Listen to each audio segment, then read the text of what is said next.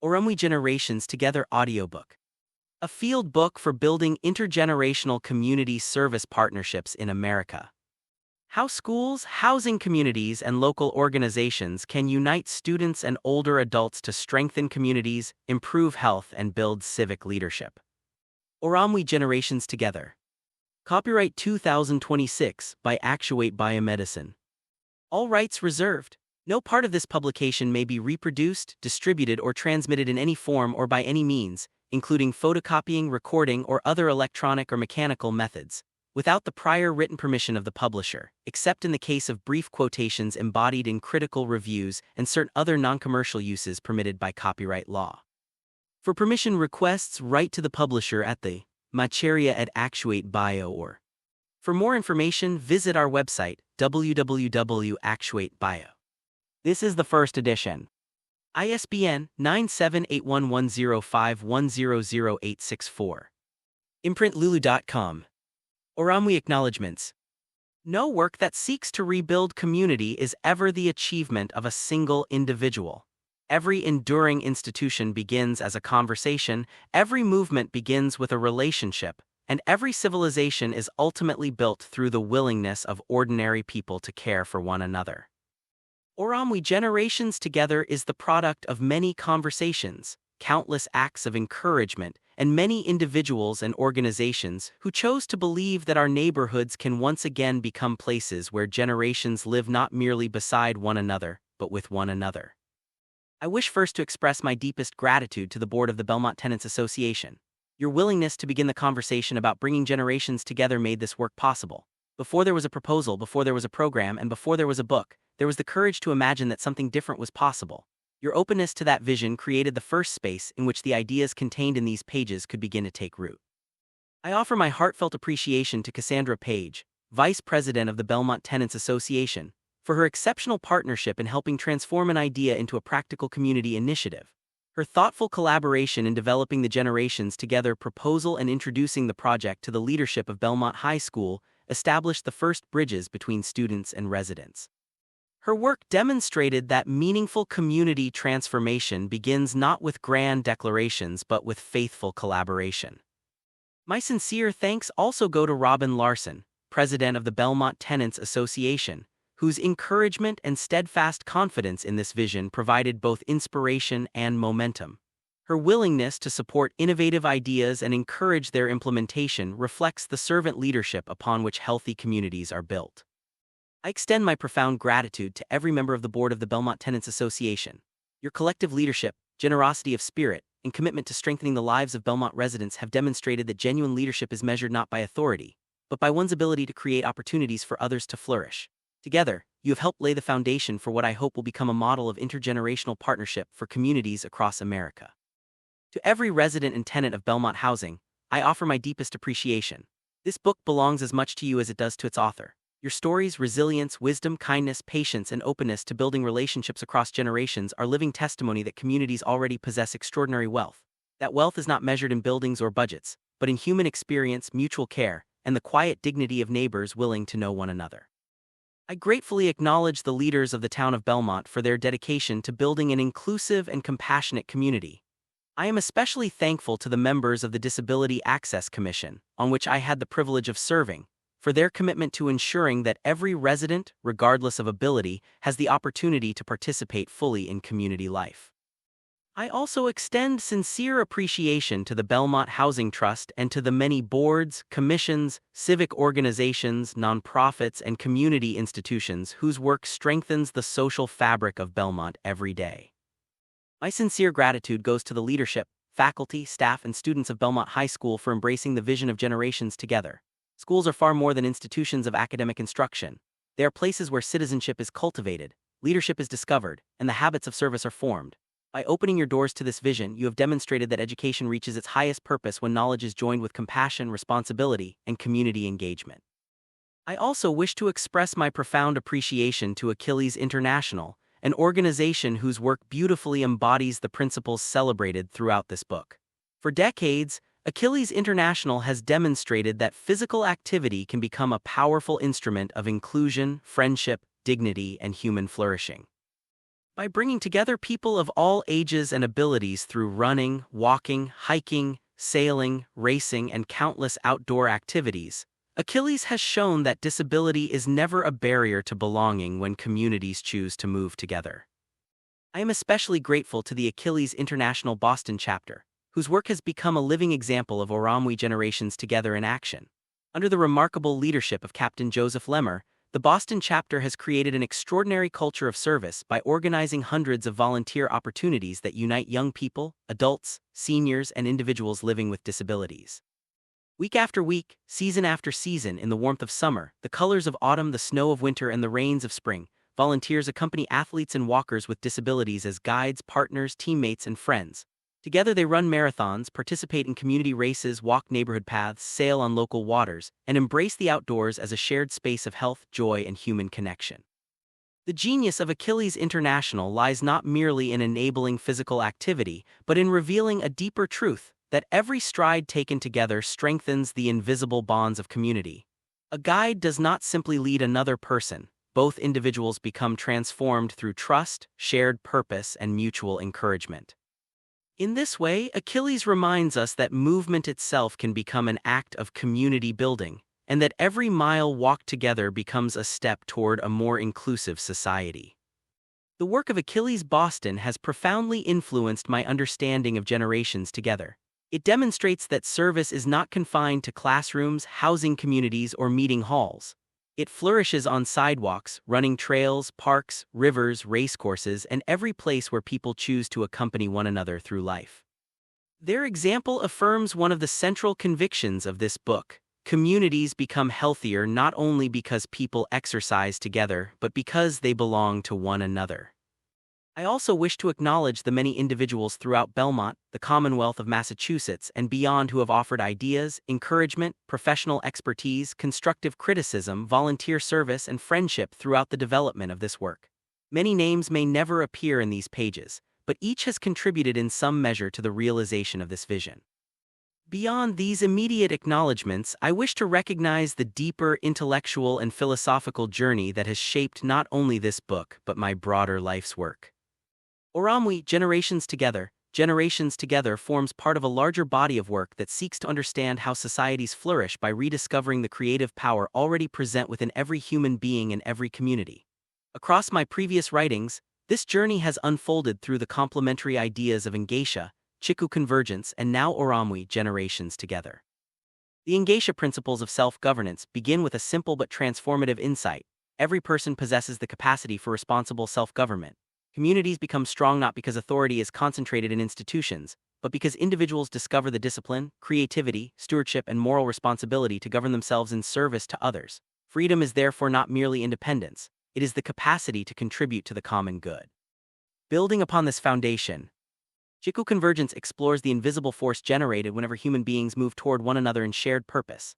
Just as gravity gathers matter into stars and galaxies, there exists within society a force that gathers individuals into families, neighborhoods, institutions, and civilizations. Chiku Convergence describes humanity's movement from isolation toward participation, from fragmentation toward collaboration, and from individual potential toward collective flourishing.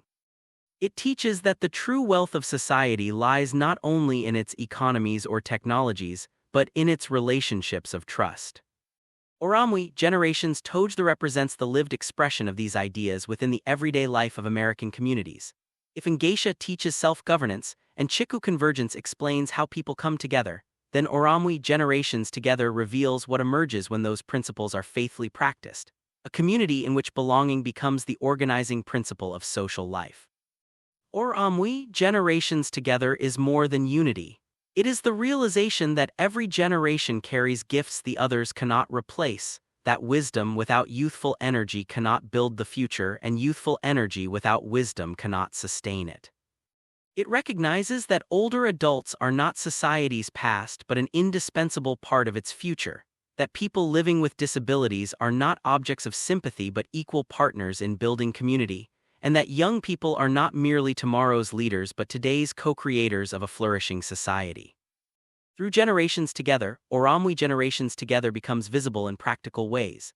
A student walking beside an elder, a volunteer guiding an athlete with a disability across a marathon finish line, a resident teaching history to a young learner, neighbors transforming strangers into friends, schools becoming community anchors, housing communities becoming living classrooms, and service becoming the architecture of civic renewal. I'm equally grateful to the countless scholars, educators, healthcare professionals, public servants, faith leaders, volunteers, community organizers, and ordinary citizens, whose lives continually affirm that the greatest innovations are not always technological. Often they are relational. Every act of kindness, every shared story, every helping hand, every mile walked together, and every enduring friendship strengthens the invisible bonds upon which free societies ultimately depend.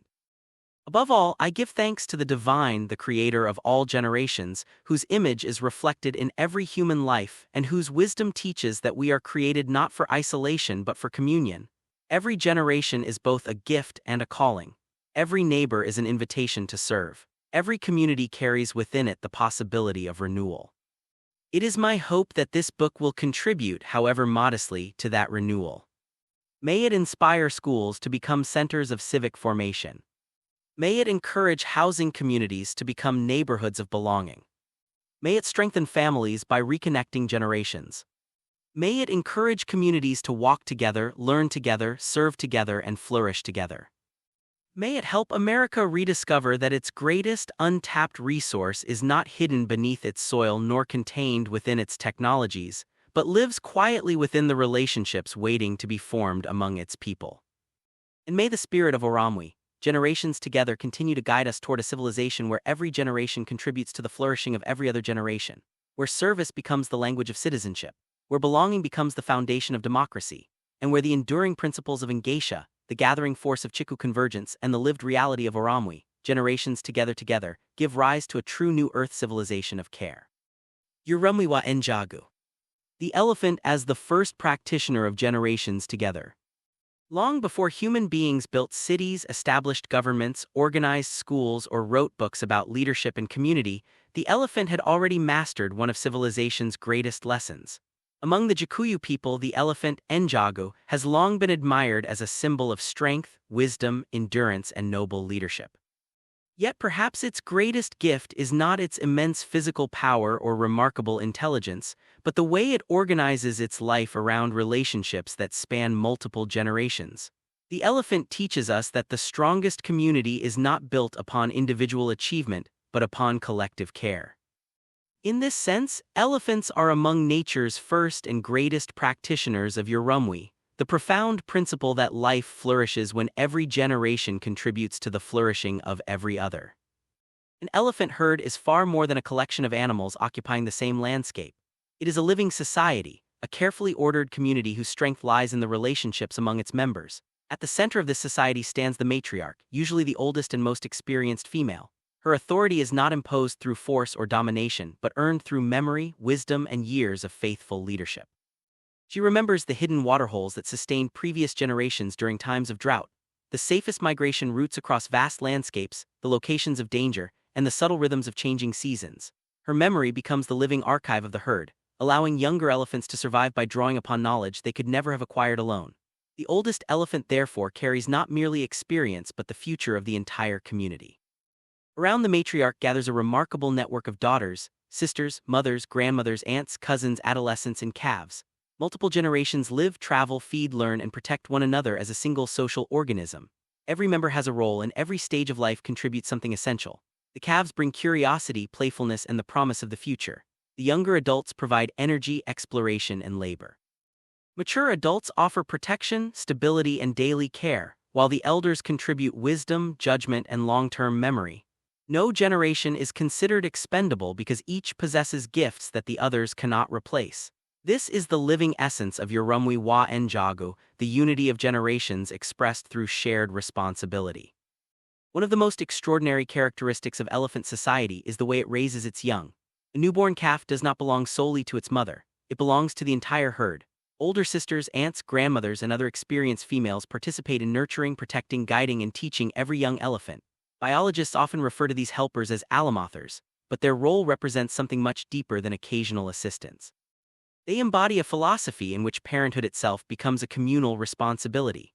Every young elephant grows surrounded by a network of caregivers who collectively ensure that it survives, learns, and eventually assumes its own responsibilities within the herd. The future is not entrusted to one parent alone, it is entrusted to the wisdom and care of the whole community. This collective responsibility becomes even more evident whenever danger approaches. When lions or other predators threaten a herd, the elephants immediately reorganize themselves into a protective circle. The calves are gently moved into the center, while the strongest adults stand shoulder to shoulder facing outward toward the threat. In that moment, the most vulnerable members become the community's highest priority. Strength is not exercised for domination or personal survival, but for protection. Power exists to shelter vulnerability, and leadership expresses itself through sacrifice rather than privilege. The herd demonstrates a principle that every healthy human society would do well to remember. The true measure of strength is found in how faithfully it protects those who cannot yet protect themselves. Elephants also reveal an extraordinary commitment to inclusion. When an older elephant becomes weak, when a young calf grows tired, or when an injured member struggles to keep pace, the herd does not simply continue forward and leave the vulnerable behind. Instead, it slows its movement, waits patiently, and adjusts its pace to accommodate the weakest member. Their progress is measured not by the speed of the strongest, but by the inclusion of the slowest. In an age where human societies often celebrate efficiency, competition, and relentless acceleration, elephants quietly remind us that genuine civilization advances only when every member is allowed to continue the journey together. Belonging, rather than speed, becomes the defining measure of success. The emotional life of elephants further reveals the depth of their communal bonds. Researchers have long observed that elephant herds appear to mourn the loss of family members. They frequently return to the places where companions have died, gently touching bones and tusks with their trunks, lingering silently as though remembering lives that continue to shape the community. Whether understood scientifically or symbolically, these behaviors reveal an important truth: memory itself is an act of love. Communities endure because they remember those who came before them. The wisdom, sacrifices, and experiences of previous generations remain active forces guiding those who continue the journey. Communication within elephant societies is equally remarkable. Elephants communicate through touch, posture, scent, vocalizations, and even low-frequency vibrations that travel through the earth over remarkable distances. These subtle forms of communication enable families separated by many kilometers to remain connected and coordinated. Such communication illustrates that community is not sustained merely by physical proximity, but by continuous relationships of trust and mutual awareness. Even when separated by distance, members remain responsive to one another because connection has become part of their very way of life.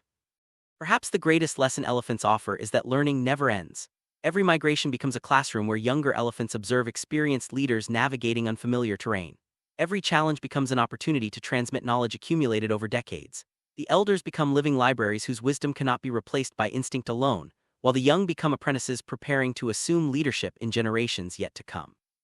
Knowledge is not stored in books but carried within relationships. Civilization is sustained because learning flows naturally from one generation to another through daily life. This remarkable social organization offers a profound mirror through which human societies may examine themselves. Modern civilization has increasingly separated its generations into distinct institutions. Children spend their days in schools. Older adults often live in age-segregated housing. People living with disabilities frequently encounter unnecessary barriers to participation, and neighborhoods become collections of private households rather than interconnected communities. As these separations increase, opportunities for the natural transmission of wisdom, experience, compassion, and belonging gradually diminish. Loneliness, civic disengagement, and social fragmentation become the unintended consequences of generations living near one another but rarely living with one another. The vision of generations together seeks to recover precisely what the elephant has practiced throughout its long evolutionary history. When schools become community anchors, when students regularly visit older adults, when seniors become mentors, when people living with disabilities participate fully in community life, and when neighborhoods organize themselves around relationships rather than transactions, human communities begin to rediscover the wisdom embodied in Ūrumwe and Njogu.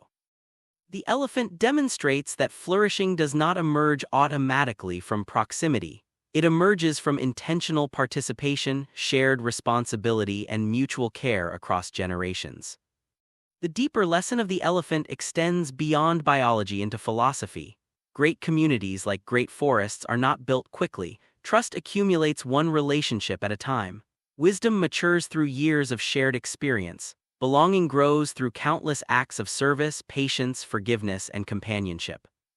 The most enduring institutions are those that understand that civilization itself is an intergenerational project in which every generation receives an inheritance, enriches it, and faithfully passes it forward.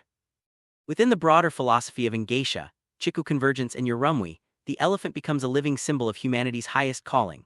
Ngatia reminds us that every individual possesses the capacity for responsible self-governance. Chiku Convergence explains the invisible force that draws people together into communities of shared purpose. Ūrumwe reveals the social order that emerges when those principles are fully realized. The elephant illustrates all three simultaneously.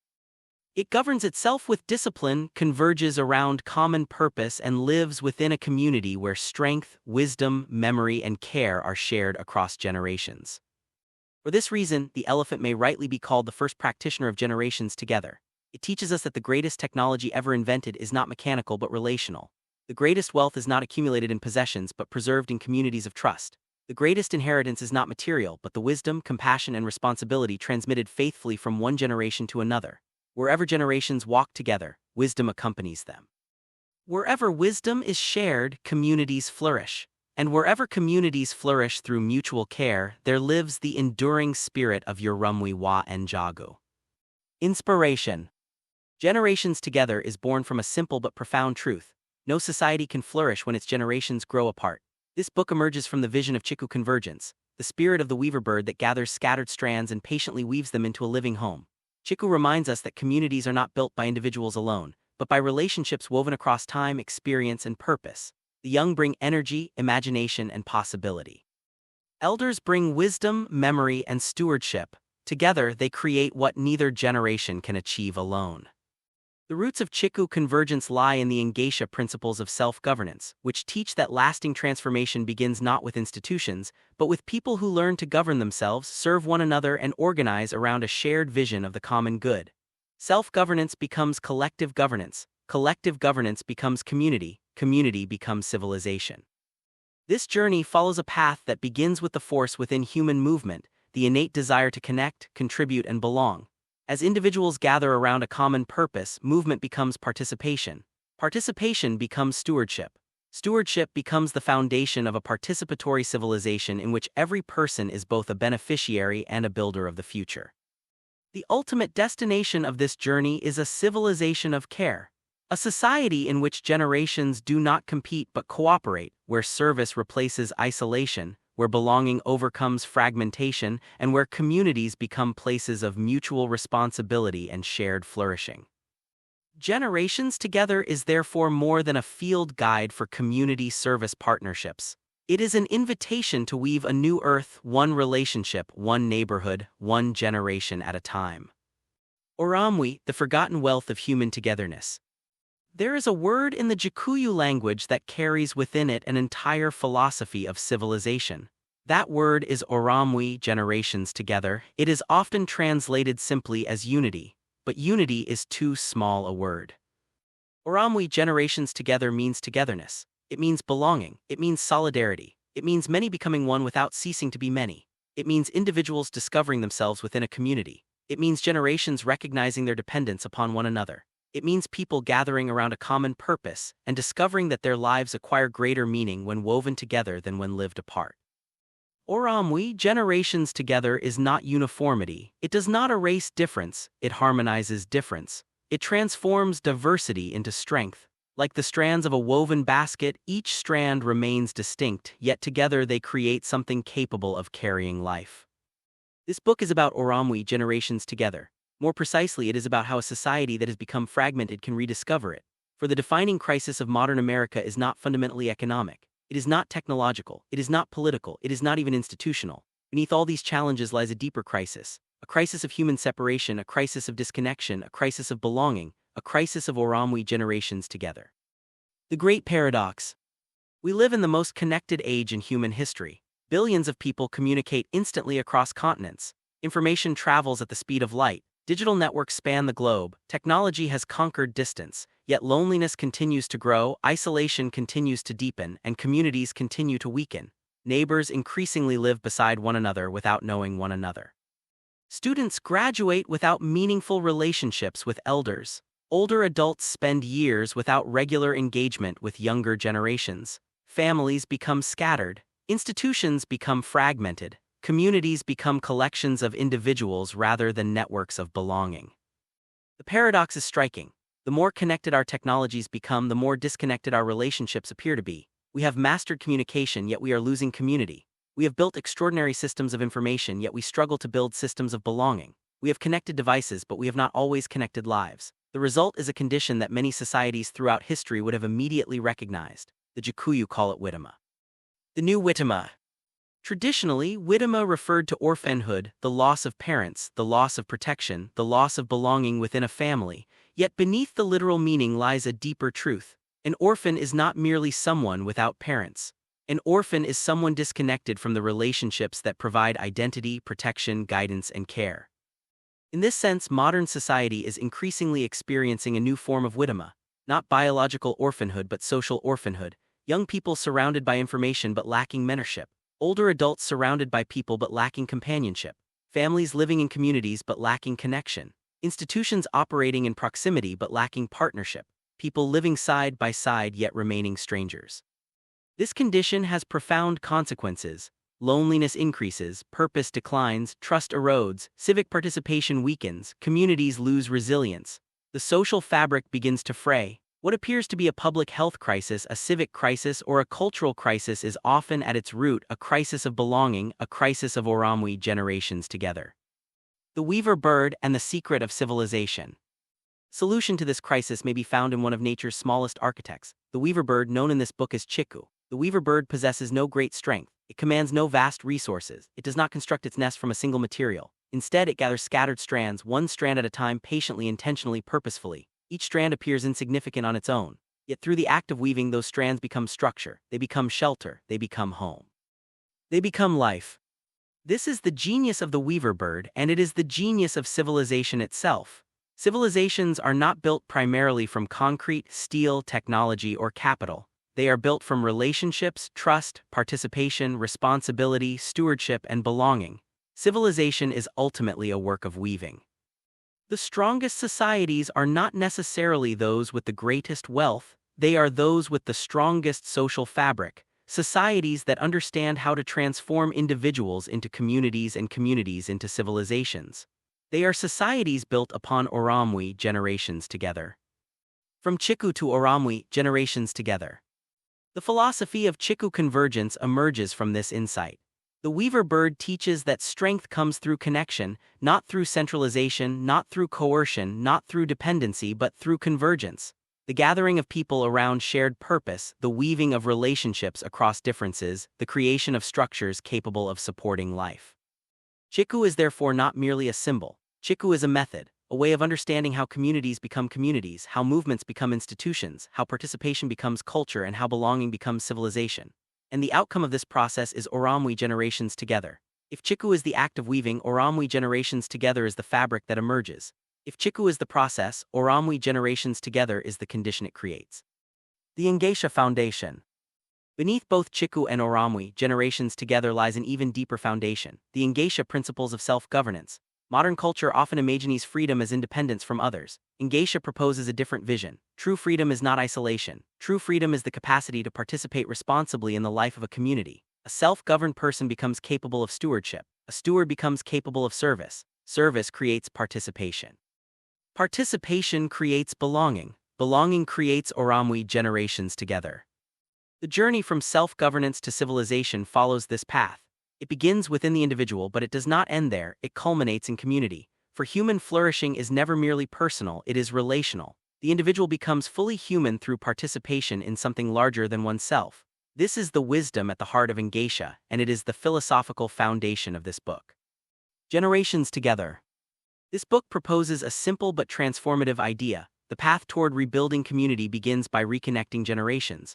Older adults possess wisdom, young people possess energy, schools possess organizational capacity, communities possess lived experience, families possess relational capital. Together they represent an extraordinary reservoir of social wealth, yet much of this wealth remains disconnected. The challenge facing modern society is therefore not scarcity, it is fragmentation.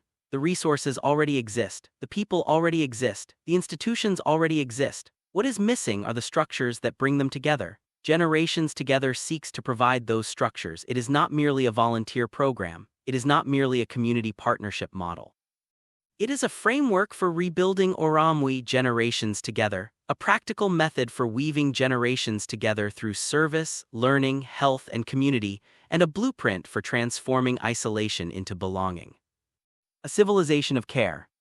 Every civilization ultimately answers a fundamental question: how shall we live together? Some answer through power, others through bureaucracy, others through markets. Yet none of these alone can produce belonging. Belonging emerges through relationships, through participation, through stewardship, through care. The future will belong to societies capable of organizing care as effectively as they organize commerce, capable of producing belonging as intentionally as they produce technology. Societies capable of weaving generations together into communities of shared purpose. This book argues that such a future is possible not through grand national programs alone, not through government alone, not through institutions alone, but through ordinary people choosing to participate in the lives of one another. One student, one elder, one family, one neighborhood, one partnership, one community at a time.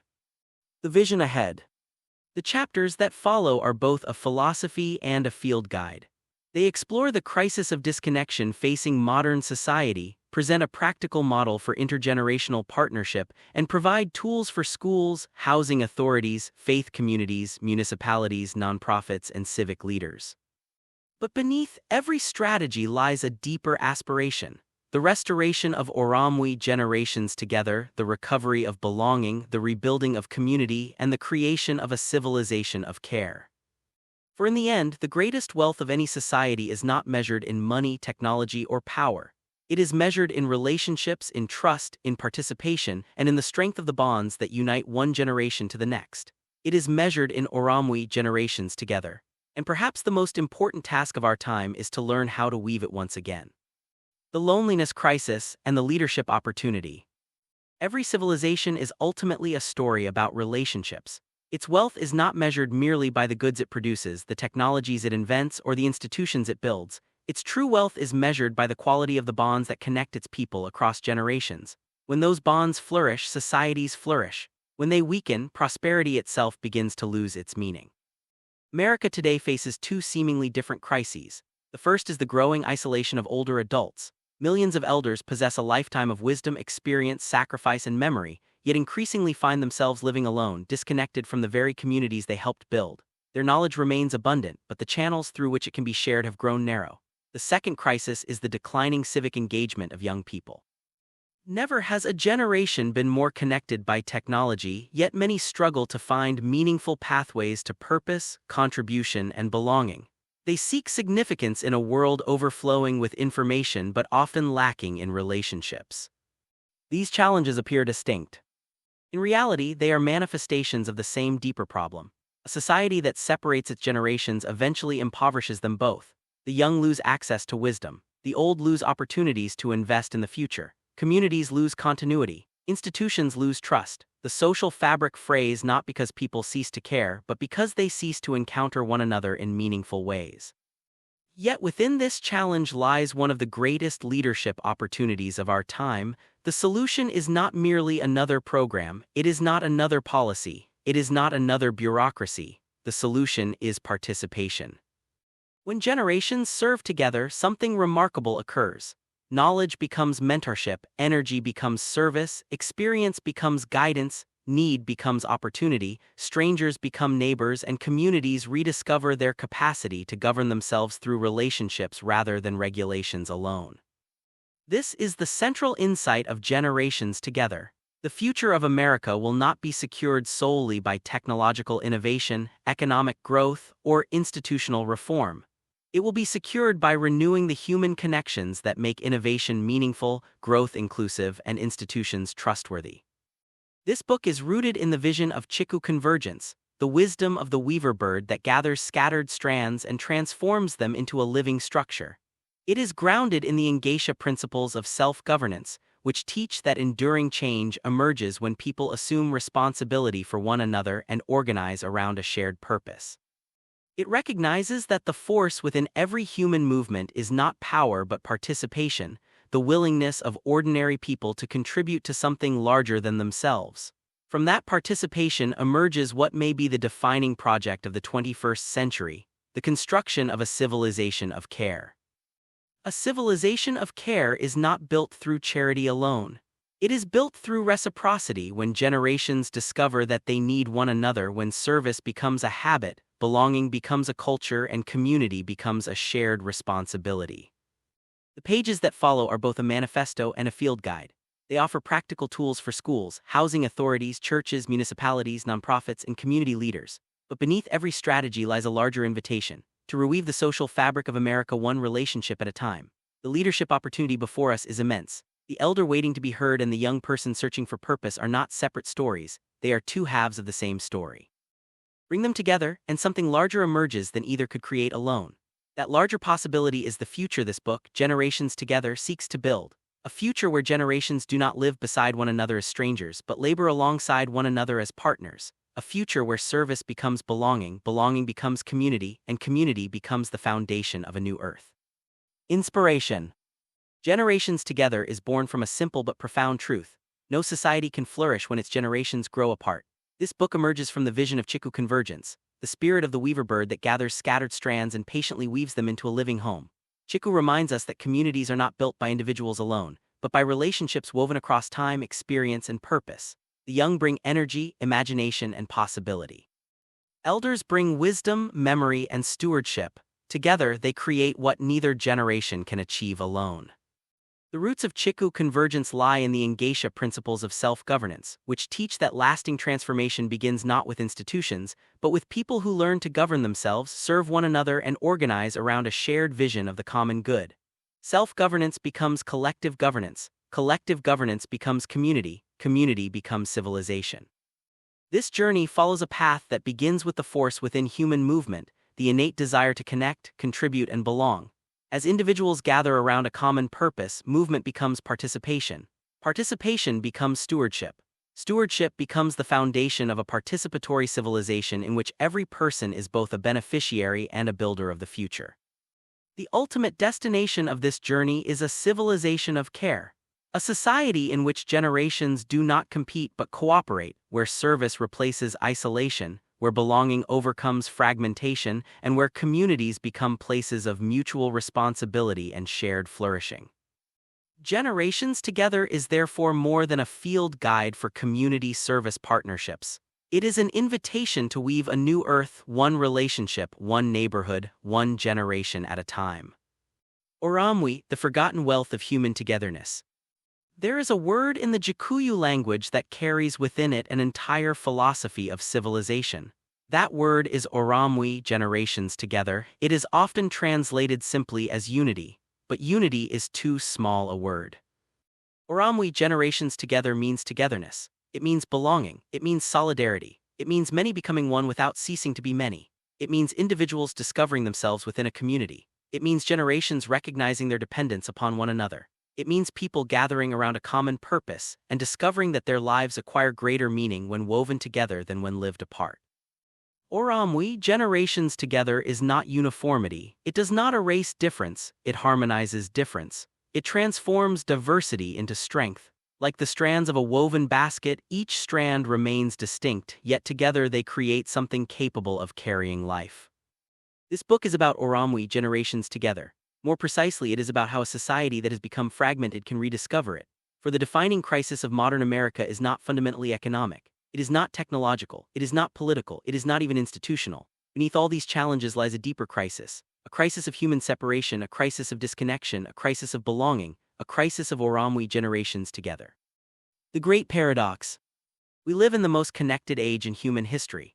Billions of people communicate instantly across continents. Information travels at the speed of light. Digital networks span the globe. Technology has conquered distance, yet loneliness continues to grow, isolation continues to deepen, and communities continue to weaken. Neighbors increasingly live beside one another without knowing one another. Students graduate without meaningful relationships with elders.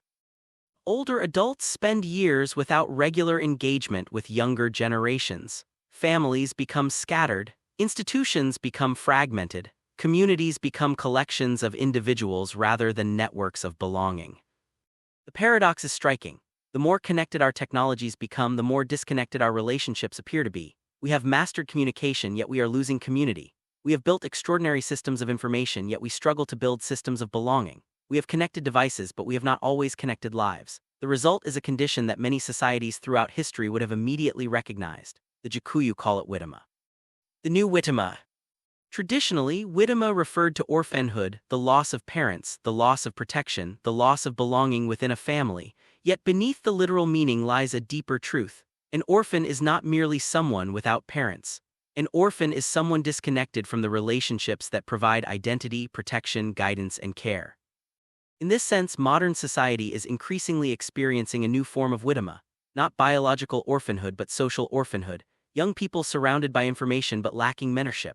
Older adults surrounded by people but lacking companionship, families living in communities but lacking connection, institutions operating in proximity but lacking partnership, people living side by side yet remaining strangers. This condition has profound consequences. Loneliness increases, purpose declines, trust erodes, civic participation weakens, communities lose resilience. The social fabric begins to fray. What appears to be a public health crisis, a civic crisis, or a cultural crisis is often at its root a crisis of belonging, a crisis of Ūrumwe generations together. The weaver bird and the secret of civilization. Solution to this crisis may be found in one of nature's smallest architects, the weaver bird known in this book as Chiku. The weaver bird possesses no great strength, it commands no vast resources, it does not construct its nest from a single material. Instead, it gathers scattered strands, one strand at a time, patiently, intentionally, purposefully. Each strand appears insignificant on its own, yet through the act of weaving those strands become structure, they become shelter, they become home. They become life. This is the genius of the weaver bird, and it is the genius of civilization itself. Civilizations are not built primarily from concrete, steel, technology, or capital. They are built from relationships, trust, participation, responsibility, stewardship, and belonging. Civilization is ultimately a work of weaving. The strongest societies are not necessarily those with the greatest wealth, they are those with the strongest social fabric, societies that understand how to transform individuals into communities and communities into civilizations. They are societies built upon Ūrumwe generations together. From Chiku to Ūrumwe generations together. The philosophy of Chiku Convergence emerges from this insight. The weaver bird teaches that strength comes through connection, not through centralization, not through coercion. Not through dependency, but through convergence. The gathering of people around shared purpose, the weaving of relationships across differences, the creation of structures capable of supporting life. Chiku is therefore not merely a symbol. Chiku is a method, a way of understanding how communities become communities, how movements become institutions, how participation becomes culture, and how belonging becomes civilization. And the outcome of this process is Ūrumwe generations together. If Chiku is the act of weaving, Ūrumwe generations together is the fabric that emerges. If Chiku is the process, Ūrumwe generations together is the condition it creates. The Ngatia Foundation. Beneath both Chiku and Ūrumwe generations together lies an even deeper foundation, the Ngatia principles of self-governance. Modern culture often imagines freedom as independence from others. Ngatia proposes a different vision. True freedom is not isolation. True freedom is the capacity to participate responsibly in the life of a community. A self-governed person becomes capable of stewardship. A steward becomes capable of service. Service creates participation. Participation creates belonging. Belonging creates Ūrumwe generations together. The journey from self-governance to civilization follows this path. It begins within the individual, but it does not end there, it culminates in community. For human flourishing is never merely personal, it is relational. The individual becomes fully human through participation in something larger than oneself. This is the wisdom at the heart of Ngatia, and it is the philosophical foundation of this book. Generations together. This book proposes a simple but transformative idea. The path toward rebuilding community begins by reconnecting generations. Older adults possess wisdom, young people possess energy, schools possess organizational capacity, communities possess lived experience, families possess relational capital. Together they represent an extraordinary reservoir of social wealth, yet much of this wealth remains disconnected. The challenge facing modern society is therefore not scarcity, it is fragmentation. The resources already exist, the people already exist, the institutions already exist. What is missing are the structures that bring them together. Generations Together seeks to provide those structures. It is not merely a volunteer program. It is not merely a community partnership model. It is a framework for rebuilding Ūrumwe generations together, a practical method for weaving generations together through service, learning, health, and community, and a blueprint for transforming isolation into belonging. A civilization of care. Every civilization ultimately answers a fundamental question: how shall we live together? Some answer through power, others through bureaucracy, others through markets. Yet none of these alone can produce belonging. Belonging emerges through relationships, through participation, through stewardship, through care. The future will belong to societies capable of organizing care as effectively as they organize commerce, capable of producing belonging as intentionally as they produce technology. Societies capable of weaving generations together into communities of shared purpose. This book argues that such a future is possible not through grand national programs alone, not through government alone, not through institutions alone, but through ordinary people choosing to participate in the lives of one another. One student, one elder, one family, one neighborhood, one partnership, one community at a time. The vision ahead. The chapters that follow are both a philosophy and a field guide. They explore the crisis of disconnection facing modern society, present a practical model for intergenerational partnership, and provide tools for schools, housing authorities, faith communities, municipalities, nonprofits, and civic leaders. But beneath every strategy lies a deeper aspiration: the restoration of Ūrumwe generations together, the recovery of belonging, the rebuilding of community, and the creation of a civilization of care. For in the end, the greatest wealth of any society is not measured in money, technology, or power. It is measured in relationships, in trust, in participation, and in the strength of the bonds that unite one generation to the next. It is measured in Ūrumwe generations together. And perhaps the most important task of our time is to learn how to weave it once again. The loneliness crisis and the leadership opportunity. Every civilization is ultimately a story about relationships. Its wealth is not measured merely by the goods it produces, the technologies it invents, or the institutions it builds. Its true wealth is measured by the quality of the bonds that connect its people across generations. When those bonds flourish, societies flourish. When they weaken, prosperity itself begins to lose its meaning.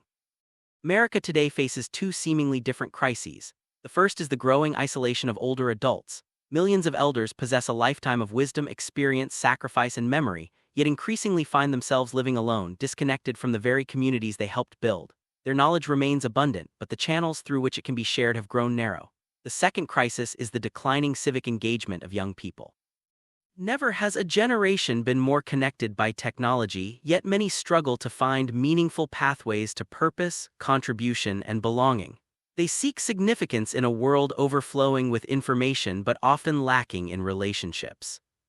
These challenges appear distinct. In reality, they are manifestations of the same deeper problem. A society that separates its generations eventually impoverishes them both. The young lose access to wisdom. The old lose opportunities to invest in the future. Communities lose continuity. Institutions lose trust. The social fabric frays not because people cease to care, but because they cease to encounter one another in meaningful ways. Yet within this challenge lies one of the greatest leadership opportunities of our time. The solution is not merely another program, it is not another policy, it is not another bureaucracy. The solution is participation. When generations serve together, something remarkable occurs. Knowledge becomes mentorship, energy becomes service, experience becomes guidance, need becomes opportunity, strangers become neighbors, and communities rediscover their capacity to govern themselves through relationships rather than regulations alone. This is the central insight of generations together. The future of America will not be secured solely by technological innovation, economic growth, or institutional reform. It will be secured by renewing the human connections that make innovation meaningful, growth inclusive, and institutions trustworthy.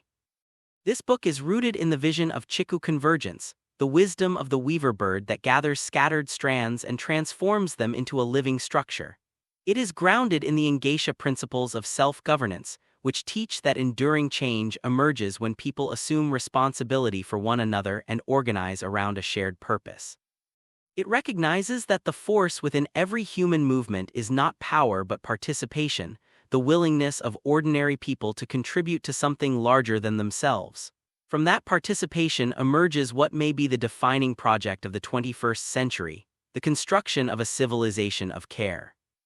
A civilization of care is not built through charity alone.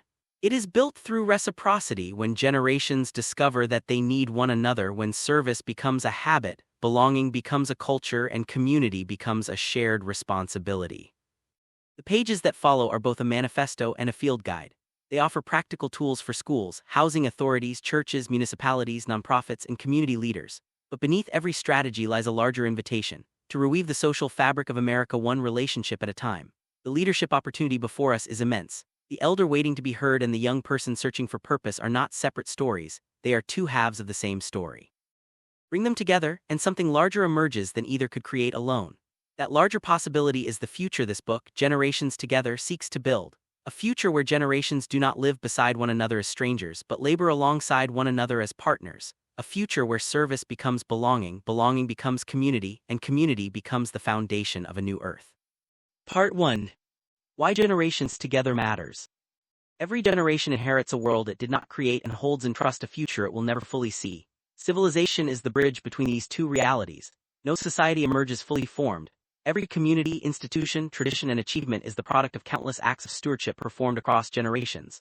The knowledge of one generation becomes the inheritance of the next. The sacrifices of parents become opportunities for children. The dreams of elders become the foundations upon which youth build their futures. This is how civilization advances. Yet something profound has changed. Modern society has become remarkably efficient at connecting people to information while simultaneously disconnecting them from one another. We have built systems that organize people according to age, occupation, income, and specialization. Children gather with children. Students learn from peers. Adults work among adults. Seniors increasingly live among seniors. Each generation occupies its own institutional space, often with few meaningful opportunities for engagement with the others. The result is a paradox. We live closer together than ever before, yet we increasingly experience life apart. Older adults face growing loneliness and social isolation despite possessing a lifetime of wisdom and experience. Young people possess unprecedented access to information and technology, yet often struggle to find purpose, belonging, and meaningful opportunities to contribute. Communities find themselves rich in resources but poor in relationships. The challenge is not merely social, it is civilizational. For when generations become disconnected, the flow of knowledge weakens, trust declines, social capital erodes, communities lose their memory, young people lose their mentors, elders lose their role as stewards of collective wisdom. Society becomes fragmented into age-defined islands, each carrying part of the human story but disconnected from the whole. A different assumption. This book begins with a different assumption. It assumes that every generation possesses a gift needed by every other generation. It assumes that human flourishing is not an individual achievement but a collective endeavor. It assumes that communities become stronger when people move from coexistence to participation. This vision emerges from the philosophy of Chiku Convergence, inspired by the weaver bird that gathers scattered strands and transforms them into a unified and living structure. The weaver bird understands a truth often forgot by human societies. Strength emerges not from isolation but from connection. A single strand is fragile. Thousands of strands woven together become a home. Chiku teaches that communities are woven in precisely the same way. Every relationship is a strand.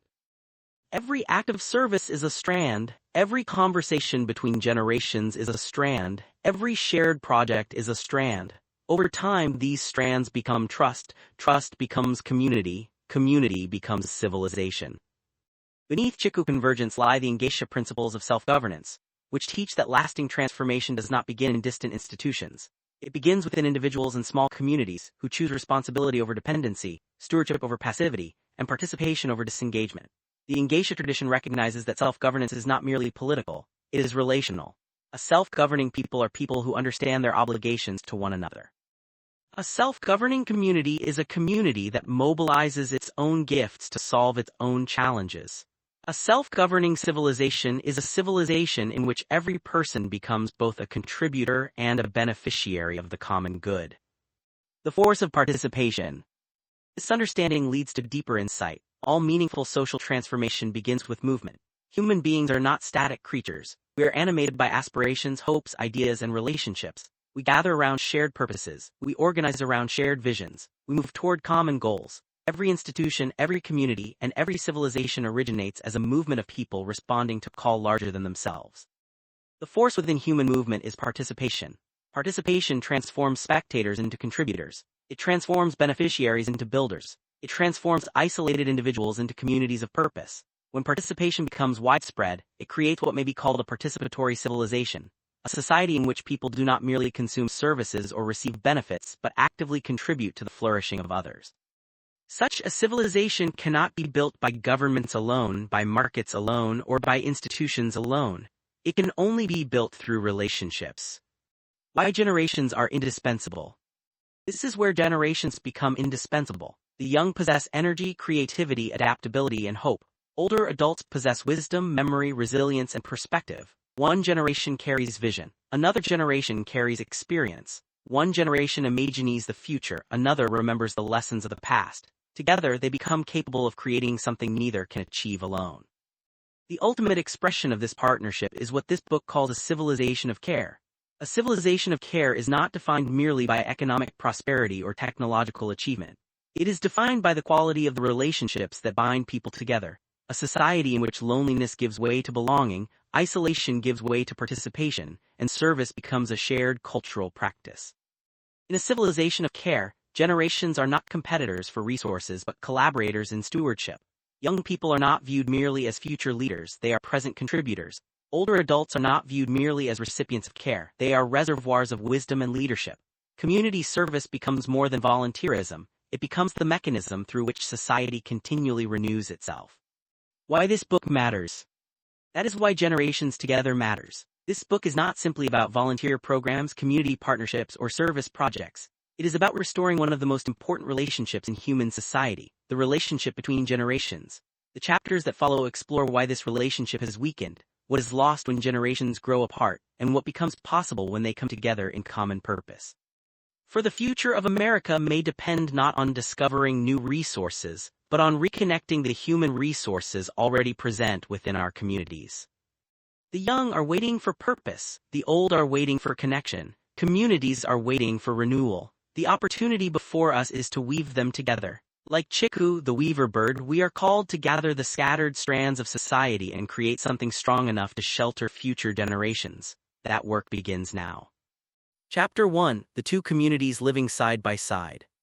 The Hidden Divide in Plain Sight. One of the great paradoxes of modern America is that people have never lived closer together physically while remaining farther apart socially. We inhabit the same neighborhoods, we walk the same sidewalks, we attend the same public events, we are served by the same institutions. We often live within a few hundred feet of one another, yet we frequently inhabit entirely different worlds. The divide is not marked by walls, fences, or boundaries on a map. It is invisible. It exists in routines, assumptions, habits, and institutional structures that separate people who might otherwise enrich one another's lives. This hidden divide runs through nearly every community in America. On one side stand young people searching for purpose, identity, and meaningful opportunities to contribute. On another side stand older adults carrying decades of knowledge, wisdom, experience, and stories accumulated through lives of work, sacrifice, success, and failure. Nearby live people with disabilities, many possessing extraordinary resilience, creativity, and insight, but often excluded from full participation in community life. And among them are countless isolated individuals, widows, widowers, immigrants, veterans, caregivers, single parents, unemployed workers, and others whose lives increasingly unfold in solitude despite being surrounded by neighbors. They share geography. They do not always share community. This may be one of the defining social challenges of our time. The architecture of separation. Human beings were not designed for isolation. For most of history, generations lived, worked, learned, celebrated, and struggled together. Children grew up surrounded by grandparents, aunts, uncles, neighbors, craftsmen, farmers, merchants, and elders. Wisdom flowed naturally through daily interaction. Knowledge was transmitted through observation, conversation, and shared labor. Community was not a program, it was a way of life. The modern world reorganized this arrangement. Children were grouped with children, students were grouped with students, adults were grouped with adults, retirees were grouped with retirees, people with disabilities were often served through specialized systems. Housing, education, recreation, healthcare, and social services became increasingly segmented. Each system was created with good intentions, each sought efficiency, each solved particular problems, yet together they produced an unintended consequence: they separated generations from one another. The result is a society rich in specialization but increasingly poor in connection. We have become experts at organizing people into categories while forgetting how to weave them into community. The loneliness of the elder. Across America, millions of older adults wake each morning carrying a treasure that few people seek. Their treasure is experience. They know what it means to endure hardship. They understand the consequences of choices. They remember eras of transformation. They have witnessed economic booms and recessions, wars and peace, births and deaths, triumphs and failures. They possess the accumulated memory of society. Yet many spend days, weeks, and sometimes months without meaningful engagement with younger generations. Their wisdom remains largely untapped, their stories remain largely unheard, their contributions remain largely invisible. The tragedy of loneliness is not merely emotional, it is civilizational. When elders become disconnected, communities lose access to one of their most valuable resources, living memory. Civilizations advance not merely through innovation but through transmission. The future requires imagination, but imagination must be informed by wisdom. When wisdom becomes isolated, society becomes vulnerable to repeating mistakes already learned by previous generations. The search for purpose among the young. At the same time, millions of young people are searching for something that cannot be downloaded, streamed, or purchased. They are searching for significance. They seek opportunities to matter. They want to contribute to causes larger than themselves. They want to know that their lives have meaning. This desire is not new, it is one of the deepest human impulses. Every generation seeks a mission worthy of its energy. Yet many young people grow up in environments where opportunities for meaningful contribution are limited. They spend years preparing for life without being invited fully into it. They are educated extensively. They are entertained continuously. They are connected digitally, yet many remain disconnected from tangible opportunities to serve. The result is not a deficit of talent, it is a deficit of participation. Young people do not merely need information, they need responsibility, they need trust, they need opportunities to discover that they possess the power to improve the lives of others. Purpose emerges when contribution becomes possible. The unseen strength of disability. Among the most overlooked members of many communities are people living with disabilities. Modern society often defines disability in terms of limitations. Communities of care define disability in terms of contribution. Every person carries gifts. Every person possesses knowledge. Every person can strengthen community. Individuals living with physical, developmental, sensory, or cognitive disabilities frequently develop extraordinary capacities for perseverance, adaptation, empathy, and problem-solving. Yet social isolation often prevents these gifts from being fully recognized. The challenge is not simply accessibility, it is participation. A community becomes stronger when every member is invited to contribute according to his or her abilities. The measure of civilization is not how efficiently it serves its strongest members. The measure of civilization is how fully it includes all of its members. The silent neighbors. Beyond these groups lies an even larger population, the silent neighbors, the people who pass unnoticed. This community includes the resident who lives alone, the immigrant who lacks local connections, the veteran adjusting to civilian life, the caregiver overwhelmed by responsibility, the grieving spouse, the unemployed worker, the newcomer to town, the person who simply feels forgotten. Many of these individuals do not appear in official statistics, yet their isolation shapes the social health of communities every day. A neighborhood can appear prosperous while quietly suffering from relational poverty. Buildings can be occupied while lives remain disconnected. People can reside side by side without ever becoming neighbors. The loss of social capital.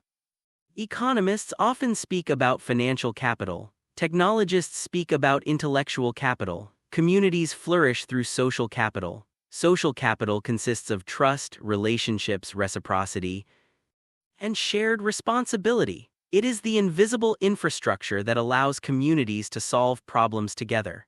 Without social capital, institutions become strained, governments become overwhelmed, families become isolated, and communities become fragile. Social capital is created whenever people encounter one another meaningfully. A conversation creates it. A shared project creates it. A volunteer activity creates it. A mentoring relationship creates it. Service creates it. The challenge facing America is not a shortage of people, it is a shortage of opportunities for people to encounter one another across differences of age, ability, experience, and circumstance. Chiku and the Weaver's Wisdom. The philosophy of Chiku Convergence offers a different way of seeing community. The weaver bird does not construct its nest from a single strand. It gathers many strands, each appearing insignificant by itself, yet when woven together becoming strong enough to support life. Communities are built in exactly the same way. Consider the strands that already exist in every American community. Young people full of energy, creativity, and the desire to contribute. Older adults carrying decades of wisdom, memory, and lived experience. People with disabilities possessing resilience and unique perspective. Families, networks of care and relational capital. Immigrants, bridges between cultures and communities. Volunteers, individuals who have already chosen commitment. Neighbors, people already sharing the same geography. No single group can create a thriving community alone. The strength emerges from the weaving. This is the wisdom modern society must recover. The challenge is not to build more institutions, it is to reconnect the people who already inhabit them. Two communities become one. The future of American communities may depend upon a deceptively simple transformation, moving from coexistence to participation, from proximity to relationship, from service delivery to community building, and from separation to convergence. This transformation happens one encounter at a time. When a student helps an elder navigate technology, two communities become one. When a resident shares life lessons with a young volunteer, two communities become one. When people living with disabilities participate as contributors rather than observers, two communities become one. When isolated neighbors become known by name, two communities become one. This is the promise at the heart of generations together, not merely helping people, not merely organizing volunteers, not merely delivering services, but weaving together the human strands that already exist within every neighborhood. For the greatest untapped resource in America is not hidden underground, stored in financial markets, or locked inside institutions. It resides within the relationships waiting to be formed between people who already live side by side. The task before us is to help them find one another, and when they do, community begins. Chapter 2: The Epidemic of Loneliness. The Invisible Disease. Every age confronts its defining challenge. Some generations faced famine, others faced war, others battled infectious diseases that swept through cities and nations with terrifying speed. Our generation faces a different epidemic. It is quieter, it rarely appears on death certificates, it spreads without microbes, it leaves no visible wound, yet it touches millions of lives every day. Its name is loneliness. Loneliness is not simply a private emotion. It is not merely sadness, solitude, or temporary isolation. It has become one of the defining social and public health challenges of the 21st century. It affects young people and older adults. It affects urban and rural communities. It affects the wealthy and the poor. It affects those living alone and, surprisingly, many who live surrounded by others. Loneliness is not the absence of people. It is the absence of meaningful connection. And when meaningful connection disappears, something fundamental begins to unravel, not only within individuals but within communities and civilizations themselves. Understanding social isolation. To understand the loneliness crisis, we must first distinguish between two related but different realities. The first is social isolation, the objective condition of having limited social contact. A person may live alone, rarely receive visitors, or have few opportunities to engage with family, friends, neighbors, or community organizations. Isolation is measurable. It concerns the quantity of relationships. The second reality is loneliness, which concerns quality. A person may be surrounded by people and still feel profoundly alone. A student may attend a crowded school yet feel unseen. An elder may reside in a large housing complex yet experience deep disconnection. A worker may spend every day among colleagues while lacking meaningful relationships. Loneliness is not about physical distance, it is about relational distance. Social isolation describes a condition. Loneliness describes an experience. Both are increasingly common, both have profound consequences, and together they reveal a deeper challenge: the fragmentation of community itself. The fragmented society. Communities are sustained by relationships. When relationships weaken, fragmentation follows. Fragmentation occurs when individuals become disconnected from the networks of belonging that once gave meaning to daily life. Neighbors stop knowing one another. Generations cease interacting. Families disperse geographically. Civic organizations shrink. Volunteer participation declines. Shared public spaces become less vibrant. Trust diminishes. People become increasingly dependent upon institutions while becoming increasingly disconnected from one another. The result is a society that remains physically organized but relationally fragmented. The roads remain, the buildings remain, the schools remain, the healthcare systems remain, yet the invisible threads that transform a collection of individuals into a community begin to fray. This is not simply a social problem, it is a biological problem. Human beings are relational creatures. We are designed for connection. Our minds, emotions, and even our physiology respond to the presence or absence of meaningful relationships. The body keeps score, and the body suffers when connection disappears. Loneliness and the human body. Modern medicine increasingly confirms what human experience has always known. relationships are health-producing, connection heals, belonging protects, and isolation harms. The consequences of loneliness extend far beyond emotional discomfort. They reach into every major system of the body: the cardiovascular system, the immune system, the nervous system, the endocrine system, and the brain itself.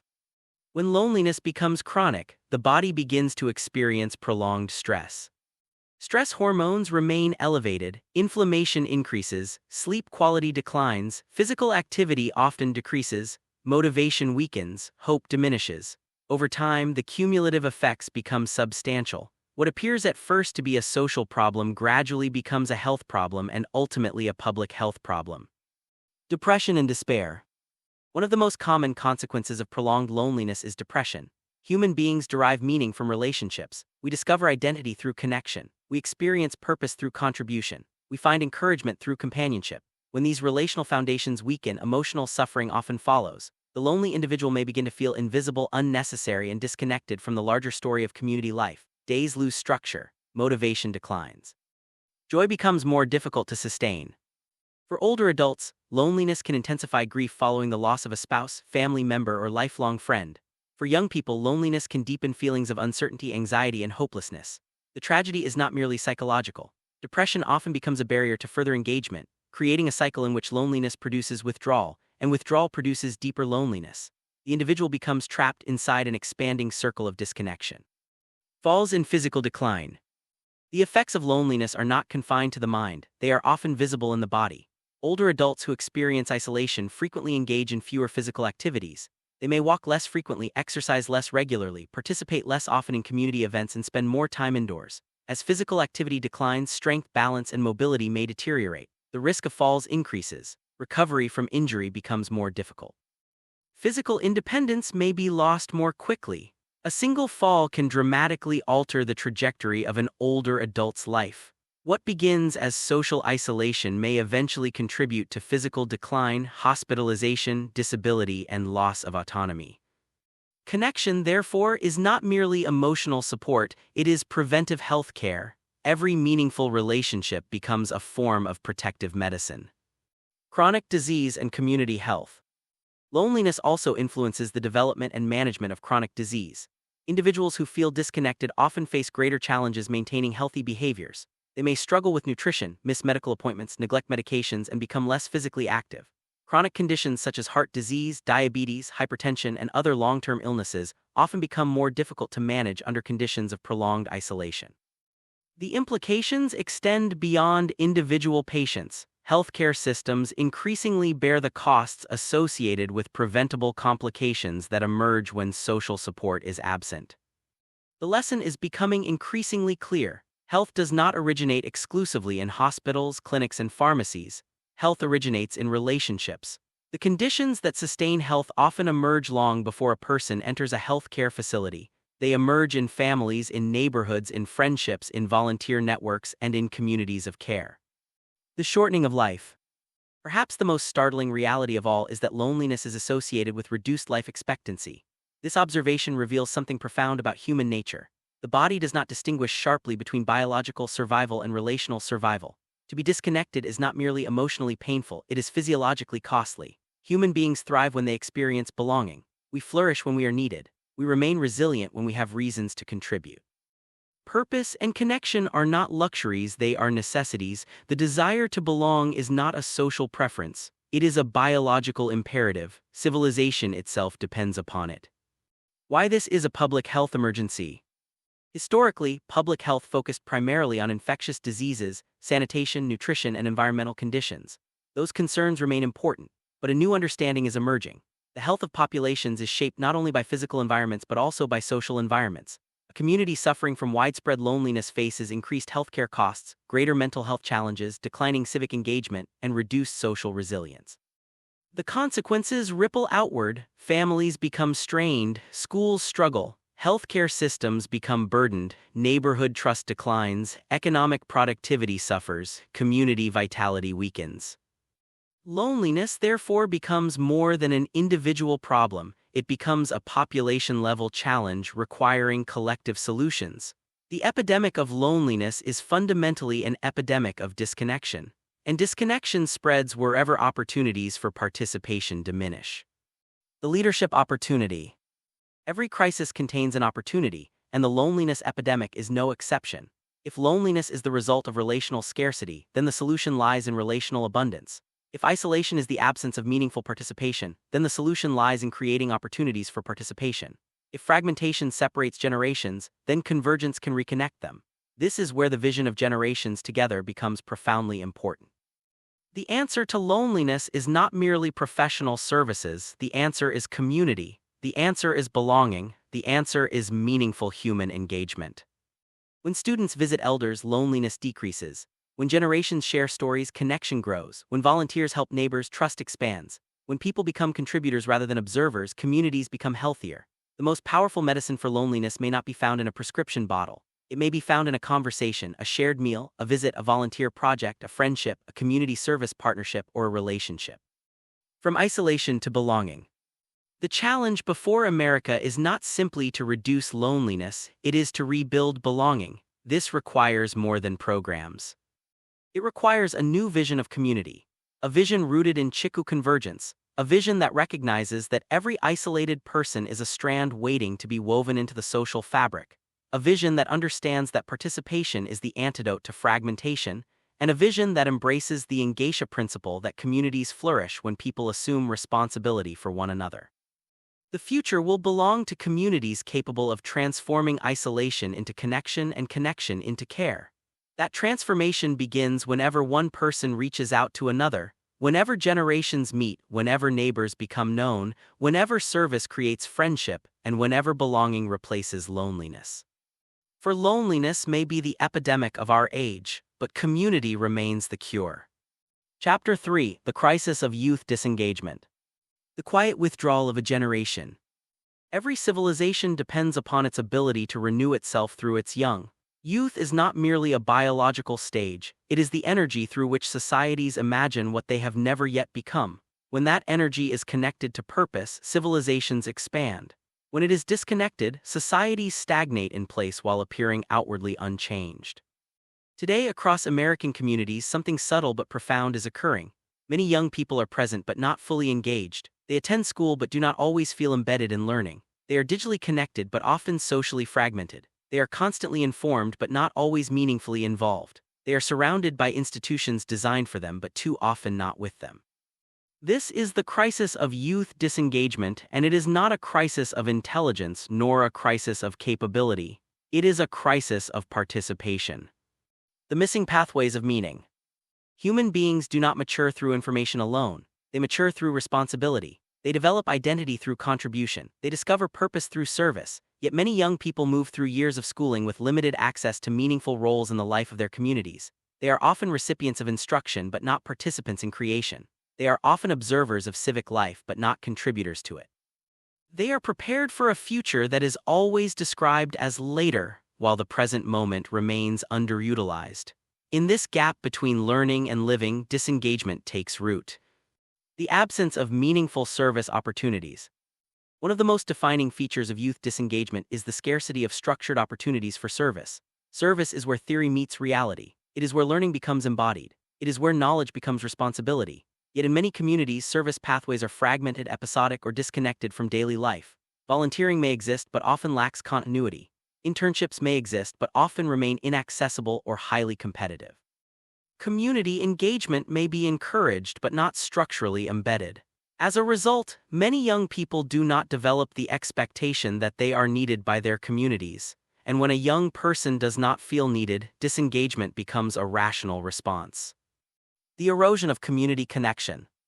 In earlier generations, youth were naturally embedded within intergenerational networks. Neighborhoods functioned as living ecosystems of mentorship. Schools were deeply connected to local communities. Religious institutions, civic organizations, and family networks formed overlapping circles of belonging. A young person was known by many adults beyond their immediate household. Today, these overlapping circles have thinned. Many young people move through environments that are age-segregated. Schools with limited community integration, homes increasingly isolated from extended family networks, digital spaces disconnected from physical communities, and social environments shaped primarily by peer groups. The result is not simply isolation, it is relational narrowing.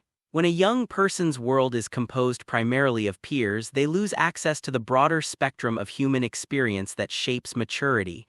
Wisdom becomes distant, guidance becomes optional, belonging becomes fragile. The missing leadership experiences. Leadership is not a title. It is practice, responsibility exercised in real contexts where outcomes matter. Yet many young people encounter leadership only in abstract form: classroom assignments, student government simulations, occasional club roles, and theoretical discussions about leadership principles. These experiences are valuable but often insufficient. What is missing is sustained responsibility within real community systems. Leadership emerges when a young person is trusted with something that matters to others: a project, a group, a relationship, a commitment. Without these experiences, leadership remains conceptual rather than embodied. And without embodied leadership, confidence in one's civic agency remains underdeveloped. The gap in real-world learning. Modern education excels at information delivery. But life is not an exam, life is participation. Many students move through educational systems where the connection between learning and real-world application is not always visible. They learn mathematics, but rarely see its application in community planning. They study communication, but rarely practice it across generational or civic contexts. They study history, but rarely engage with living historical memory in their own neighborhoods. They study health, but rarely participate in community wellness initiatives. This creates a subtle disconnection between knowledge and meaning. Without application, knowledge becomes abstract. Without relevance, learning becomes fragile. Without participation, education becomes incomplete. Real-world learning is not an enhancement to education, it is its completion. The civic formation gap. At the heart of youth disengagement lies a deeper issue: the erosion of civic formation. Civic formation is the process through which individuals learn how to belong to a community, how to contribute to the common good, how to engage across differences, how to participate in shared responsibility, and how to recognize oneself as a civic actor. In earlier eras, civic formation occurred organically through daily life. Young people observed adults participating in community decision-making. They witnessed collective problem-solving. They participated in neighborhood rituals, responsibilities, and service. Today, civic formation is less automatic, it must be intentionally designed. Without it, young people may develop strong individual identities but weak civic identities. They may know who they are personally but not fully understand who they are relationally within a community. The fragmentation of development. Youth disengagement is not caused by a lack of talent, it is caused by fragmentation in developmental ecosystems. A fully formed young person requires integration across several domains: family engagement, educational opportunity, community participation, intergenerational mentorship, and civic responsibility. When these domains operate separately, development becomes uneven. A student may excel academically but lack community belonging. A young person may be socially active but civically disconnected. A capable individual may possess skills but lack platforms for contribution. Fragmentation produces potential without pathways. The silent cost to society. When youth disengagement becomes widespread, its consequences extend far beyond individual development. Communities begin to lose civic participation, volunteer capacity, leadership pipelines, social cohesion, and intergenerational continuity. Institutions begin to feel the effects as well. Schools struggle to maintain engagement, nonprofits face volunteer shortages, local governments experience reduced civic input, and neighborhoods lose collective vitality. But the deepest loss is not institutional, it is cultural. A society that does not fully engage its youth risks losing continuity between imagination and implementation. The purpose deficit. At the center of youth disengagement is a question rarely spoken aloud but deeply felt: do I matter here? Young people are remarkably sensitive to whether their presence has significance. When they are given responsibility, they rise to it. When they are trusted, they become trustworthy. When they are invited into meaningful participation, they respond with energy, creativity, and commitment. But when their role is limited to observation or consumption, disengagement becomes almost inevitable. Purpose is not discovered in isolation, it is discovered in contribution. Civic formation as a developmental necessity. If education prepares the mind, civic formation prepares the person.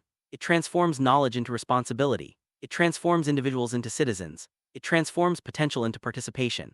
Civic formation does not replace academic learning, it completes it. It is the bridge between schooling and society, between knowledge and wisdom, between self and community. Without civic formation, societies produce individuals who are educated but not necessarily engaged.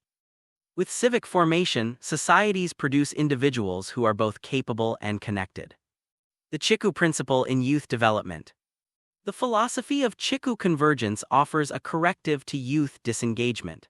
The weaver bird does not wait for ideal conditions to build. It begins with available strands, weaves participation into structure, and transforms scattered materials into shared shelter.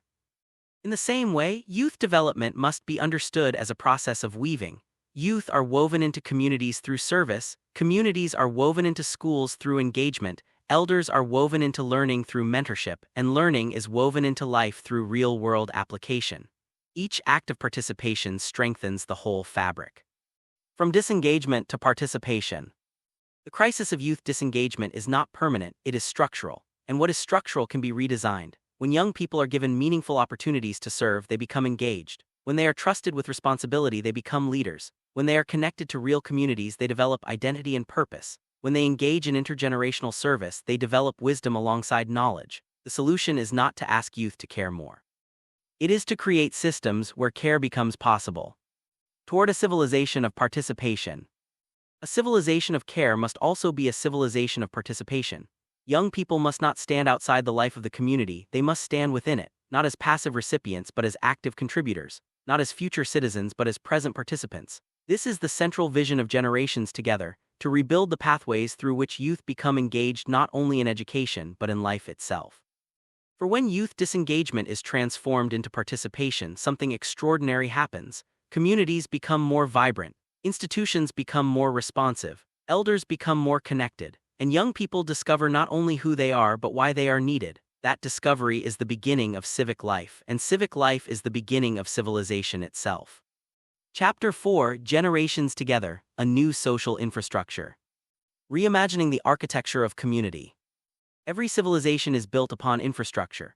Roads connect places, bridges connect landscapes, water systems connect households, electrical grids connect economies, digital networks connect information. Yet beneath all physical infrastructure lies something even more important: social infrastructure. Social infrastructure consists of the relationships, institutions, and patterns of participation that connect people to one another. It is the invisible architecture through which trust is built, knowledge is shared, leadership is cultivated, and communities sustain themselves across generations. When social infrastructure is strong, communities become resilient. When social infrastructure weakens, loneliness rises, trust declines, civic engagement diminishes, and institutions struggle to fulfill their purpose. America today possesses extraordinary physical infrastructure and remarkable technological infrastructure, but in many places its social infrastructure has become fragile. The challenge before us is therefore not simply economic, it is relational. The question is not merely how to build better systems, the question is how to reconnect people. This chapter introduces Generations Together as a new form of social infrastructure, a framework for weaving relationships across generations, transforming institutions into communities of participation, and creating the foundations for a civilization of care. The infrastructure we already have. One of the great misconceptions of social renewal is the belief that transformation requires entirely new institutions. History suggests otherwise. The most enduring social innovations often emerge not by creating new structures but by reimagining existing ones. The buildings already exist, the people already exist, the resources already exist, the opportunity lies in connecting them differently. Every American community already possesses two extraordinary assets: schools and housing communities. These institutions are often viewed separately. Schools educate, housing communities provide shelter, and each performs an important function, yet both possess unrealized potential. Both contain vast reservoirs of human capital, both serve as gathering places, both shape daily life, both influence community well-being. And when connected through purposeful service, they become something greater than either could become alone. They become engines of social transformation. The vision of Generations Together. At its core, Generations Together is a simple idea. Bring generations into meaningful service relationships, create opportunities for participation, build structures through which people contribute to one another's flourishing, and transform proximity into community. This idea appears simple because it reflects a truth deeply embedded in human nature. People flourish when they are needed. Communities flourish when people serve one another. Civilizations flourish when generations collaborate. The purpose of Generations Together is not merely to reduce loneliness or increase volunteerism. Those are important outcomes, but the deeper purpose is to restore the flow of relationships through which communities continually regenerate themselves. It is a model of social infrastructure designed to convert isolation into connection, connection into participation, and participation into stewardship. Schools as community anchors. Modern schools are among the most important institutions in American society. They educate millions of young people, employ thousands of educators, shape the future workforce, and influence culture. Yet schools are capable of becoming something even more profound. They can become community anchors. Just as an anchor stabilizes a vessel amid shifting currents, schools can provide stability within communities experiencing social fragmentation. They can become centers around which relationships form, places where generations meet, places where civic life is cultivated, and places where communities gather not only to educate children but to strengthen society itself. This vision requires expanding how we understand education. Education is not merely the transmission of knowledge, it is the formation of citizens, the cultivation of responsibility, and preparation for participation in community life. When schools become community anchors, students begin to understand that learning exists not only for personal advancement but for public contribution. Knowledge becomes connected to service. Education becomes connected to community.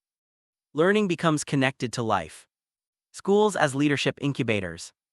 Leadership cannot be taught exclusively through textbooks. Leadership develops through responsibility. It emerges when individuals are trusted to contribute to something larger than themselves.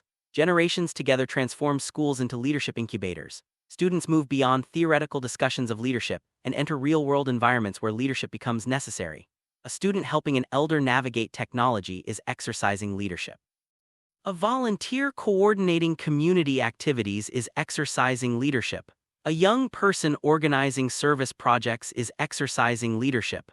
Leadership develops whenever individuals accept responsibility for the well-being of others. The most effective leadership programs do not merely teach leadership, they create opportunities to practice it.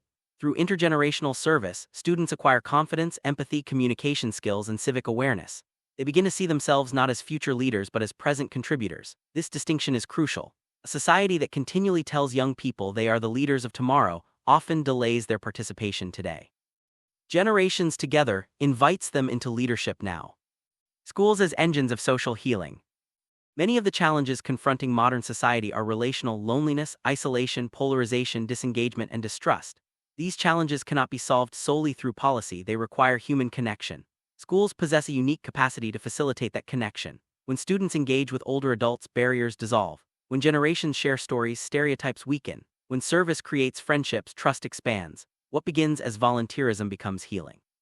Students discover wisdom. Residents discover companionship. Communities rediscover belonging.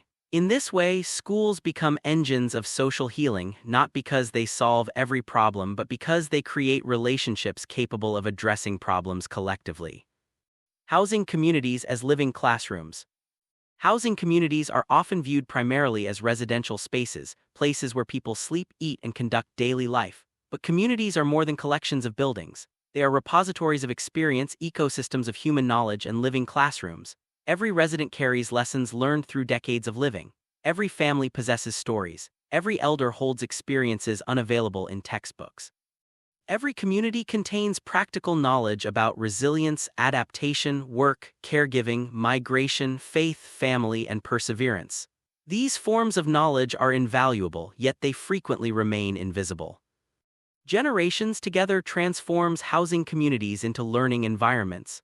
Students enter not merely as volunteers but as learners. Residents become teachers. Conversations become lessons. Relationships become educational experiences. The classroom expands beyond school walls and enters the community itself. Housing communities as wisdom centers. Modern societies often celebrate innovation while neglecting wisdom. Innovation imagines possibilities. Wisdom evaluates consequences. Innovation creates the future. Wisdom preserves continuity. Both are necessary. Older adults represent one of the largest reservoirs of wisdom within any society. They possess historical memory, understand long-term consequences, and have navigated uncertainty, loss, achievement, failure, and transformation. Yet too often, this wisdom remains disconnected from younger generations. Generations together repositions housing communities as wisdom centers, not museums of the past but living repositories of human experience where stories are shared, lessons are transmitted, and perspective is cultivated. The goal is not nostalgia. The goal is continuity. A civilization advances when it combines the creativity of youth with the wisdom of experience. Neither alone is sufficient. Together they become transformative. Housing communities as community laboratories. Communities are not static, they are living systems. Like laboratories, they provide environments where ideas can be tested, relationships can be developed, and solutions can emerge. Every housing community contains challenges, but every housing community also contains assets. Residents possess skills, families possess networks, students possess energy, volunteers possess commitment, organizations possess resources. Generations together creates opportunities for these assets to converge. A technology assistance project becomes a laboratory for digital inclusion. A community garden becomes a laboratory for health and environmental stewardship. An oral history initiative becomes a laboratory for cultural preservation. A wellness program becomes a laboratory for preventive health. A service partnership becomes a laboratory for civic engagement. The community itself becomes a place of learning, experimentation, and innovation, not innovation imposed from outside, but innovation emerging from participation within. Chiku and the Social Weaver. The philosophy of Chiku Convergence provides the deeper foundation for this vision. The weaver bird does not create strength through uniformity, it creates strength through connection. It gathers diverse strands and weaves them into a coherent whole. Schools are strands, housing communities are strands, students are strands, residents are strands, people living with disabilities are strands, teachers are strands, volunteers are strands, families are strands. Individually, each possesses value. Together, they create resilience. The task of leadership is therefore not merely management, it is weaving.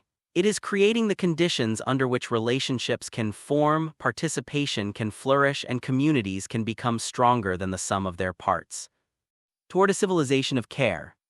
The ultimate purpose of Generations Together extends beyond any single school, housing authority, nonprofit, or municipality. Its purpose is civilizational. It seeks to create a new social infrastructure capable of supporting a civilization of care. A civilization of care does not emerge automatically. It must be cultivated, organized, and woven. Its foundation is participation. Its currency is trust. Its technology is relationship. Its power is service. Its outcome is belonging. Schools become community anchors, leadership incubators, and engines of social healing. Housing communities become living classrooms, wisdom centers, and community laboratories.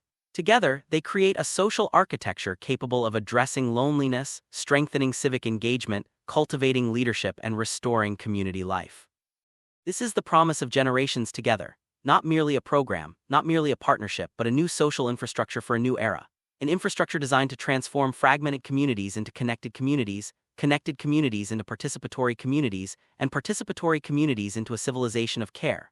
The work of building that civilization begins wherever generations choose to serve together. Chapter 5: The Intergenerational Dividend. The wealth hidden within human relationships. Economists speak of dividends as returns generated by productive investments.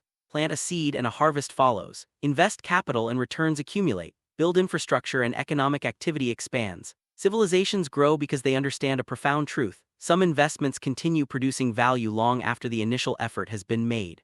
Relationships operate according to the same principle. Every meaningful human connection creates value that extends far beyond the moment in which it occurs.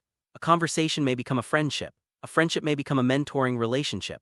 A mentoring relationship may inspire leadership.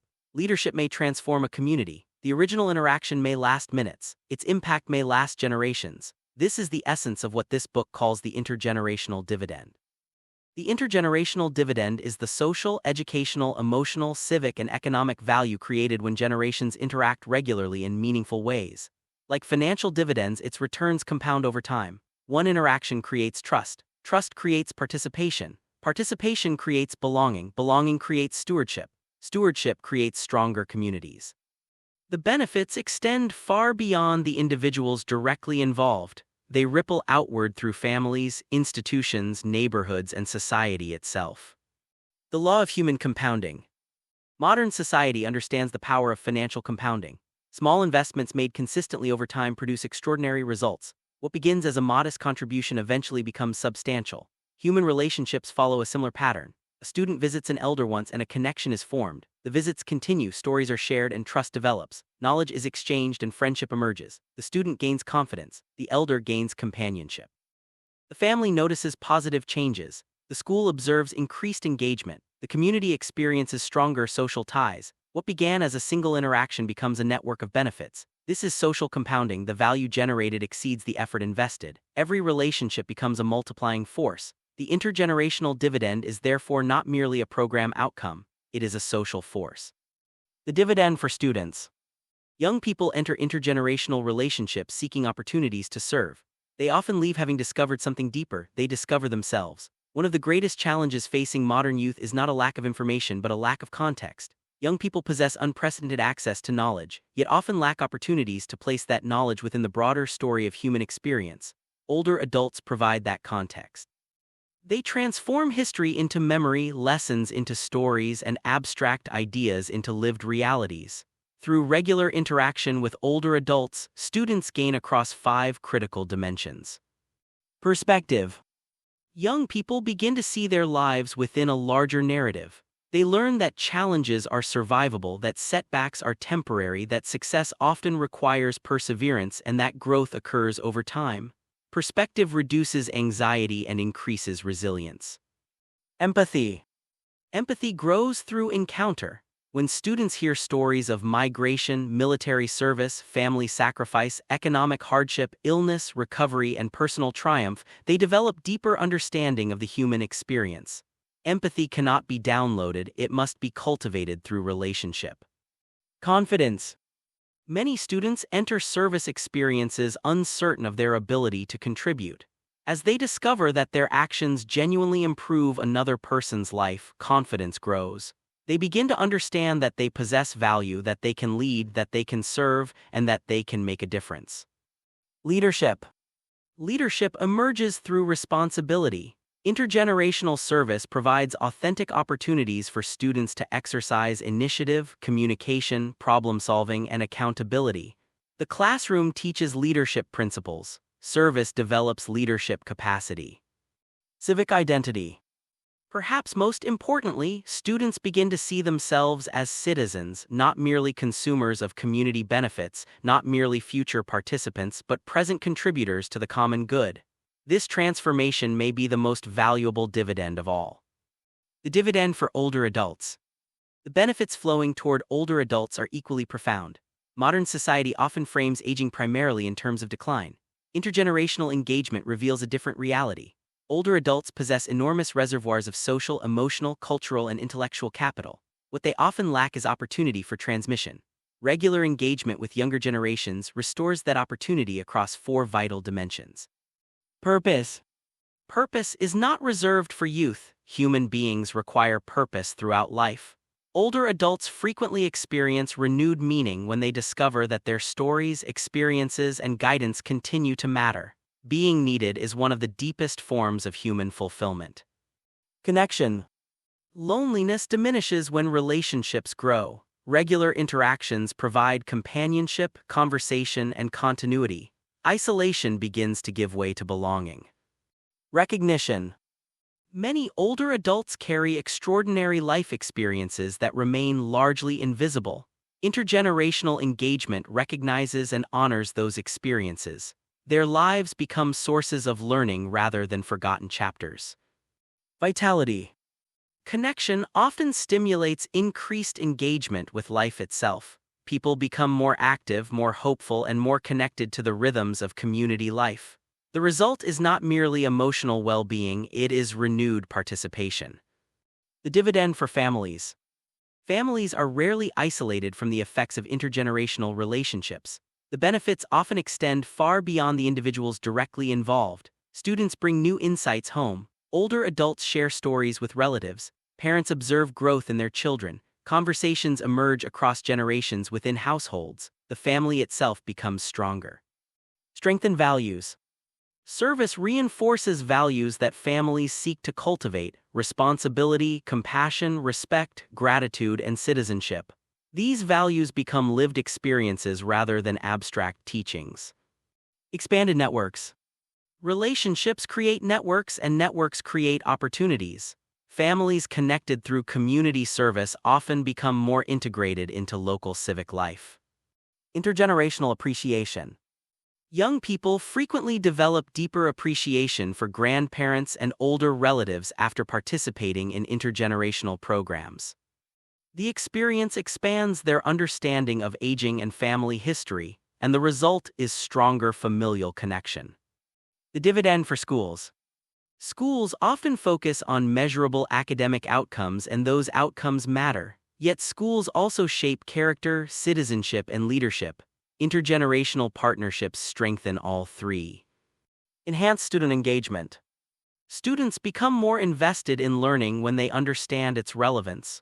Service connects education to real life, learning gains purpose, and purpose increases engagement. Leadership development. Schools gain authentic platforms for leadership cultivation. Students move from theory to practice, from preparation to participation. Community trust. Schools become more deeply embedded within their communities. Residents see students contributing positively. Community members become partners rather than observers. Trust grows. Expanded educational opportunities. The community becomes an extension of the classroom. Residents become teachers. Stories become curriculum. Experience becomes instruction. Education becomes richer and more relevant. The dividend for communities. The largest returns emerge at the community level. Communities are systems of relationships, and every new connection strengthens the entire system. Increase social capital. Trust grows, reciprocity grows, networks grow, people become more willing to collaborate, and communities become more resilient. Reduced isolation. Individuals who might otherwise remain disconnected become integrated into community life. Loneliness decreases, belonging increases. Stronger civic culture. Volunteerism becomes normalized, service becomes expected, participation becomes habitual, a stronger civic culture emerges. Community resilience. Communities with strong relationships are better equipped to respond to challenges. Whether confronting economic hardship, public health crises, natural disasters, or social change, connected communities adapt more effectively. Relationships become a form of resilience infrastructure. The Chiku principle of multiplication.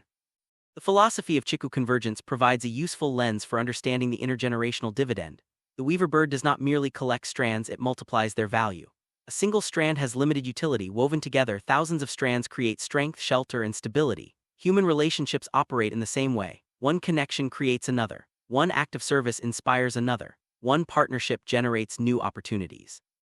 The value multiplies as participation expands. The community becomes stronger not because any individual changes everything, but because many individuals contribute something. This is the mathematics of belonging, the economics of community, and the architecture of social renewal. The emergence of a civilization of care. The ultimate dividend is not individual, it is civilizational. When generations interact regularly, communities begin to develop habits of care. Young people learn stewardship, older adults experience inclusion, families strengthen, schools deepen their civic mission, communities become more cohesive. Over time, these interactions produce cultural change. Service becomes normal, belonging becomes expected, isolation becomes less common, participation becomes widespread. The social fabric becomes stronger. This is how civilizations renew themselves, not through grand declarations, not through centralized programs alone, but through millions of relationships formed one conversation, one visit, one project, and one act of service at a time. The wealth America already possesses. America does not suffer from a shortage of people, talent, wisdom, or youthful energy. What it often lacks are the structures that bring these assets together. The intergenerational dividend reminds us that some of the greatest wealth in society already exists. It resides in elders waiting to share wisdom, in students waiting to contribute, in families waiting to connect, in schools waiting to engage, and in communities waiting to be woven together. Generations together is ultimately an investment strategy, not for financial capital but for social capital. Its returns are measured in belonging, its profits are measured in participation, its wealth is measured in relationships, and its dividend compounds across generations. For every time generations come together in service, the future becomes stronger than the present. And that is the highest return any civilization can achieve. Part 2. The Generations Together Model. From vision to architecture. Every great movement eventually confronts the same question. How does an idea become a reality? How does a vision become a system? How does a philosophy become a practice? How does hope become infrastructure? Part I of this book explored why generations together matters. We examined the loneliness epidemic, the crisis of youth disengagement, the fragmentation of community life, and the immense opportunity hidden within intergenerational connection. We discovered that older adults possess wisdom-seeking transmission, young people possess energy-seeking purpose, and communities possess assets waiting to be connected. We also introduced a larger vision, a vision rooted in Chiku Convergence, grounded in the Ngatia principles of self-governance, and oriented toward a participatory civilization built through relationships rather than bureaucracy, stewardship rather than dependency, and service rather than isolation. Yet every vision faces a critical challenge. Good intentions alone do not create transformation. Communities are not renewed by inspiration alone. Lasting change requires structure. The future belongs not merely to those who dream but to those who design. This is the purpose of Part II. It is about architecture, the architecture of connection, the architecture of participation, the architecture of belonging, and the architecture of a civilization of care. The missing social infrastructure. Throughout America, schools seek deeper community engagement. Housing authorities seek stronger resident participation. Faith communities seek meaningful outreach opportunities. Nonprofits seek volunteers. Students seek purpose. Older adults seek connection. Families seek belonging. Community leaders seek solution. Yet these groups often operate independently. Each sees part of the challenge. Few possess a framework that brings all the pieces together. The result is fragmentation. Resources exist. People exist, needs exist, opportunities exist, but the connections between them remain weak. The challenge is not a shortage of assets, it is a shortage of architecture. What is needed is a social infrastructure capable of transforming scattered resources into collective action. The Generations Together model is designed to provide that infrastructure. The difference between programs and systems. Many communities have volunteer programs. Many schools organize occasional service projects. Many organizations sponsor community events. These efforts are valuable, but they often remain episodic, temporary, dependent upon a few dedicated individuals, and limited in scale. The Generations Together model seeks something more enduring. It seeks to move from programs to systems. A program creates an event. A system creates continuity. A program generates activity. A system generates culture. A program produces participants, a system produces communities. This distinction is critical. Civilizations are not built through isolated activities, they are built through systems that continually produce positive outcomes over time. The goal of Generations Together is therefore not simply to organize volunteer opportunities. The goal is to create a repeatable, scalable, sustainable system through which generations regularly engage in meaningful service relationships. Chiku and the art of social weaving. The philosophy underlying this model emerges from Chiku Convergence. The weaver bird does not build by accident. Its nest is neither random nor improvised. Every strand is selected. Every strand is connected. Every connection strengthens the structure. What appears simple from a distance is actually the result of remarkable design. Communities function in the same way. Strong communities are not accidental, they are woven. Relationships are woven. Trust is woven. Participation is woven. Leadership is woven. Belonging is woven. The Generations Together model provides a framework for intentional social weaving. It identifies the strands already present within communities and creates pathways through which they can be connected. Students become strands, residents become strands, teachers become strands, families become strands, volunteers become strands, organizations become strands. Together they form a social fabric capable of supporting human flourishing. The Ngatia Foundation. Beneath the Generations Together model lie the Ngatia principles of self-governance. Ngatia teaches that sustainable transformation begins not with external control, but with internal responsibility. Communities become stronger when people recognize that they are not merely beneficiaries of society, they are co-creators of society. Self-governance begins when individuals assume responsibility for their own participation. Community governance emerges when people organize around shared purposes. Civilizational governance emerges when participation becomes culture. This progression forms the philosophical foundation of the Generations Together model. It is not a charity model. It is not a dependency model. It is not a service delivery model. It is a participation model. Everyone contributes, everyone benefits, everyone belongs. The three transformations. At its heart, the Generations Together model seeks to produce three fundamental transformations, each building upon the last. From isolation to connection. The first transformation is relational. People who were previously disconnected become connected. Students meet elders, neighbors become known, volunteers become friends, communities rediscover one another. This transformation addresses the epidemic of loneliness and social fragmentation. From connection to participation. Connection alone is insufficient. Relationships become powerful when they lead to action. Students begin serving, residents begin mentoring, families become involved, organizations collaborate. Participation transforms passive relationships into productive relationships. The community becomes an active ecosystem rather than a collection of disconnected individuals. From participation to stewardship. The highest stage of development is stewardship. People begin caring for the well-being of others, responsibility expands, leadership emerges, community members become guardians of the social fabric itself. At this stage, service is no longer viewed merely as an activity, it becomes an identity, stewardship becomes culture, and culture becomes civilization. The 4 pillars of the model. The Generations Together model rests upon 4 interconnected pillars, each essential to the strength of the whole. Relationships. Relationships are the foundation. Without relationships, programs fail, trust cannot be mandated, it must be cultivated. Every successful intergenerational partnership begins with authentic human connection. Service. Service provides the mechanism through which relationships deepen. People become connected while working together toward shared goals. Service transforms strangers into collaborators. Learning. Every interaction creates opportunities for learning. Students learn wisdom, residents learn new technologies, communities learn new ways of solving problems. Learning becomes reciprocal rather than one-directional. Leadership. Leadership emerges naturally from participation. As individuals assume responsibility for others, leadership develops. Communities become self-renewing. The next generation of civic leaders begins to emerge. A new civic ecosystem. One of the most important insights of this model is that schools and housing communities should not be viewed as separate institutions. They are components of the same civic ecosystem. Schools contain youthful energy, housing communities contain lived experience. Schools possess organizational capacity, communities possess social capital. Schools produce future leaders, communities preserve collective memory. When connected, these institutions create a powerful cycle of mutual benefit.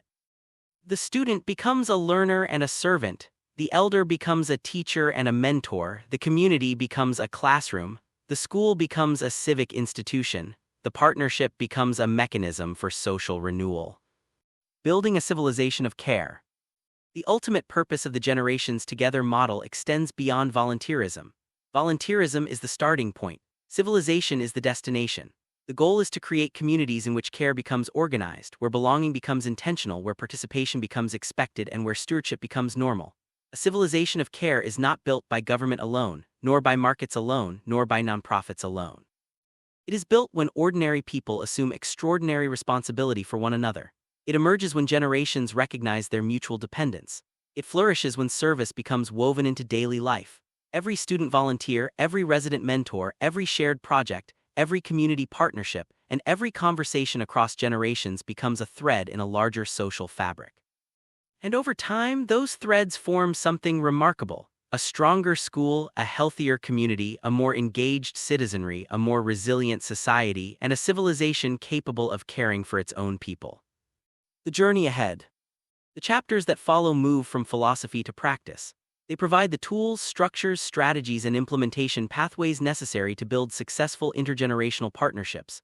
They demonstrate how communities can identify assets, recruit volunteers, organize programs, measure impact, and sustain long-term engagement. Yet beneath every practical step lies a deeper purpose. The work described in these pages is ultimately the work of weaving generations, weaving relationships, weaving institutions, and weaving communities. Like Chiku the weaver bird, we gather the scattered strands already present around us and transform them into something strong enough to support life. That is the Generations Together model. Not simply a program, not simply a partnership, but a new social infrastructure for a civilization of care. And the work of building that civilization begins with the chapters ahead. Chapter 6: The Belmont Story. How a neighborhood became a classroom, a community, and a vision. Every movement has an origin, not a moment when everything becomes clear, not a moment when all the resources appear, not a moment when the path is fully visible, but rather a moment when someone begins to see a possibility hidden within an ordinary reality. The Belmont story begins with such a possibility. At first glance, the challenge appeared familiar. Older adults were experiencing isolation. Students were searching for meaningful opportunities to serve. Community organizations were working diligently to improve quality of life. Schools were seeking ways to deepen civic engagement. Housing communities were seeking stronger connections with the broader community. Each group possessed needs, each group possessed strengths, yet they existed largely within separate worlds. The challenge was not the absence of resources, it was the absence of connection. The solution emerged from a deceptively simple question: what would happen if we intentionally brought these worlds together? That question became the seed from which the Belmont Neighbors in Service program was born. Seeing what others overlook. Most social innovation begins not by creating something entirely new but by seeing existing realities differently. A school is often viewed as a place where students learn. A housing community is often viewed as a place where residents live. A volunteer program is often viewed as an opportunity to perform service. These descriptions are accurate, but they are incomplete. The Belmont Initiative began when community leaders started seeing these institutions not as separate entities but as interconnected assets within a single civic ecosystem. The students possessed energy, the residents possessed wisdom, the schools possessed organizational capacity, the housing community possessed lived experience, the community possessed needs that could become opportunities for service. The question was no longer how to solve problems independently, the question became how to connect assets collectively. This shift in perspective changed everything. The discovery of hidden capital. Modern society is accustomed to measuring financial capital. Communities, however, are built primarily through social capital. The Belmont Initiative began with a recognition that extraordinary forms of capital already existed within the community. There was human capital, students eager to learn and contribute. There was wisdom capital, older adults carrying decades of experience. There was relational capital, families, neighbors, teachers, and community leaders connected through shared concern for the common good. There was civic capital, institutions committed to strengthening community life. The challenge was not scarcity. The challenge was mobilization. The assets were present. They simply needed a mechanism through which they could converge. The Belmont Neighbors in Service program became that mechanism. From volunteerism to community partnership. At its earliest stage, the idea appeared modest. Create opportunities for students to volunteer within the local housing community, encourage interaction between generations, support residents through practical acts of service, and strengthen relationships. These goals were valuable in themselves. Yet as conversations evolved, a deeper realization emerged: this was not merely a volunteer initiative, it was a community partnership. A volunteer program often operates through transactions, a partnership operates through relationships. A volunteer performs a task, a partner contributes to a shared mission. A volunteer may serve temporarily, a partner invests in long-term outcomes. This distinction proved transformative. The Belmont Initiative was not designed around helping one group by another group. It was designed around creating mutual benefit. Students would serve residents, residents would mentor students, schools would strengthen communities, communities would strengthen schools, everyone would contribute, everyone would benefit, everyone would belong. This reciprocity became one of the defining principles of the program. A public health intervention disguised as community service. As the initiative developed, another insight emerged. What appeared to be a community service project was also addressing a significant public health challenge. Loneliness, social isolation, and disconnection affect emotional well-being, physical health, and quality of life. For older adults, isolation increases vulnerability to depression, chronic disease, reduced mobility, and declining social engagement.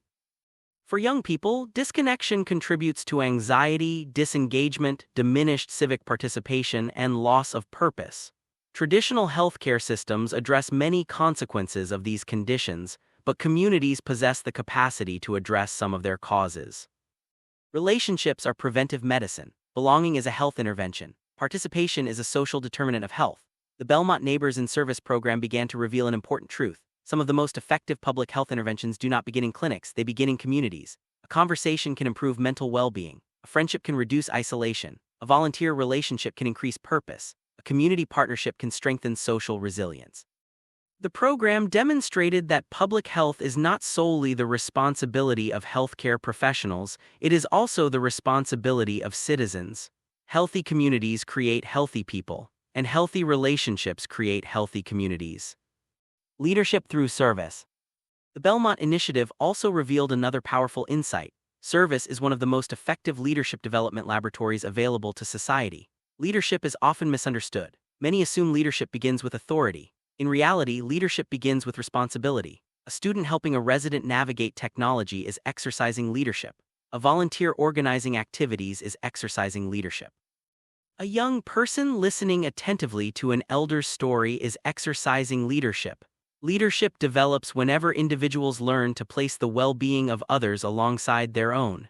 This form of leadership cannot be taught exclusively through lectures, it must be practiced.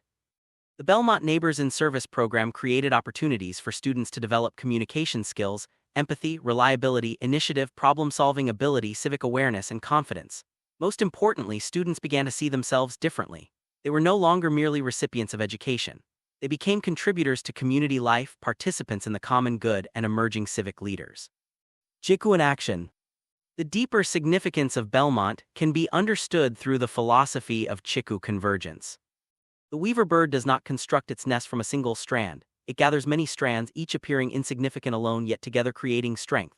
The Belmont Initiative followed this same pattern. Students became strands, residents became strands, teachers became strands, families became strands, housing leaders became strands, community organizations became strands, local institutions became strands. The program did not create these strands, it connected them. And through connection, something stronger emerged. A social fabric, a network of belonging, a living example of community woven together through participation. The lesson was profound. Communities do not become stronger primarily because of new resources. They become stronger because existing resources become connected. The emergence of a civilization of care. What began as a local initiative gradually revealed a larger possibility. The Belmont story was not only about Belmont, it was about a model, a principle, a way of organizing community life. The program demonstrated that care can be structured, belonging can be cultivated, participation can be designed, and service can become infrastructure. This insight lies at the heart of the Generations Together movement. A civilization of care does not emerge accidentally, it emerges when communities intentionally create pathways through which people care for one another. The Belmont Initiative provided one such pathway. Its significance extends beyond any single project or location. It offers a blueprint for communities everywhere. Lessons learned. The Belmont experience generated 6 enduring lessons that carry forward into every community that chooses to follow this path. Lesson 1: Communities possess more assets than they realize. The greatest resources are often already present: people, relationships, wisdom, energy, and goodwill. The challenge is learning how to mobilize them. Lesson 2: Service creates belonging. People become connected while working together. Service is not simply what communities do, it is how communities become communities. Lesson 3: Young people rise to responsibility. When trusted with meaningful opportunities, students consistently exceed expectations. Leadership emerges through participation. Lesson 4: Older adults are essential community assets. They are not merely recipients of services, they are teachers, mentors, storytellers, and stewards of collective memory. Lesson 5: Relationships are public health infrastructure. Loneliness cannot be solved through medicine alone. Connection is preventive care, belonging is health promotion, participation is wellness. Lesson 6: Small ideas can produce large transformations. Most community renewal begins with simple acts: a conversation, a partnership, a visit, a shared project. Over time, these small acts compound into larger social change. The meaning of Belmont. The Belmont story is ultimately not a story about a program. It is a story about possibility. It is a reminder that the solutions to many of society's greatest challenges already exist in latent form within our communities. The young are present, the elders are present, the institutions are present, the need is present, the opportunity is present. What remains is the work of convergence, the work of weaving, the work of bringing people together around a shared purpose. That is the lesson of Belmont, and that is the promise of Generations Together. For whenever a community chooses connection over isolation, participation over disengagement, and stewardship over indifference, something extraordinary begins to emerge: not merely a successful program, not merely a stronger neighborhood, but the early foundations of a civilization of care. A civilization built one relationship at a time. Chapter 7: Principles of Generations Together. The moral architecture of a civilization of care. Every enduring institution rests upon principles. Buildings rest upon foundations, trees rest upon roots, civilizations rest upon ideas. The visible structures of society, its schools, governments, organizations, and communities, are ultimately shaped by invisible assumptions about human beings, relationships, responsibility, and purpose. When these assumptions are sound, communities flourish. When they are flawed, even the most sophisticated systems struggle to produce lasting well-being. The Generations Together model is not merely a collection of activities, volunteer programs, or community partnerships. It is built upon a set of foundational principles that define how people relate to one another and how communities organize themselves around the common good. These principles emerge from the wisdom of Chiku Convergence and the Ngatia principles of self-governance. Together, they form the moral architecture of a civilization of care. They remind us that the ultimate purpose of community is not simply to provide services, it is to cultivate human flourishing. At the heart of Generations Together are 7 foundational principles: dignity, service, reciprocity, independence, inclusion, stewardship, and community. Each principle strengthens the others. Together, they create a framework through which generations can work, learn, serve, and thrive together. The principle of dignity. Every human being possesses inherent worth. This is the first principle. Before a person becomes a student, resident, volunteer, teacher, caregiver, leader, or neighbor, that person is a human being endowed with dignity. Dignity is not earned. It is not granted by institutions. It is not determined by age, income, education, physical ability, or social status. It is intrinsic. The Generations Together model begins with the recognition that every participant brings value. Young people possess dignity. Older adults possess dignity. People living with disabilities possess dignity. Community members possess dignity. This principle changes how programs are designed. It shifts the focus from helping people because they are deficient to engaging people because they are valuable. An elder is not defined by limitations. A student is not defined by inexperience. Every person becomes a contributor. Every person becomes a bearer of gifts. Dignity transforms service from charity into partnership. The principle of service. Service is the practical expression of love and community. It is the mechanism through which human beings move beyond themselves and participate in the well-being of others. Throughout history, service has been one of the primary ways societies cultivate character, trust, and belonging. Service teaches responsibility. Service develops empathy. Service creates connection. Service strengthens communities, yet service is often misunderstood. Many assume service is something performed by the strong for the weak. Generations Together embraces a deeper understanding. Service is not an act of superiority, it is an act of solidarity. It recognizes that all people need one another. In this framework, service is not a temporary activity. It is a way of being, the habit of contributing to the common good, and one of the most powerful antidotes to isolation, disengagement, and fragmentation. The principle of reciprocity. Perhaps no principle is more important to Generations Together than reciprocity. Reciprocity recognizes that every relationship involves mutual exchange.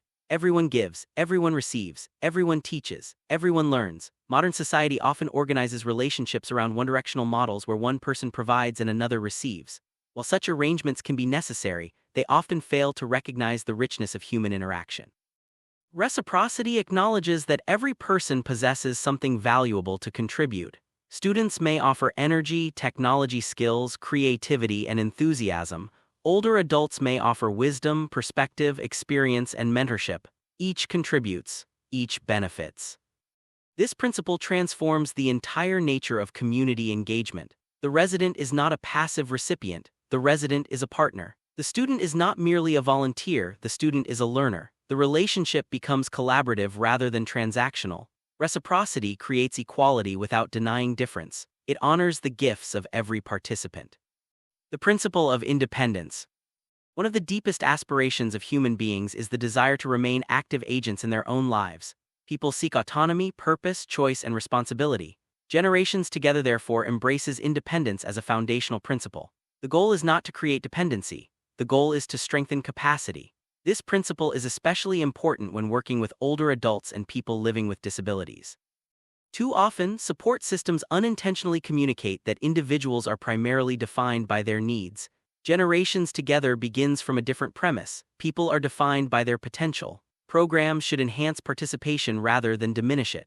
Support should empower rather than replace. Assistance should strengthen autonomy whenever possible. Independence does not mean isolation. It means possessing the opportunity and capacity to participate meaningfully in community life. True community supports independence while strengthening connection. The principle of inclusion. A civilization of care leaves no one outside the circle. Inclusion is more than access, it is belonging. Many people experience exclusion not because they are physically absent but because they are socially invisible. Their voices are unheard. Their experiences are overlooked. Their contributions are undervalued. Generations Together seeks to create environments where every person is invited into meaningful participation, including older adults, young people, people living with disabilities, immigrants, veterans, families, caregivers, and individuals experiencing isolation. Inclusion recognizes that diversity strengthens communities. Different experiences produce different forms of wisdom. Different perspectives enrich collective understanding. Different abilities contribute to shared success. The strength of a community is measured not by who is included at the center but by who is welcomed into participation. Inclusion transforms strangers into neighbors and neighbors into partners. The principle of stewardship. Stewardship is the practice of caring for something that belongs not only to oneself but to future generations. It is one of the most important principles in both Ngatia and Chiku Convergence. A steward recognizes that life is not merely about consumption, it is about contribution. Every generation inherits a world shaped by those who came before. Every generation leaves a world for those who follow. The question is therefore not simply what we receive, but what we preserve, strengthen, and pass forward. Generations together cultivate stewardship at every level. Students become stewards of community well-being, residents become stewards of wisdom, schools become stewards of civic formation, communities become stewards of belonging. Stewardship transforms participation into responsibility and responsibility into leadership. The future depends upon communities willing to see themselves as caretakers of one another. The principle of community. Final principle is the one from which all the others emerge: community. Human beings are inherently relational. We become ourselves through our relationships with others. Identity develops within community. Purpose develops within community. Leadership develops within community. Civilization itself develops within community. Yet community is often misunderstood as a location, a neighborhood, a town, a building, a housing development, a school. These are places. Community is something deeper. Community is a network of relationships organized around mutual care and shared responsibility. It is not merely where people live, it is how people live together. Generations together exists to strengthen community in this deeper sense. Its purpose is to transform proximity into belonging, to transform neighbors into partners, and to transform institutions into ecosystems of participation. Community is the ultimate outcome of all the other principles working together. Why residents are partners, not recipients. These principles lead to one of the most important convictions of the Generations Together model. Residents are partners, not recipients. This statement may appear simple. Its implications are profound. Traditional service models often define people according to what they lack. A person lacks resources, lacks support, lacks assistance, and the solution becomes providing services to fill those gaps. While assistance remains important, this perspective is incomplete. People are not merely collections of needs, they are also collections of gifts. Residents possess wisdom, experience, cultural memory, knowledge, relationships, stories, skills, and leadership capacity. These assets are invaluable. The purpose of Generations Together is not merely to provide support, it is to create opportunities through which these assets can contribute to community life. Residents teach, residents mentor, residents advise, residents inspire, residents lead. In this sense, they become co-creators of the program itself. The partnership becomes reciprocal. The relationship becomes transformational, and the community becomes stronger. The Chiku principle of mutual weaving.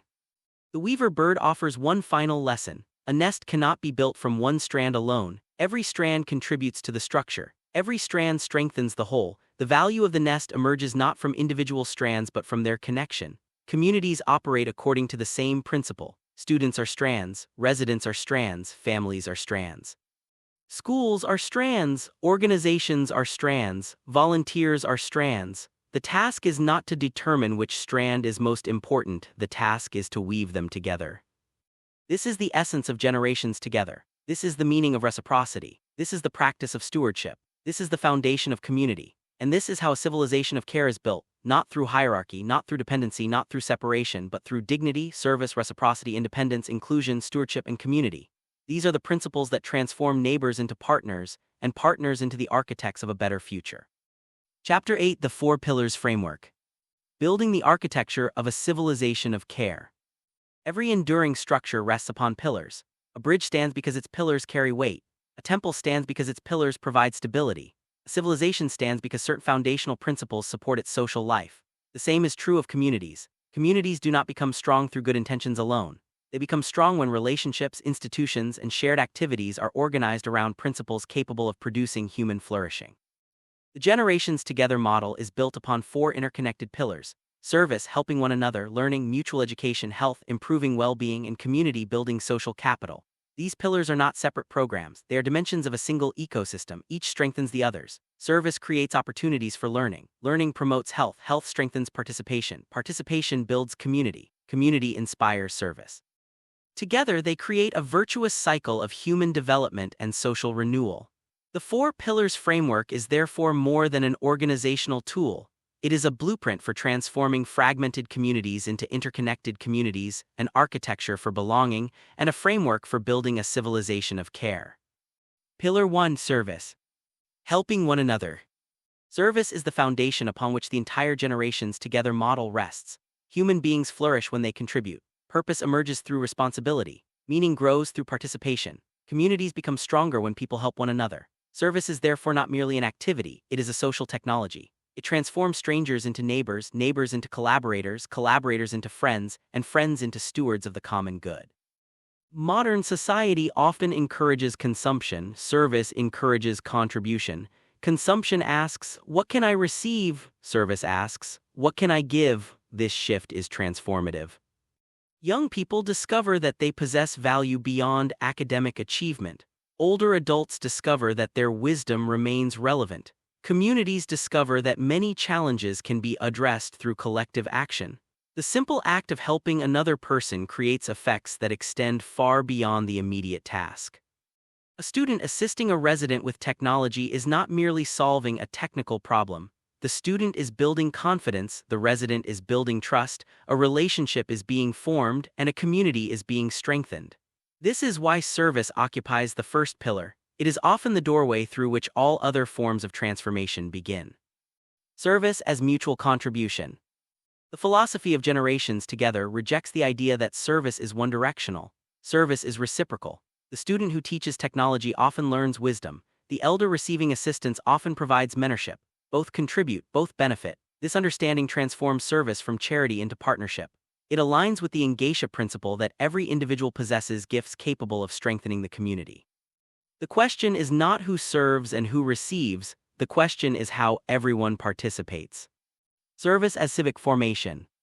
Service also creates citizens. Citizenship is not merely a legal status, it is a habit of contribution. A community where service becomes normal develops a stronger civic culture. People begin to see themselves as responsible for one another. The common good becomes a shared responsibility rather than someone else's obligation. This is how service becomes the foundation of self-governance.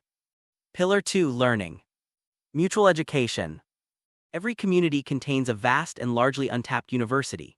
Its professors are elders. Its classrooms are homes, community rooms, gardens, sidewalks, and shared spaces. Its curriculum consists of lived experience. Its subject matter is life itself. The second pillar recognizes that learning is one of the greatest benefits of intergenerational engagement. Modern education often assumes that knowledge flows primarily from teacher to student. Generations together embraces a broader understanding. Knowledge flows in many directions. Students teach, residents teach, volunteers teach, families teach, communities teach. Everyone becomes both learner and educator. The wisdom of experience. Older adults possess something that no textbook can provide: experience. Experience transforms information into wisdom. Wisdom emerges when knowledge encounters reality. An elder who has raised children, built a career, survived hardship, navigated uncertainty, and contributed to community life carries lessons unavailable in any curriculum. These lessons are among society's most valuable educational resources, yet they are often underutilized. Generations together creates pathways through which wisdom can be transmitted across generations. Stories become lessons, conversations become education, relationships become classrooms. The innovation of youth. Learning also flows in the opposite direction. Young people often bring new technologies, fresh perspectives, creative ideas, emerging cultural knowledge, and digital literacy. Older adults benefit from these contributions. The exchange becomes reciprocal. Wisdom flows one way, innovation flows the other. Both generations grow. This mutual education is one of the defining features of a participatory civilization. Learning beyond the classroom. The future of education depends upon reconnecting learning with life. Schools provide essential academic foundations. Communities provide practical application. The combination produces deeper learning. Students no longer ask, "Why am I learning this?" The answer becomes visible through service and engagement. Knowledge gains relevance. Education gains meaning. Learning becomes connected to purpose. Pillar 3: Health. Improving well-being. Health is often misunderstood. Many people define health as the absence of disease. A civilization of care adopts a broader perspective. Health is the presence of well-being. It includes physical health, mental health, emotional health, social health, and community health. Human beings are relational creatures. Our well-being depends not only upon medicine and healthcare systems, but also upon connection, purpose, and belonging. The third pillar recognizes that generations together is fundamentally a health intervention. Health through connection. Loneliness has become one of the defining public health challenges of modern society. Isolation affects mental health, physical health, cognitive health, emotional resilience, and quality of life. Connection serves as a powerful antidote. A conversation can improve mood, a friendship can reduce isolation, a volunteer relationship can increase purpose, a community network can strengthen resilience. Health emerges when people know they belong. Health through purpose. Purpose is one of the most overlooked determinants of health. People thrive when they feel needed. Older adults often experience renewed vitality when engaged in meaningful relationships. Students experience improved well-being when they contribute to causes larger than themselves. Purpose creates motivation. Motivation encourages activity. Activity supports health. The cycle becomes self-reinforcing. Community as preventive medicine. Many healthcare challenges originate upstream from clinical care. They originate in social conditions. Communities influence behavior. Relationships influence well-being. Belonging influences resilience. Generations together therefore functions as preventive medicine at the community level. It strengthens the social conditions that support health, and healthy communities produce healthier people. Pillar 4. Community. Building social capital. The fourth pillar brings all the others together. Community. Community is not simply a place. It is a network of relationships organized around mutual care and shared responsibility. Every thriving society depends upon social capital, which consists of trust, reciprocity, networks, cooperation, shared norms, and civic participation. These resources are invisible but indispensable.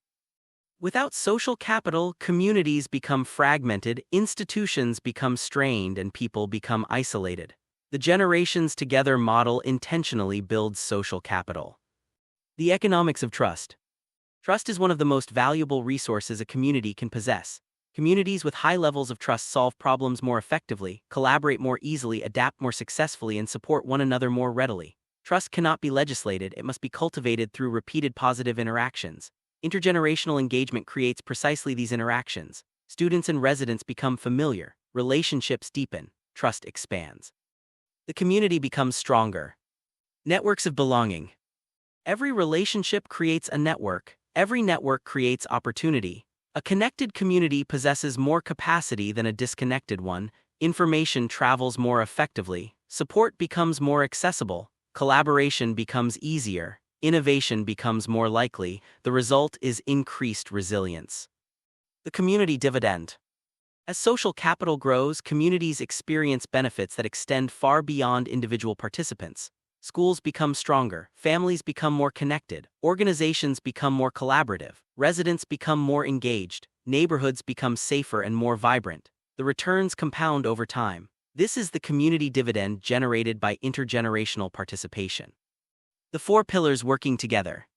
The true power of the framework emerges when the pillars operate together. Service creates relationships, relationships create learning. Learning promotes well-being, well-being strengthens participation, participation builds community, community generates more opportunities for service. The cycle continues. The result is not merely a successful program, the result is a self-reinforcing system of human flourishing.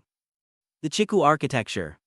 The four pillars framework reflects the wisdom of Chiku Convergence.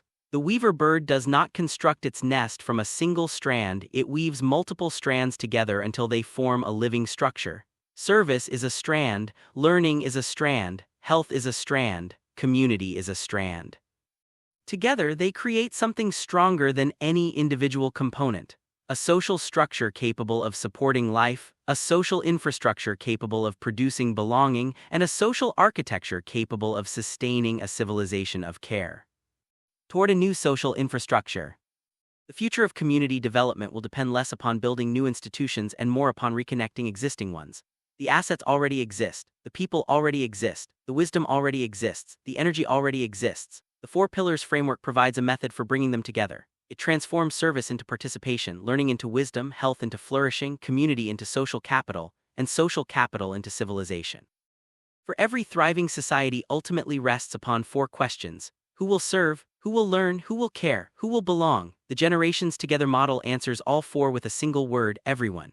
And that simple answer may be the beginning of a new social infrastructure for America, a civilization where generations do not merely live side by side but build the future together.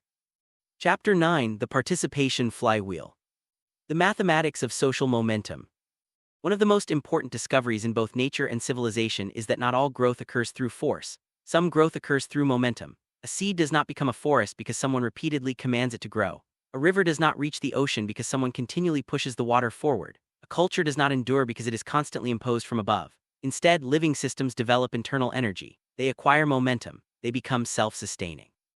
They begin producing more of themselves. This principle is the foundation of every thriving civilization, and the same principle applies to communities. Many community programs begin with enthusiasm but fade when the initial organizers leave. Many volunteer initiatives succeed briefly but struggle to sustain participation. Many worthy projects depend upon a handful of committed individuals and therefore remain vulnerable to exhaustion.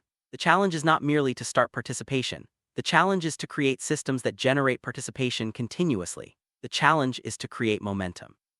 This is the purpose of what Generations Together calls the participation flywheel, the mechanism through which volunteerism becomes self-sustaining, relationships become regenerative, and communities begin producing new participants faster than they lose them.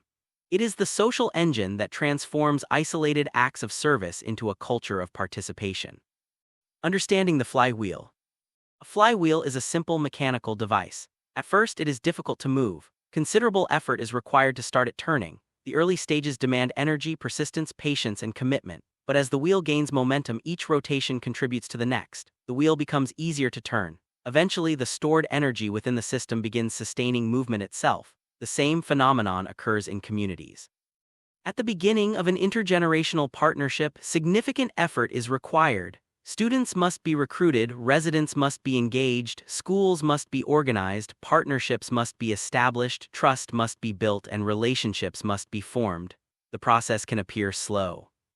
Yet every successful interaction adds energy to the system. Every friendship creates trust. Every positive experience creates enthusiasm. Every participant becomes a potential advocate. Eventually, the community begins generating its own momentum. Participation starts producing more participation. The flywheel begins turning. The hidden force in human systems. Many leaders mistakenly believe that growth is driven primarily by resources. Resources matter, but history suggests something deeper. The most transformative movements are powered by belief. People participate when they experience meaning. People invite others when they experience value. People remain engaged when they experience belonging. The participation flywheel therefore operates through human motivation rather than organizational pressure. It harnesses one of the most powerful forces in social life, the desire to share meaningful experiences. When individuals discover something valuable, they naturally invite others. This simple truth becomes the engine of exponential growth. Students recruit students. The first movement of the flywheel occurs among young people. Traditional volunteer recruitment often relies upon announcements, posters, emails, requirements, or incentives. These tools have value, but they are rarely as effective as personal testimony. A student who has experienced meaningful service becomes the most powerful recruiter imaginable because credibility travels through relationships. Students trust peers, they listen to friends, they observe one another. When a student returns from a community service experience energized, inspired, and transformed, curiosity naturally emerges. Questions follow, stories are shared, interest spreads, one participant becomes two, two become four, four become eight. The growth is not merely numerical, it is cultural. Service begins to acquire social legitimacy. Participation becomes desirable, leadership becomes visible. The community starts producing a new generation of civic actors. This process reflects one of the deepest truths of education. Students often learn as much from one another as they do from formal instruction. The same principle applies to service. The most effective ambassador for participation is a participant. The emergence of peer leadership. As the flywheel accelerates, a new phenomenon emerges. Participants become leaders. Students who initially joined to serve begin organizing activities, mentoring new volunteers, sharing experiences, encouraging participation, and recruiting others. The community no longer depends exclusively upon adults to generate engagement. Young people themselves become agents of expansion. This transformation is significant. Leadership is no longer something assigned. It becomes something expressed. The student transitions from volunteer to steward, from participant to builder, from beneficiary to architect. The flywheel gains another source of energy. Residents recruit residents. The same dynamic occurs among residents. Many older adults initially approach community engagement with understandable caution. Trust takes time. Relationships require experience. Programs must demonstrate value. Yet once residents experience genuine connection, they often become powerful advocates. They tell neighbors, they share stories, they invite participation, they encourage involvement. One resident introduces another. A conversation leads to a friendship. A friendship leads to engagement. Engagement leads to belonging. Belonging leads to advocacy. The process repeats itself. This progression reveals a profound truth about human nature. People are far more likely to trust recommendations from individuals they know than from institutions they do not. Relationships create credibility. Credibility creates participation. Participation creates momentum. From individual relationships to community culture. As residents recruit residents, something larger begins to occur. Participation moves beyond individual experiences and begins shaping community culture. Stories circulate, positive expectations emerge, shared experiences accumulate. The program becomes woven into the identity of the community itself. People begin speaking not about isolated activities but about collective participation. The initiative evolves from something external into something owned. The community begins generating its own energy. The flywheel turns faster. Communities recruit communities. The most powerful stage of the participation flywheel occurs when entire communities begin inspiring other communities. A school observes the success of a neighboring school. A housing authority learns from another housing authority. A municipality adopts a proven model. A church develops a partnership after hearing a compelling story. A community organization seeks replication. The process expands beyond individual relationships and enters institutional relationships. Communities become examples. Examples become models. Models become movements. The social innovation begins reproducing itself. This is how local experiments become societal transformations. History repeatedly demonstrates this pattern. Movements spread because people witness success and desire to replicate it. The participation flywheel creates the conditions through which such replication becomes possible. The mathematics of social momentum. Traditional mathematics measures addition. The participation flywheel operates through multiplication. Consider two approaches. In the first approach, a coordinator recruits 10 volunteers every year. Growth depends entirely upon the coordinator. Participation remains linear. 10 becomes 20, 20 becomes 30. The growth is steady but limited. In the second approach, every participant recruits one additional participant. 10 become 20, 20 become 40, 40 become 80. 80 become 160. The growth becomes exponential. This simple illustration reveals a profound principle. The future of participation depends less upon recruitment and more upon reproduction. The goal is not merely to attract participants. The goal is to create participants who create participants. The flywheel transforms growth from additive to multiplicative. The network effect of belonging. Modern technology companies often speak of network effects, the idea that a network becomes more valuable as more people join it. The same principle applies to communities. Every new participant increases the value of participation itself. More students create more friendships. More residents create more opportunities for mentorship. More families create stronger support systems. More partners create greater resilience. The community becomes increasingly attractive because participation generates visible benefits. Belonging itself becomes contagious. This is one of the most remarkable characteristics of healthy communities. Their strength attracts further strength. Chiku and the self-weaving community. The philosophy of Chiku Convergence offers a useful image for understanding the participation flywheel. The weaver bird does not complete its nest through a single action. Each strand strengthens the structure. Each addition creates new opportunities for further construction. The nest gradually acquires integrity, stability, and resilience. Communities develop in the same manner. One relationship leads to another. One act of service inspires another. One partnership creates another. One participant recruits another. The community begins weaving itself. This is the essence of self-governance. The system no longer depends entirely upon external direction. It begins generating internal momentum. The social fabric becomes self-reinforcing. The transition from program to movement. Every successful initiative eventually faces a choice. Will it remain a program or will it become a movement? Programs depend upon management. Movements generate participation. Programs organize activities. Movements transform culture. Programs produce outcomes. Movements produce identity. The participation flywheel is the mechanism through which this transition occurs. It converts organized service into social momentum. It transforms isolated activities into sustained engagement. It turns participants into recruiters, recruiters into leaders, and leaders into stewards. Eventually, the movement becomes larger than its founders. This is the hallmark of successful social innovation. Toward a self-sustaining civilization of care. The ultimate goal of Generations Together is not merely to create successful volunteer programs. The goal is to create communities capable of renewing themselves, communities where participation becomes habitual, where service becomes cultural, where leadership becomes generational, and where belonging becomes expected.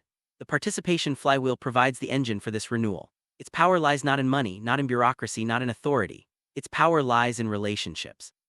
Relationships create trust. Trust creates participation. Participation creates momentum. Momentum creates culture. Culture creates civilization. This is the mathematics of social momentum. This is the economics of belonging. This is the mechanism through which a civilization of care becomes self-sustaining. For when students recruit students, residents recruit residents, and communities recruit communities, participation ceases to be an activity, it becomes a force. A force capable of renewing neighborhoods, strengthening institutions, healing isolation, cultivating leadership, and weaving together the generations that will build the future. The flywheel begins with a single act of service, but once it gains momentum, it has the power to transform a society. Chapter 10: From Volunteerism to Community Infrastructure. When service becomes a system. Every civilization depends upon infrastructure. Roads carry commerce, water systems sustain life, electrical networks power economies, communication systems connect people. Infrastructure matters because it transforms occasional activity into continuous capability. A road is not valuable because a single vehicle travels upon it. A road is valuable because it allows movement to occur repeatedly, reliably, and predictably. The same principle applies to community life. Many communities possess compassion. Many communities possess goodwill. Many communities possess volunteers willing to serve, yet compassion alone does not create lasting impact. Good intentions alone do not create durable change. Volunteerism alone does not automatically produce transformation. What produces transformation is infrastructure. The challenge facing communities is therefore not merely how to inspire service. The challenge is how to organize service, how to sustain it, how to scale it, and how to ensure that the benefits of participation continue long after the original organizers have moved on. This chapter explores one of the most important transitions in community development: the transition from volunteerism to community infrastructure. The limits of good intentions. History is filled with examples of extraordinary initiatives that disappeared. The founders were passionate, the mission was worthy, the participants were committed, the results were promising, yet eventually the effort faded. Why? Because the activity depended upon individuals rather than systems. The problem was not a lack of vision, the problem was a lack of infrastructure. A community project may thrive while a charismatic leader remains involved. A volunteer initiative may succeed while a dedicated coordinator provides constant attention. But what happens when leadership changes? What happens when funding fluctuates? What happens when volunteers graduate, retire, relocate, or move on? If participation depends entirely upon particular individuals, sustainability remains fragile. Communities require something stronger. They require systems capable of surviving leadership transitions, structures capable of reproducing participation across generations and institutions. The difference between an activity and an institution. An activity happens, an institution endures, an activity addresses a need. An institution continually addresses needs, an activity depends upon effort, an institution organizes effort, an activity can create impact. An institution can create impact repeatedly. This distinction is crucial. Volunteerism often begins as an activity. A group of students visits residents. A community organizes a service day. Volunteers complete projects. Relationships are formed. Positive outcomes emerge. These are important beginnings. But lasting transformation occurs only when these activities become embedded within the life of the community itself, when participation becomes expected, when partnerships become routine, when leadership becomes renewable, and when systems replace improvisation. At that point, volunteerism begins evolving into infrastructure. Why institutions matter. The word institution often evokes images of bureaucracy, rules, procedures, and administration.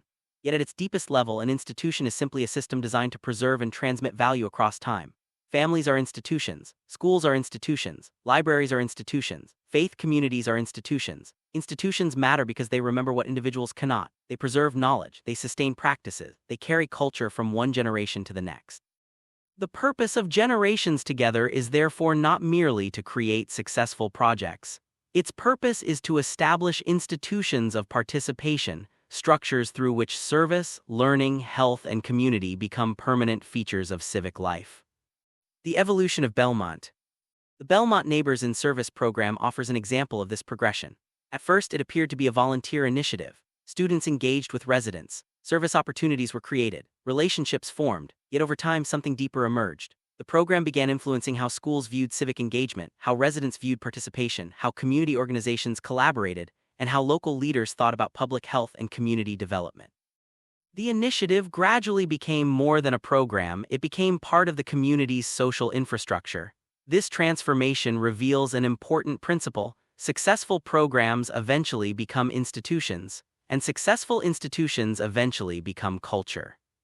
The 3 stages of development. Most community innovations pass through 3 stages, each building upon the last. Stage 1: the project. Everything begins with a project. A need is identified, a solution is proposed, participants are recruited. The effort is often experimental. This stage requires courage. Someone must take the first step and someone must believe that change is possible. Stage 2: the program. If the project succeeds, it becomes a program. Activities become more organized, roles become clearer, processes become more consistent, participation increases, the initiative gains legitimacy, the community begins to recognize its value. Stage 3: the institution. If the program continues to mature, it becomes institutionalized. Policies support it, partnerships sustain it, leadership succession becomes possible, participation becomes embedded in organizational culture. The initiative no longer depends entirely upon its founders. The system becomes self-renewing. This is the stage at which community transformation becomes durable. Building systems that last. What distinguishes enduring institutions from temporary programs? Several characteristics appear consistently across successful community initiatives. Clear purpose.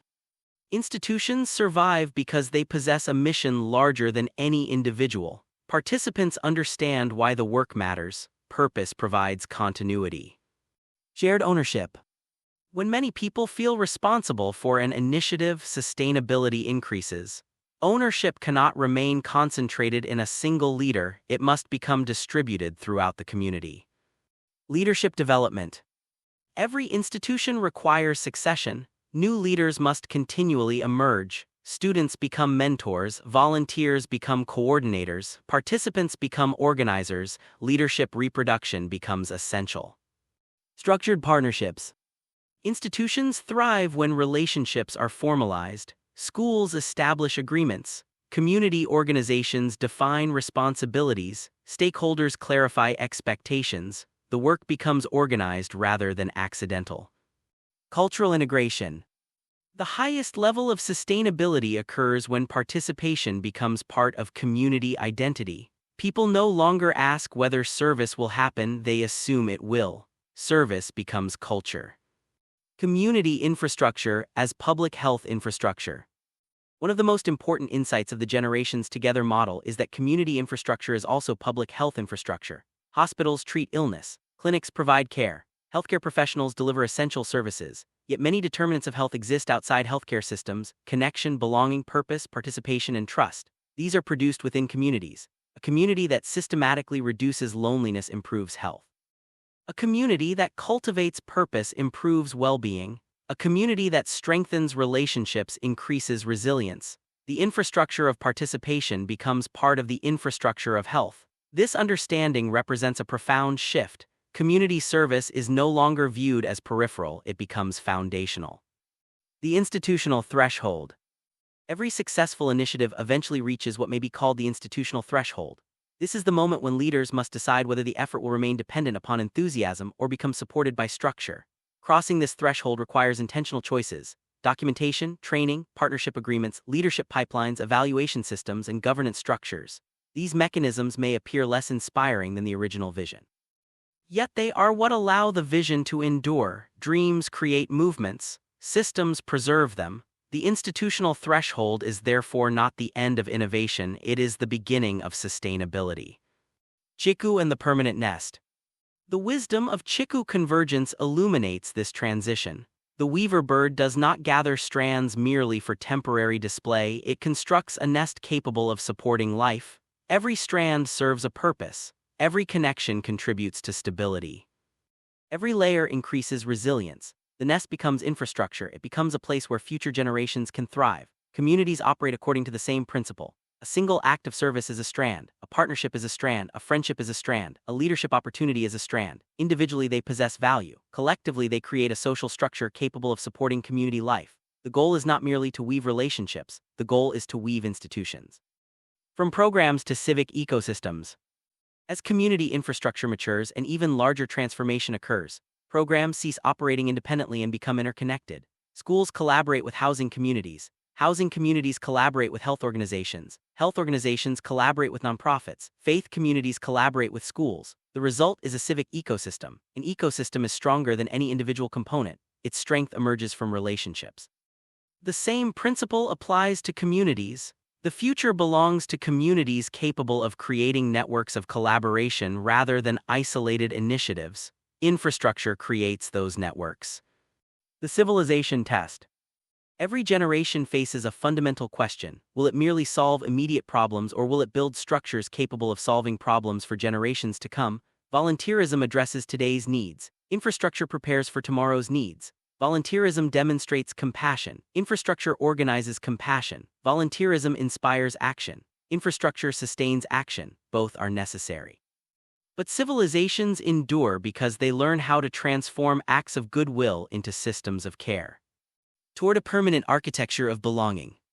The ultimate vision of generations together is not simply to increase volunteer participation. It is to create a permanent architecture of belonging. An architecture in which schools serve as community anchors, housing communities become centers of learning and connection, residents become mentors, students become leaders, service becomes culture, participation becomes expectation, and care becomes infrastructure. When this happens, communities cease depending solely upon individual acts of generosity. They develop systems that continually generate generosity. They develop institutions that continually produce participation. They develop structures capable of renewing themselves. This is the journey from volunteerism to community infrastructure. It is the path through which isolated acts of service become lasting institutions. And it is through such institutions that a civilization of care is ultimately built, not for a season, not for a project, not for a grant cycle, but for generations. Part II. Building a Generations Together program.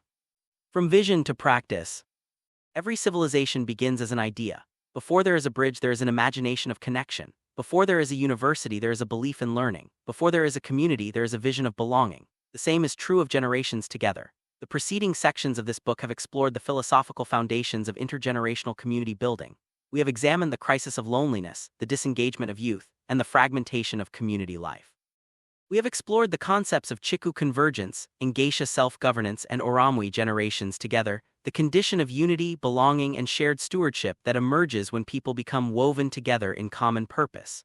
We have introduced the generations together model and examined its principles, pillars, and mechanisms for creating social momentum.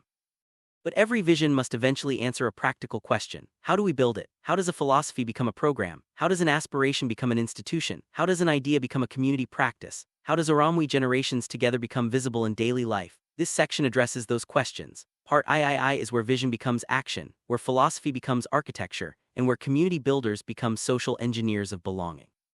The work of weaving. Throughout this book, the image of Chiku the weaver bird has served as a guide. The weaver bird teaches an important lesson. A nest is not built in a single day. It is not built from a single strand. It is not built through a single act. It is built patiently, one strand, then another, then another. Over time, the scattered pieces become a structure. What was once separate becomes connected. What was once fragile becomes strong. What was once exposed becomes sheltered. The work of building a Generations Together program follows the same pattern. Communities are woven, relationships are woven, trust is woven, leadership is woven, participation is woven, belonging is woven. The purpose of this section is to provide a practical framework for that work. The great misunderstanding about community. Many people assume that communities simply happen. People move into a neighborhood, children attend schools, families occupy homes, organizations establish offices. Community appears to exist, but proximity is not community. People can live beside one another for decades without truly knowing one another. Students can attend school together without developing civic responsibility. Neighbors can share walls while remaining strangers. A true community requires intentional design. It requires opportunities for interaction, structures for participation, pathways for service, spaces for learning, and mechanisms for stewardship. Community is not merely discovered, it is built. The chapters that follow describe how to build it. The community builder as weaver. One of the central ideas of this section is that community leaders are not merely administrators, they are weavers. Whether they are teachers, principals, housing authority staff, resident leaders, nonprofit directors, faith leaders, public officials, or volunteers, they are engaged in the work of social weaving. Their task is not simply to manage activities. Their task is to connect people, to connect institutions, to connect generations, to connect assets, and to connect purpose. In this sense, every successful community builder becomes a modern Chiku, a gatherer of strands, a creator of connections, an architect of belonging. The work described in this section is therefore not bureaucratic, it is creative, it is relational, it is deeply human. Building social infrastructure. Modern society invests enormous resources in physical infrastructure.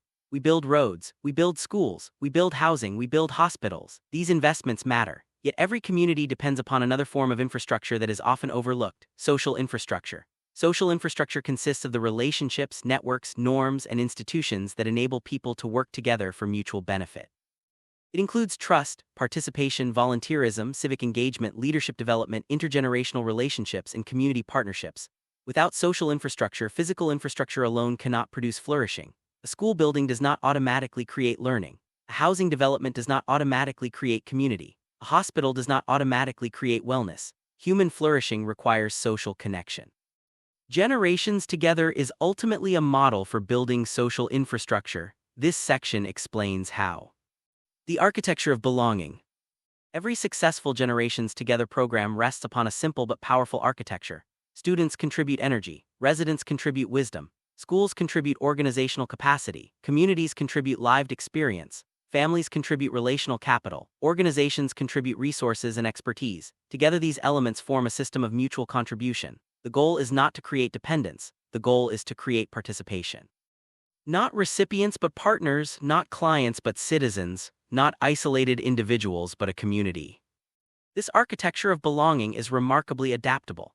It can be implemented in public schools, housing authorities, faith communities, colleges and universities, municipal governments, nonprofit organizations, community development corporations, senior living communities, and youth organizations. The specific details may vary. The underlying principles remain the same. The movement from program to culture. One of the most important insights of this book is that successful community initiatives do not end as programs, they evolve into culture. Programs organize activities, culture shapes behavior, programs recruit participants, culture produces participants, programs create opportunities, culture creates expectations. When Generations Together succeeds, service becomes normal. Intergenerational relationships become expected. Community engagement becomes part of local identity. Students assume that they will contribute. Residents assume that they will participate. Institutions assume that they will collaborate. At that point, the initiative has become more than a program, it has become part of the culture of the community. The chapters that follow are designed with this goal in mind. Why this matters now. The need for Generations Together has never been greater. America is experiencing simultaneous challenges that no single institution can solve alone. Loneliness is increasing. Civic engagement is declining. Communities are becoming fragmented. Trust is eroding. Many young people struggle to find meaningful pathways into leadership. Many older adults struggle to find meaningful pathways into participation. The challenge is not merely social, it is civilizational. Every civilization depends upon its ability to connect generations, to transmit wisdom, to cultivate responsibility, to sustain participation, and to nurture belonging. When these functions weaken, social fragmentation increases. When they strengthen, communities flourish. The work described in this section is therefore not simply program development, it is civilization building. The Belmont Lesson. The Belmont story demonstrated that meaningful transformation can begin with something remarkably simple: a conversation, a partnership, a volunteer opportunity, a shared commitment to serve. The lesson is profound. Communities do not become stronger because they possess extraordinary resources. They become stronger because ordinary people choose to participate. Participation creates relationships. Relationships create trust. Trust creates community. Community creates Ūrumwe. Generations Together. This process can begin anywhere: in a classroom, in a housing community, in a church, in a neighborhood, in a town. The purpose of this section is to help readers begin that process. The journey ahead. The chapters that follow provide a practical roadmap for creating a Generations Together program. They will explore identifying community assets, building partnerships, recruiting volunteers, engaging residents, designing service projects, developing leadership structures, measuring impact, sustaining participation, and scaling success. Each chapter offers practical tools and strategies. Yet beneath every technique lies a deeper purpose: the restoration of Ūrumwe generations together, the rebuilding of belonging, the weaving together of generations, and the creation of communities capable of caring for themselves and one another. For in the end, the goal is not merely to establish another program. The goal is to create places where people are known, where people matter, where people contribute, and where people belong. The goal is to create communities in which no one experiences social orphanhood, communities in which every generation has a place, in which service becomes culture, in which stewardship becomes leadership, in which belonging becomes a lived reality. Communities of Ūrumwe generations together. And the work of building such communities begins now. Chapter 11: Finding the Right Partners. The art of building a community coalition. Every great achievement in human history has been a cooperative achievement. No cathedral was built by a single artisan, no university was founded by a single scholar, no civilization was created by a single generation. The greatest accomplishments emerge when diverse people and institutions align around a shared purpose. This truth lies at the heart of generations together. The challenge facing modern communities is not a shortage of assets. The challenge is that many assets remain disconnected. Schools possess students eager to learn and serve. Housing communities possess wisdom, experience, and untapped leadership. Faith communities possess volunteers and moral vision. Libraries possess knowledge and public trust. Public health departments possess expertise and resources. Community organizations possess relationships and local knowledge. The assets already exist. The people already exist. The institutions already exist. What is often missing is a mechanism for bringing them together. The purpose of this chapter is to explore how communities can identify the right partners and build coalitions capable of creating lasting intergenerational impact. Because generations together is not simply a program, it is a partnership ecosystem. And every successful ecosystem begins with relationships. The myth of the lone institution.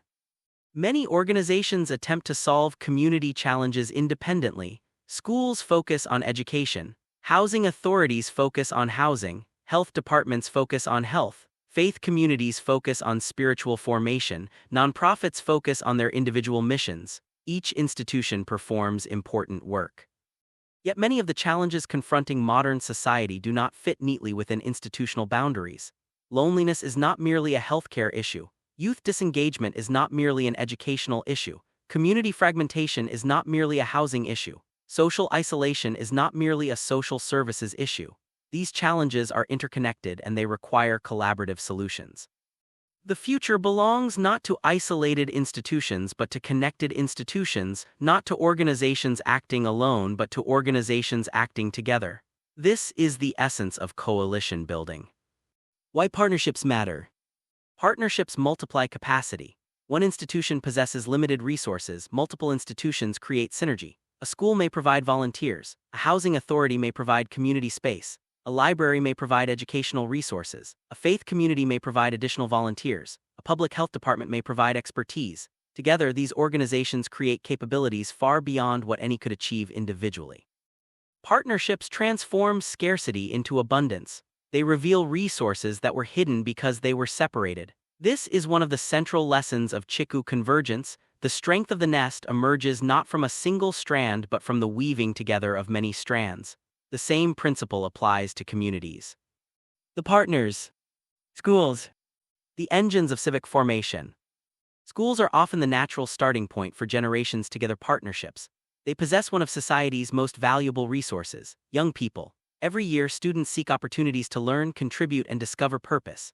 Many schools also require or encourage community service, leadership development, civic engagement, and experiential learning, and generations together aligns naturally with these goals.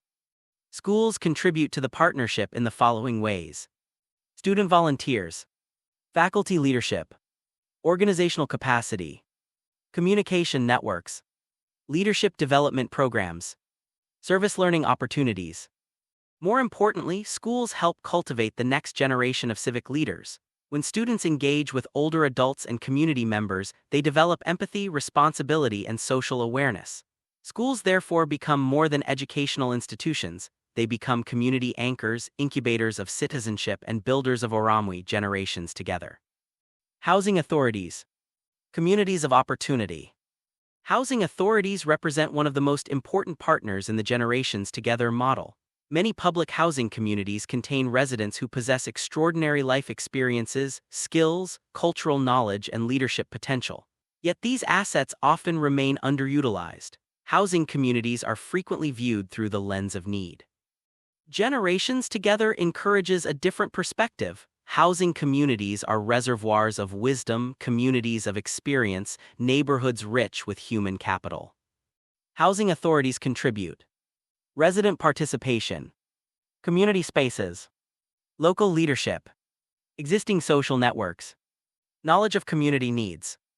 Most importantly, they provide opportunities for meaningful relationships between generations. The Belmont experience demonstrates how powerful these relationships can become. Housing communities can evolve into living classrooms and wisdom centers for an entire town.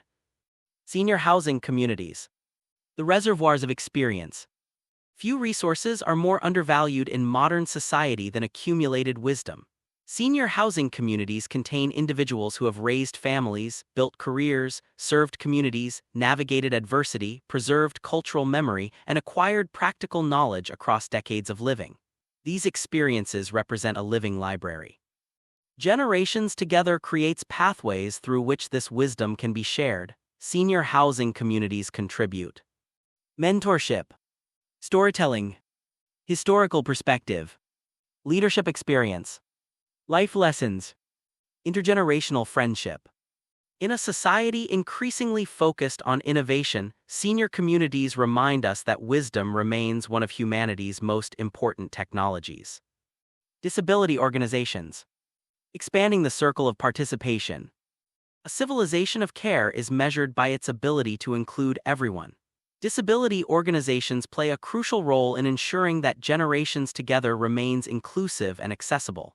These organizations bring expertise regarding accessibility, adaptive participation, inclusive programming, disability advocacy, and community engagement.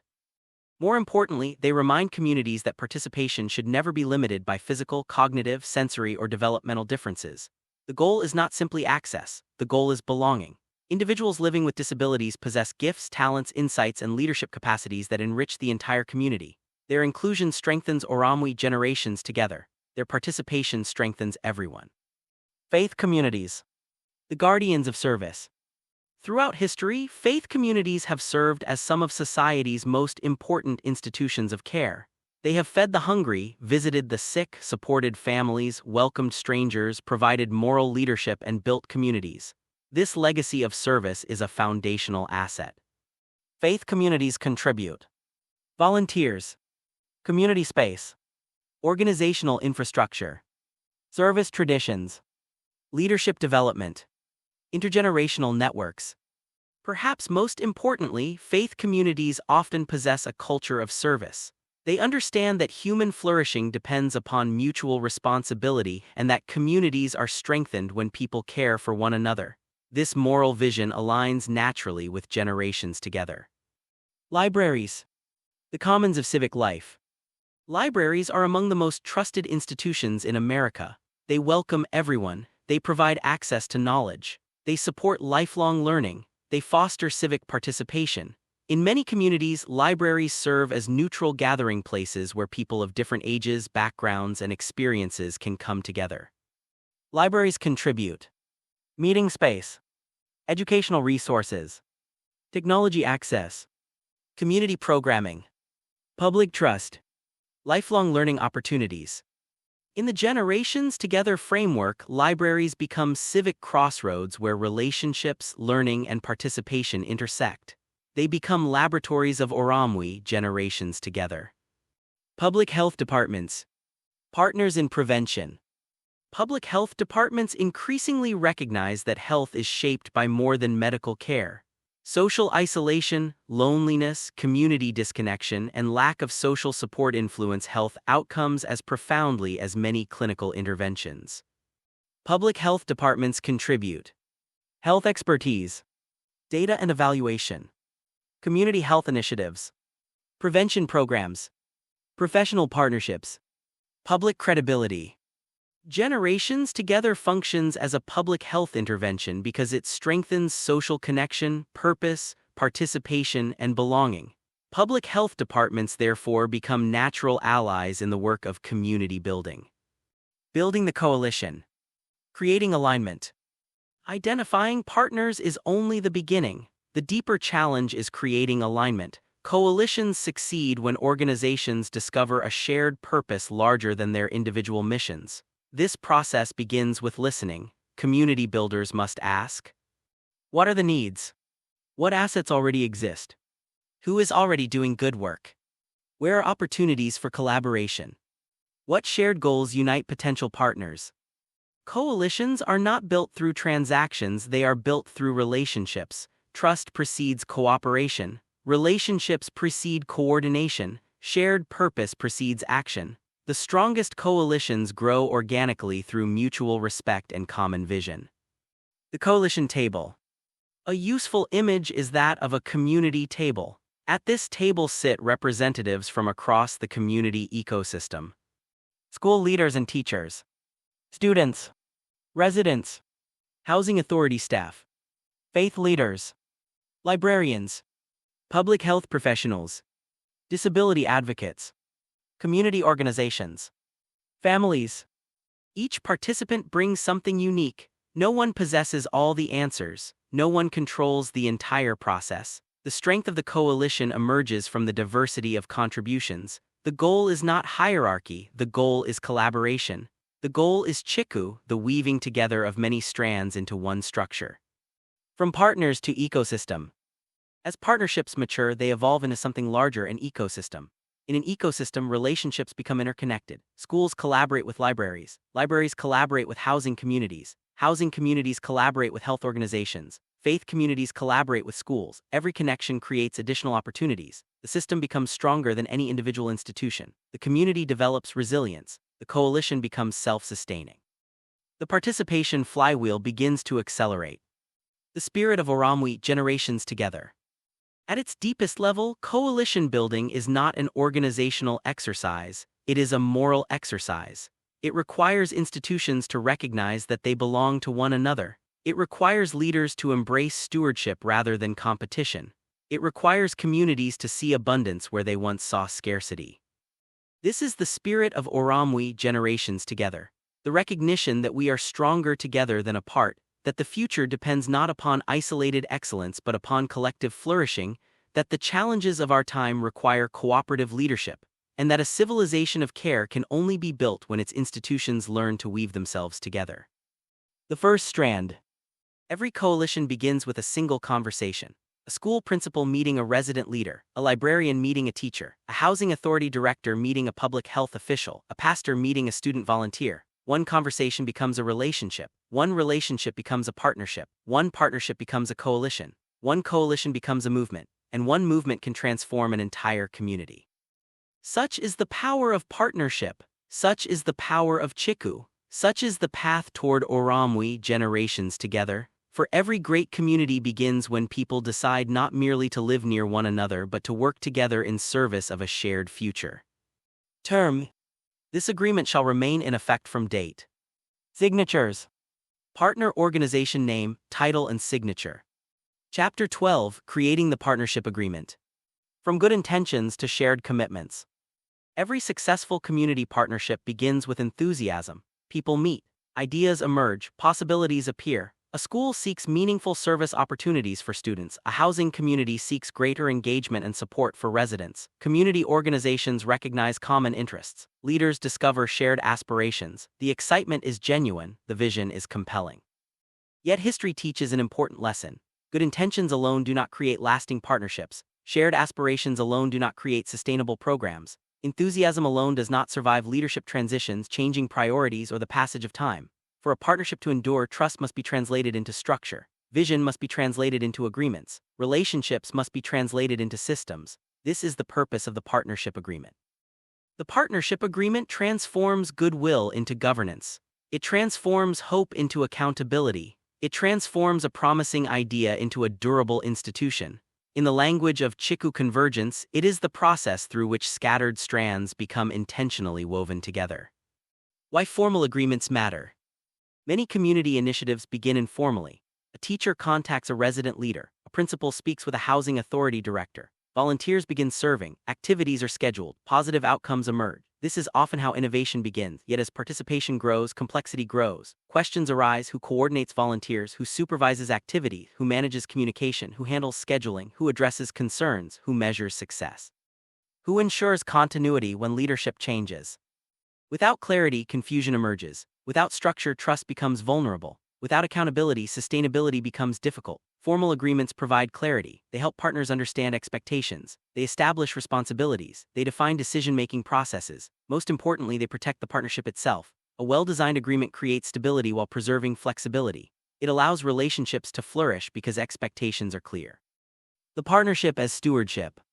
A partnership agreement should never be viewed merely as a legal document. It is a stewardship document. It expresses a shared commitment to the common good. It records a collective promise. It articulates the responsibilities each partner willingly accepts. The strongest agreements are not based on control but on trust, not on enforcement but on stewardship. The purpose is not to limit participation but to strengthen it, not to create bureaucracy but to create continuity.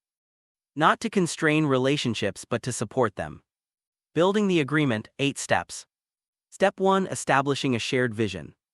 Before drafting any agreement, partners must establish a common vision. The most successful partnerships begin by answering a simple question: why are we working together? This question should produce a clear statement of purpose. For example, the purpose of this partnership is to create meaningful intergenerational service opportunities that improve quality of life, strengthen community connections, develop youth leadership, and reduce social isolation among residents. A shared vision becomes the foundation upon which all subsequent agreements rest. Without a shared vision, governance becomes mechanical. With a shared vision, governance becomes purposeful. Step 2: Identifying the partners.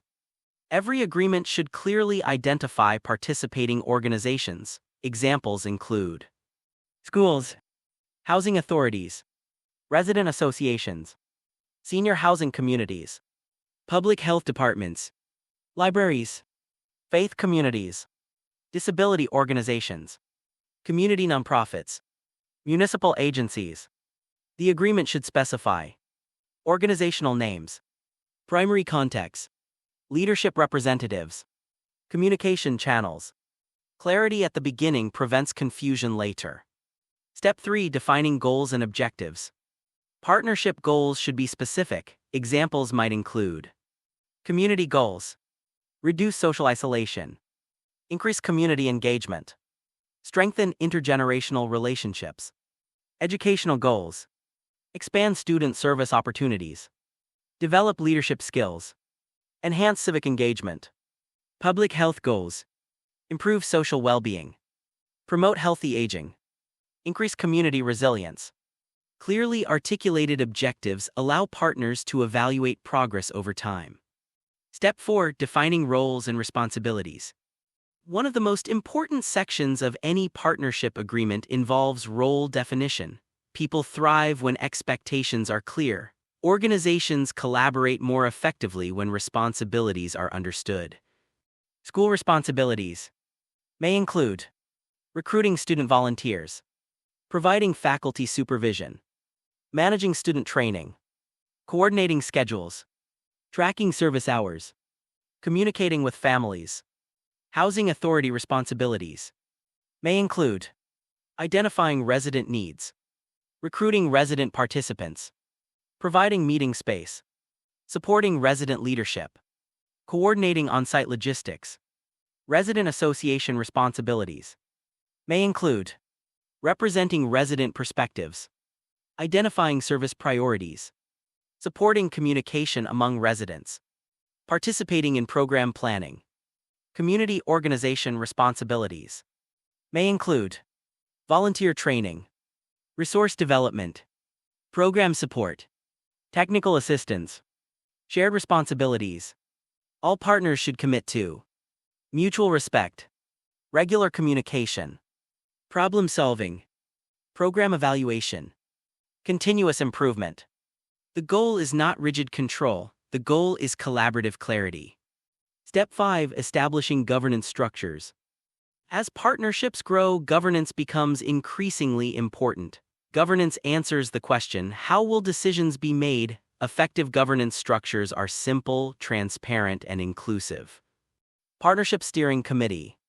A steering committee typically includes representatives from schools, housing authorities, resident associations, community organizations, student leaders, resident leaders. Responsibilities may include strategic planning, program oversight, conflict resolution, evaluation review, partnership development, meeting schedule, recommended, monthly operational meetings, quarterly steering committee meetings, annual partnership review. Consistency builds trust, trust builds continuity. Step 6. Establishing communication protocols.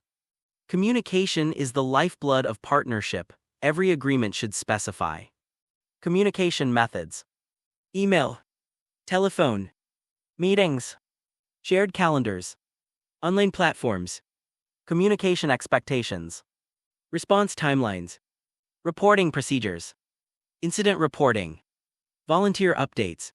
Transparent communication prevents misunderstandings. Step 7. Establishing evaluation measures. Partnerships improve when they measure impact. Potential evaluation indicators include participation metrics, number of student volunteers, number of resident participants, volunteer hours completed, number of activities conducted, community metrics, resident satisfaction, student satisfaction, social connectedness, community engagement, health and well-being metrics, loneliness reduction, increased participation, improved quality of life, enhanced leadership development. Evaluation transforms activity into learning. Learning strengthens sustainability. Step 8. Renewal and sustainability. Every agreement should address continuity. Suggested provisions include annual review, renewal procedures, leadership succession planning, partnership expansion opportunities. The goal is not simply to operate for 1 year, the goal is to build a lasting institution. Templates. Template A. Memorandum of Understanding (MOU). Generations Together Partnership. Memorandum of Understanding. Parties. This Memorandum of Understanding is entered into by. This section includes a blank field for effective date. Purpose.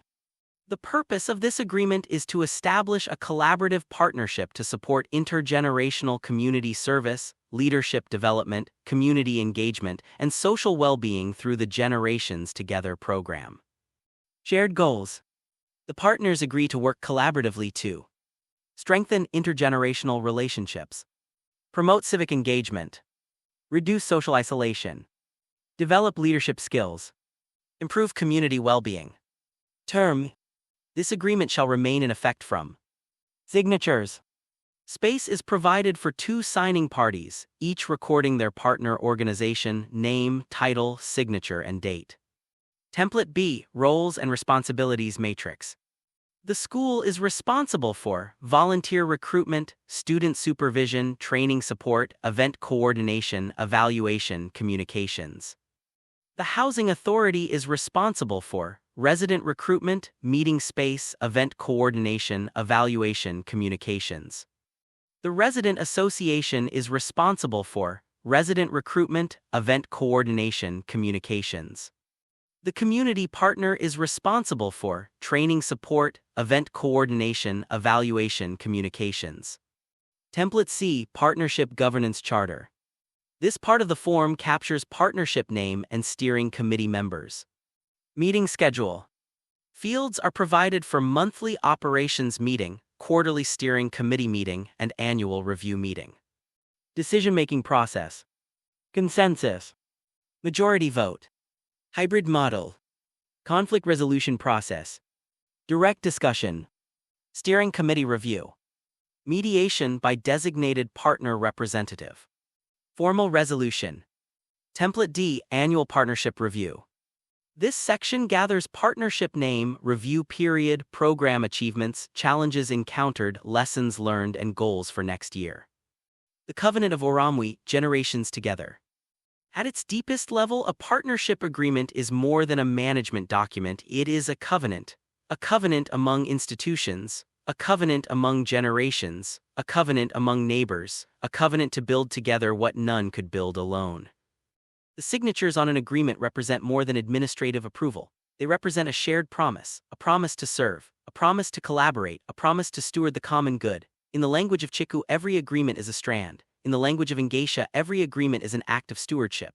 In the language of Ūrumwe, generations together, every agreement is a declaration that we belong to one another. And when enough institutions make that declaration, communities begin to change, not because they possess more resources, but because they possess something far more valuable, a shared commitment to build a civilization of care together. Chapter 13, Assessing Community Needs. Listening before leading. Every successful community transformation begins with a simple act. Not planning, not organizing, not fundraising, not recruiting. Listening. Before the weaver bird gathers strands, it first observes its environment. Before a physician prescribes treatment, a diagnosis must be made. Before an architect designs a structure, the land must be surveyed. Before a community can be strengthened, it must first be understood. This is one of the most important principles of generations together. Communities are not built by imposing solutions. They are built by discovering needs, recognizing assets, and aligning action with lived reality. Far too many well-intentioned programs fail because they begin with assumptions rather than understanding. Leaders assume they know what residents need. Organizations assume they understand what students want. Institutions assume they recognize community priorities. Yet genuine partnership requires humility. The first responsibility of a community builder is not to speak, it is to listen. This chapter explores how communities can systematically assess needs, identify priorities, and create programs rooted in real experiences rather than imagined problems. For the path to Ūrumwe, generations together begins with understanding. The difference between needs and assumptions. One of the greatest dangers in community development is confusing assumptions with needs. Assumptions emerge from outside perspectives. Needs emerge from lived experience. Assumptions often focus on deficits. Needs often reveal opportunities. Assumptions see what is missing. Needs reveal what is possible. A resident may not primarily desire assistance, they may desire companionship. A student may not primarily seek service hours, they may seek purpose. A community may not primarily need additional programs, it may need stronger relationships. Without listening, these distinctions remain hidden. Assessment transforms guesswork into understanding. Communities as living systems. Generations together views communities not as collections of problems but as living systems. Every community contains strengths, needs, relationships, assets, challenges, aspirations. Assessment should therefore examine both needs and capacities. A community is more than its difficulties, it is also its gifts. The purpose of assessment is not simply to identify what is broken, it is to discover what can be built. This shift is profound. Communities become partners in diagnosis. Residents become experts in their own experience. Students become co-creators of solutions. Assessment becomes an act of stewardship. The three voices framework. Effective community assessment requires listening to three essential voices. The resident voice. What do residents experience? What challenges do they face? What opportunities do they see? What relationships do they desire? The student voice. What motivates students? What leadership opportunities interest them? What barriers prevent participation? What skills do they hope to develop? The community voice. What broader trends affect the community? What institutions are available? What partnerships already exist? What resources remain underutilized? When these three voices are heard together, communities gain a more complete picture of reality. Resident surveys. Listening to experience. Residents are the heart of any generations together initiative. Their experiences provide critical insight into community priorities. Resident surveys should explore several areas. Social connection. Questions may include: how connected do you feel to your community? How often do you interact with neighbors? Would you like more opportunities for social engagement? Participation. Questions may include: are you interested in community activities? What activities would you enjoy? What skills or experiences would you like to share? Support needs. Questions may include: are there services or supports that would improve your quality of life? What challenges do you experience most frequently? Intergenerational engagement. Questions may include: would you enjoy interacting with students? What kinds of activities would interest you? Would you be willing to mentor younger generations? These questions help identify both needs and opportunities. Student surveys. Listening to aspiration. Students represent the future leadership of the community. Their voices are equally important. Student surveys should explore motivation, interests, and barriers. Service interests. Questions may include: what types of community service interest you? How often would you like to volunteer? Leadership development. Questions may include: what leadership skills would you like to develop? Would you be interested in mentoring opportunities? Community awareness. Questions may include: how connected do you feel to your community? How familiar are you with local housing communities or senior residents? Learning goals. Questions may include: what would you like to learn from older adults?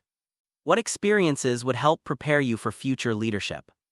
Students often possess insights that adults overlook. Their participation strengthens assessment and improves program design.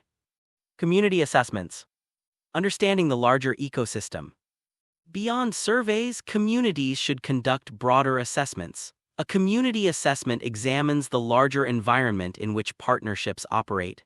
Areas to explore include: demographics, aid distribution, population trends, diversity, household composition, community assets, schools, libraries, faith communities, community centers, health organizations, volunteer groups, existing programs, youth programs, senior programs, volunteer initiatives, public health efforts, community challenges, loneliness, transportation barriers, food insecurity, social isolation, civic disengagement. The goal is to identify opportunities for alignment rather than duplication. Asset mapping. Discovering hidden wealth. One of the most valuable assessment tools is asset mapping. Traditional assessments often focus exclusively on problems. Asset mapping focuses on strengths. It asks: who possesses leadership skills? Who has valuable experience? Which organizations have resources? What spaces are available? What relationships already exist?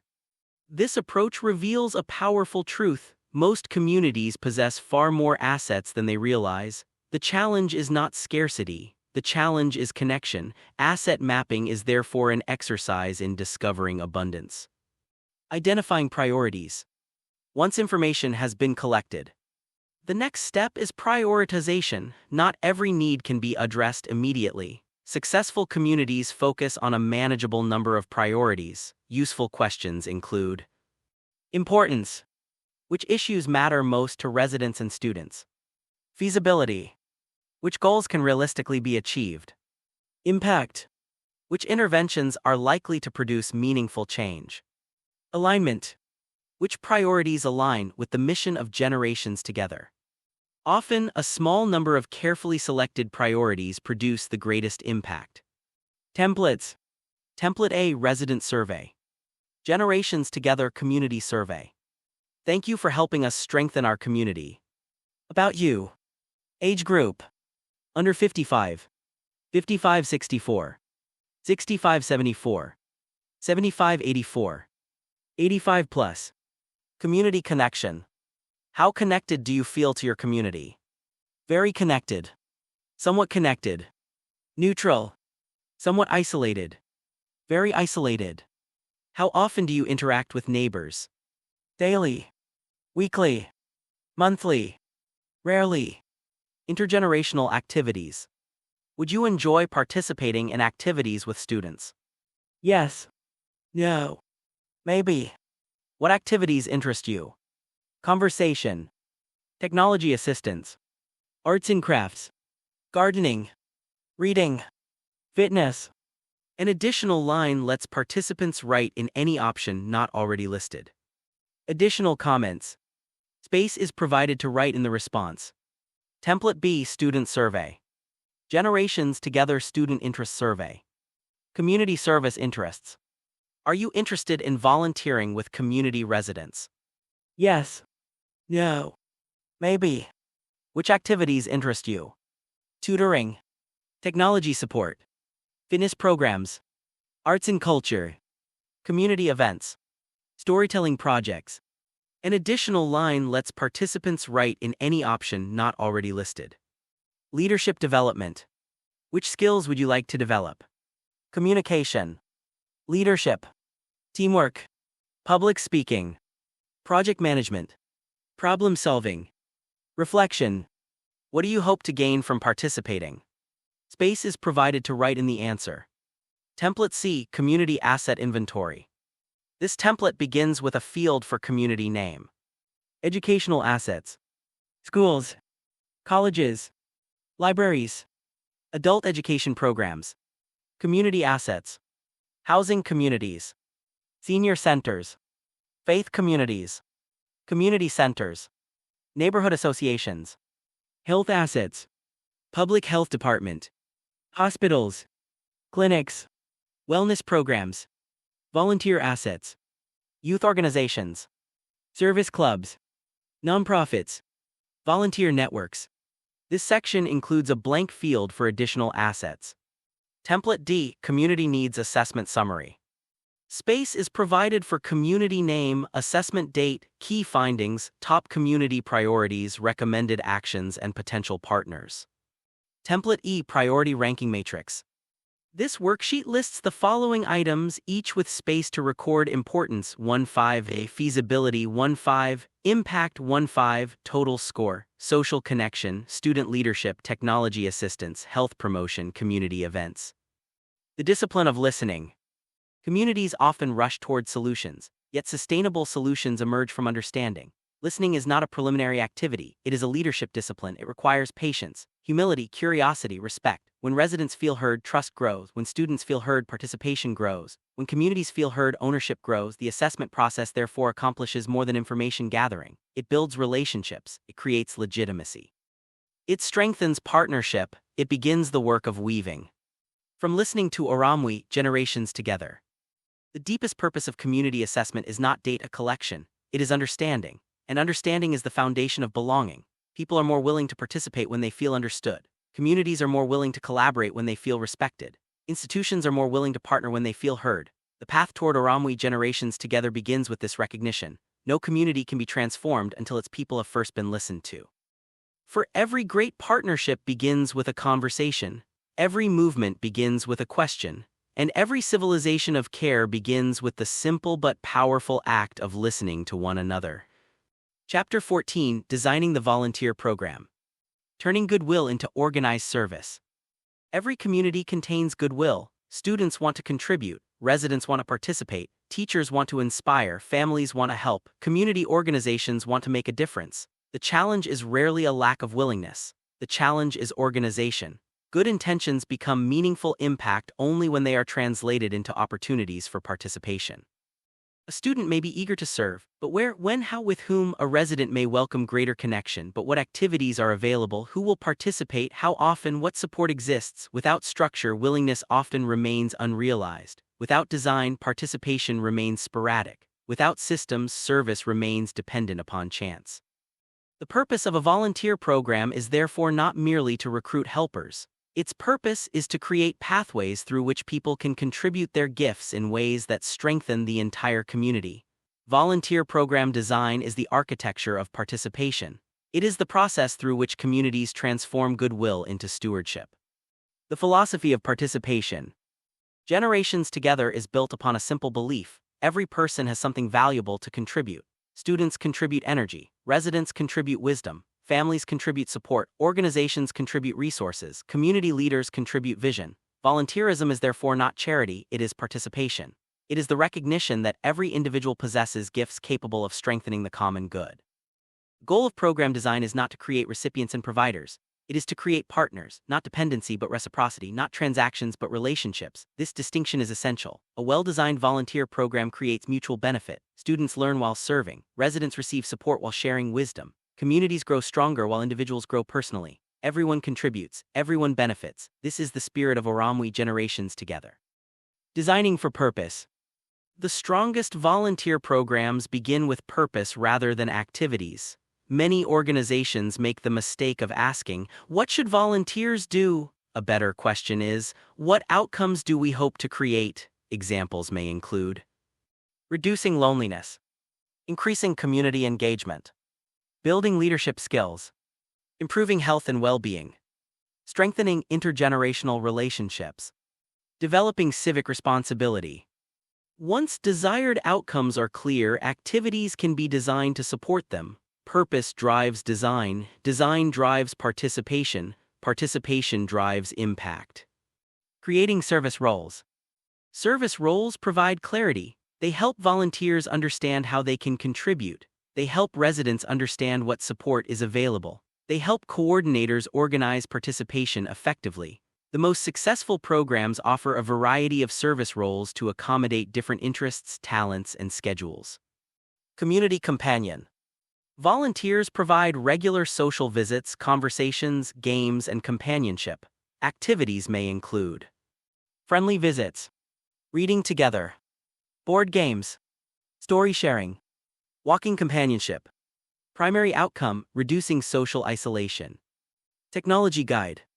Students help residents navigate technology. Activities may include smartphone assistance, email support, video calling instruction, internet navigation, online safety education.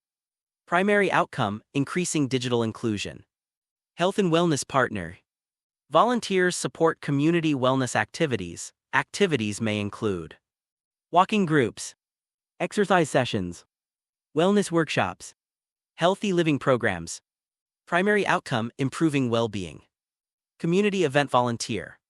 Students assist with events and celebrations. Activities may include event setup, hospitality, registration, activity facilitation. Primary outcome, strengthening community engagement. Storytelling and oral history partner.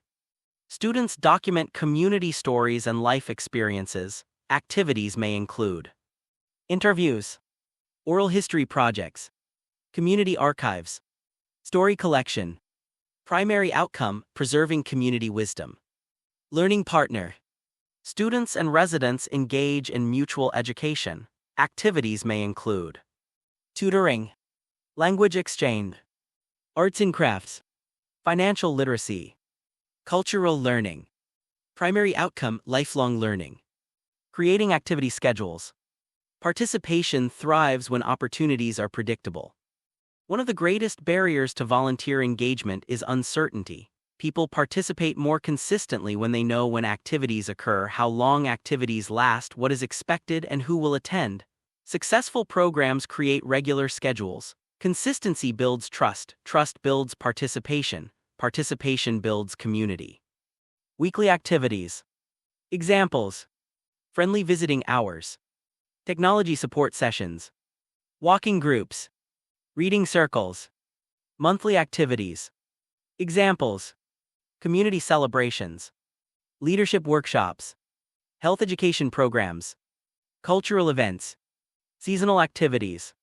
Examples: holiday gatherings, community cleanups, gardening projects, intergenerational festivals. A balanced schedule provides variety while maintaining consistency. Resident matching systems. One of the most important design features of generations together is matching. Relationships rarely flourish through random assignment alone. Successful matching considers compatibility. The goal is not merely participation, the goal is meaningful connection. Matching factors.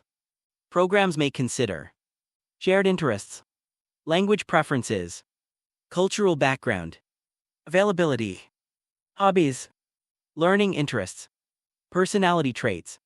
Examples: a resident interested in history may be matched with a student interested in social studies. A resident with gardening experience may be paired with a student interested in environmental science. A resident seeking technology support may be paired with a technologically skilled student. These intentional connections increase engagement and relationship quality. Designing for reciprocity. One of the most important principles of matching is reciprocity. Residents are not clients. Students are not merely helpers, both are contributors, both are learners, both are teachers. Programs should intentionally identify opportunities for mutual exchange. Examples include resident teaches, life skills, history, cooking, cultural traditions, student teaches, technology, new media, contemporary skills, academic knowledge. This mutual exchange transforms service into relationship. It strengthens dignity, it strengthens participation, it strengthens Ūrumwe generations together. Volunteer expectations.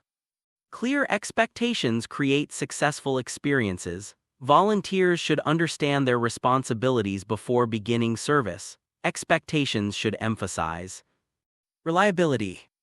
Show up consistently, honor commitments, communicate proactively. respect, Treat every resident with dignity, listen actively, value differences. Confidentiality. Protect personal information, respect privacy, maintain trust. safety, Follow established safety procedures, report concerns promptly, work within program guidelines. Professionalism. Represent the program positively, demonstrate maturity, maintain appropriate boundaries. Clear expectations protect participants and strengthen program quality. Training volunteers. Preparation increases confidence. Every volunteer should receive orientation before beginning service. Training topics may include program mission, communication skills, active listening, cultural awareness, aging and disability awareness, safety protocols, confidentiality, conflict resolution. Training transforms enthusiasm into capability. Capability strengthens impact. templates, Template A, volunteer position description. This part of the form captures position title and purpose. Responsibilities. friendly visits, Technology support. event assistance, Wellness activities. Storytelling projects. An additional line lets participants write in any option not already listed. Time commitment. This section gathers hours per week, schedule, skills required, and supervisor. Template B, volunteer application form. This section includes fields for name and school organization. Contact information. Space is provided for phone and email. Areas of interest. Companionship. Technology assistance. Health activities. Education. Community events. Storytelling. Availability. weekdays, evenings, weekends. Why would you like to participate? Space is provided to write in the answer. Template C, resident interest profile. This template begins with a field for resident name. interests, Gardening. reading, Technology. history, music, Arts and crafts. fitness, Cooking. This section gathers space to write in anything else, preferred activities, preferred volunteer traits, and availability. Template D, volunteer resident matching form. This section includes fields for volunteer name, resident name, shared interests, and planned activities. Meeting frequency. weekly, biweekly, monthly, Space is provided for match approved by. Template E, monthly activity calendar. This template begins with a field for month. This is a blank worksheet with columns for date, activity, location, coordinator, with space for the listener to fill in 4 entries. Template F, volunteer agreement. Generations together volunteer commitment. I agree to. Treat all participants with dignity and respect. Maintain confidentiality. Arrive on time and communicate when unavailable. Follow program policies and safety procedures. Support the mission of generations together. Fields are provided for volunteer signature and date. Template G, volunteer training checklist. This worksheet lists the following items, each with a checkbox to mark it complete: program orientation, mission and values, communication skills, active listening, confidentiality, safety procedures, aging awareness, disability inclusion, emergency procedures. Building an ecology of participation. The true purpose of a volunteer program extends beyond completing tasks. Its purpose is to create an ecology of participation, an environment in which people regularly contribute to one another's flourishing, an environment in which leadership develops naturally, an environment in which relationships become stronger over time, and an environment in which service becomes culture. The most successful programs do not simply organize volunteers, they cultivate citizens. They cultivate stewards, they cultivate community builders. From activities to Ūrumwe generations together. A volunteer visit may appear small, a conversation may seem ordinary, a shared walk may appear insignificant, yet civilizations are built from such moments. Every relationship is a strand, every act of service is a strand, every partnership is a strand, every contribution is a strand. The work of program design is the work of weaving those strands together. Over time, the isolated become connected, the disconnected become engaged, the hesitant become leaders, the strangers become neighbors, and the community moves closer to the condition that this book calls Ūrumwe generations together, a condition in which generations are no longer merely living beside one another. They are living together, learning together, serving together, building together, belonging together, one community, one purpose, one future. Chapter 15, Safety First. Building trust through protection. Every great community is built upon trust. Trust allows people to participate. Trust allows institutions to collaborate. Trust allows families to support programs. Trust allows students and residents to form meaningful relationships. Without trust, participation becomes fragile. Without trust, partnerships become vulnerable. Without trust, communities hesitate to engage. For this reason, safety is not a secondary concern in generations together. Safety is foundational. It is not an administrative requirement added after a program has been designed. It is part of the design itself. Just as the weaver bird carefully constructs its nest to protect life, every Generations Together program must intentionally create structures that protect the well-being of all participants. Safety is therefore not merely about preventing harm. It is about creating the conditions in which relationships can flourish. It is about stewardship. It is about responsibility. It is about honoring the dignity of every participant. Most importantly, it is about ensuring that the civilization of care we seek to build rests upon a foundation of trust. Why safety matters. Intergenerational programs bring together people from different stages of life: students, older adults, individuals living with disabilities, families, educators, volunteers, and community leaders. These relationships create extraordinary opportunities for learning and connection, yet they also require thoughtful safeguards.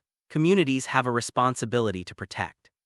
Physical well-being, emotional well-being, personal privacy, personal dignity, organizational integrity, public trust. A successful safety framework protects not only individuals, it protects relationships, and relationships are the essential infrastructure of Ūrumwe generations together. A culture of safety. Many organizations think of safety as a collection of rules. Generations Together views safety differently. Safety is culture. It is a shared commitment embraced by everyone involved: students, residents, schools, partner organizations, and leaders. Safety becomes part of how the community operates, not because people are afraid, but because people care. A culture of safety reflects a culture of stewardship. Protecting students. Students are among the most valuable participants in the Generations Together model. They bring energy, curiosity, creativity, and leadership potential. Communities have a responsibility to create environments in which students can participate confidently and securely. Student protection includes appropriate supervision. Students should never participate in unsupervised activities that exceed established program guidelines. Clear supervision protocols must be maintained. Safe environments. Activities should occur in approved locations that meet organizational safety standards. Training.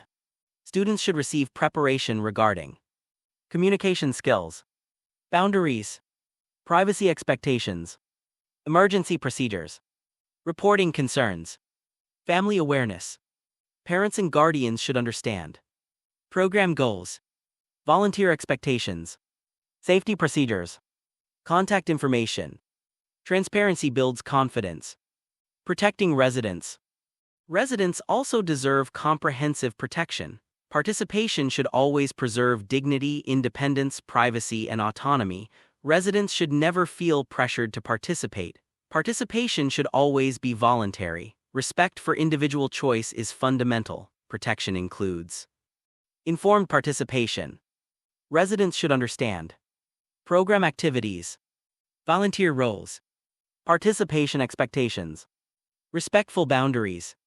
Volunteers should respect personal space, personal preferences, privacy, cultural differences, appropriate support. Programs should accommodate individual needs whenever possible. The goal is inclusion without compromising dignity. protecting schools. Schools carry important responsibilities. They must ensure that student participation aligns with educational and safety standards. Protection includes Volunteer screening procedures, staff supervision, documentation, parent communication, risk management protocols. When schools participate in generations together, they become stewards of both educational excellence and student safety. Protecting partner organizations. Community partnerships depend upon organizational trust. Organizations must protect their reputation, their participants, their volunteers, their staff, and their facilities. Strong policies reduce uncertainty. Clear expectations reduce risk. Well-designed systems strengthen confidence among partners. Safety, therefore, supports sustainability. privacy, Respecting personal information. Privacy is one of the most important principles of ethical participation. Trust grows when people know their information will be protected. Participants may share personal stories, health concerns, family experiences, and contact information. Such information must be treated with care. Programs should establish clear policies regarding information sharing, record storage, photography, social media use, confidential communications. The principle is simple: personal information belongs to the individual. Organizations serve as stewards, not owners of that information. Consent, participation through choice. Consent is the foundation of respectful engagement. Every participant should have the opportunity to make informed decisions regarding involvement. Consent should be voluntary, informed, ongoing, and clearly documented when appropriate. Participants should understand what activities involve, what information may be collected, how information may be used, their right to decline participation. Consent honors autonomy. Autonomy strengthens dignity. Dignity strengthens trust. Supervision, supporting safe relationships. Supervision protects everyone involved. It ensures that activities remain appropriate, concerns are addressed promptly, volunteers receive guidance, and residents receive support. Supervision structures may include Faculty advisors, volunteer coordinators, resident leaders, program managers. Effective supervision balances oversight with empowerment. The goal is not control, the goal is stewardship. risk management, Anticipating challenges before they occur. Every program involves some degree of risk. Responsible organizations proactively identify and address potential concerns. Risk management asks, what could go wrong? How likely is it? How serious would the consequences be? what preventive measures can be implemented? Common areas include transportation, communication, health emergencies, facility safety, Volunteer conduct. data privacy, Risk management transforms uncertainty into preparedness. emergency planning, Preparing for the unexpected. Communities must prepare for situations they hope never occur. Preparation creates resilience. Emergency plans should address medical emergencies, severe weather, facility evacuations, missing participants, safety incidents, communication emergencies. Every participant should know who to contact, how to report concerns, and where emergency information is located. Preparation reduces confusion. Clarity improves response. Creating a safe reporting culture. One of the most important elements of safety is creating an environment in which concerns can be raised without fear. Participants should feel comfortable reporting Safety concerns, boundary concerns, harassment, misconduct, program issues. Reporting systems should be accessible, confidential, responsive, and respectful. Communities become safer when people feel empowered to speak. Templates, Template A, Participant Consent Form. Generations Together Program. This section gathers participant name and organization. consent statement. I understand the purpose of the Generations Together program and voluntarily agree to participate. I understand that participation is voluntary and that I may withdraw at any time. Space is provided for the participant's signature and date, along with an additional line for a parent or guardian's signature and date, if applicable. Template B, Parent-Guardian Permission Form. Space is provided for student name and school. Permission Statement. I grant permission for my child to participate in approved Generations Together activities. I understand that the program follows established supervision and safety procedures. This part of the form captures parent-guardian name, signature, emergency phone number, and date. Template C, Confidentiality Agreement. Volunteer Confidentiality Commitment. I understand that during my participation I may learn personal information about residents, students, or community members. I agree to respect participant privacy. Keep personal information confidential. Avoid sharing information without authorization. Follow all program privacy policies. Fields are provided for volunteer signature and date. Template D, Volunteer Code of Conduct. Generations Together Volunteer Standards. I agree to treat all participants with dignity and respect. Maintain appropriate boundaries. Follow supervision guidelines. Report concerns promptly. Respect diversity and inclusion. Follow safety procedures. This section gathers volunteer signature and date. Template E, Incident Report Form. This section includes fields for date of incident, location, person reporting, description of incident, immediate actions taken, and individuals involved. Follow-up required. Yes. No. Space is provided for details. Template F, Emergency Contact Information Sheet. This part of the form captures participant name, emergency contact name, relationship, primary phone, secondary phone, and medical considerations, optional. Template G, Activity Risk Assessment Worksheet. Fields are provided for activity name and location. Potential risks.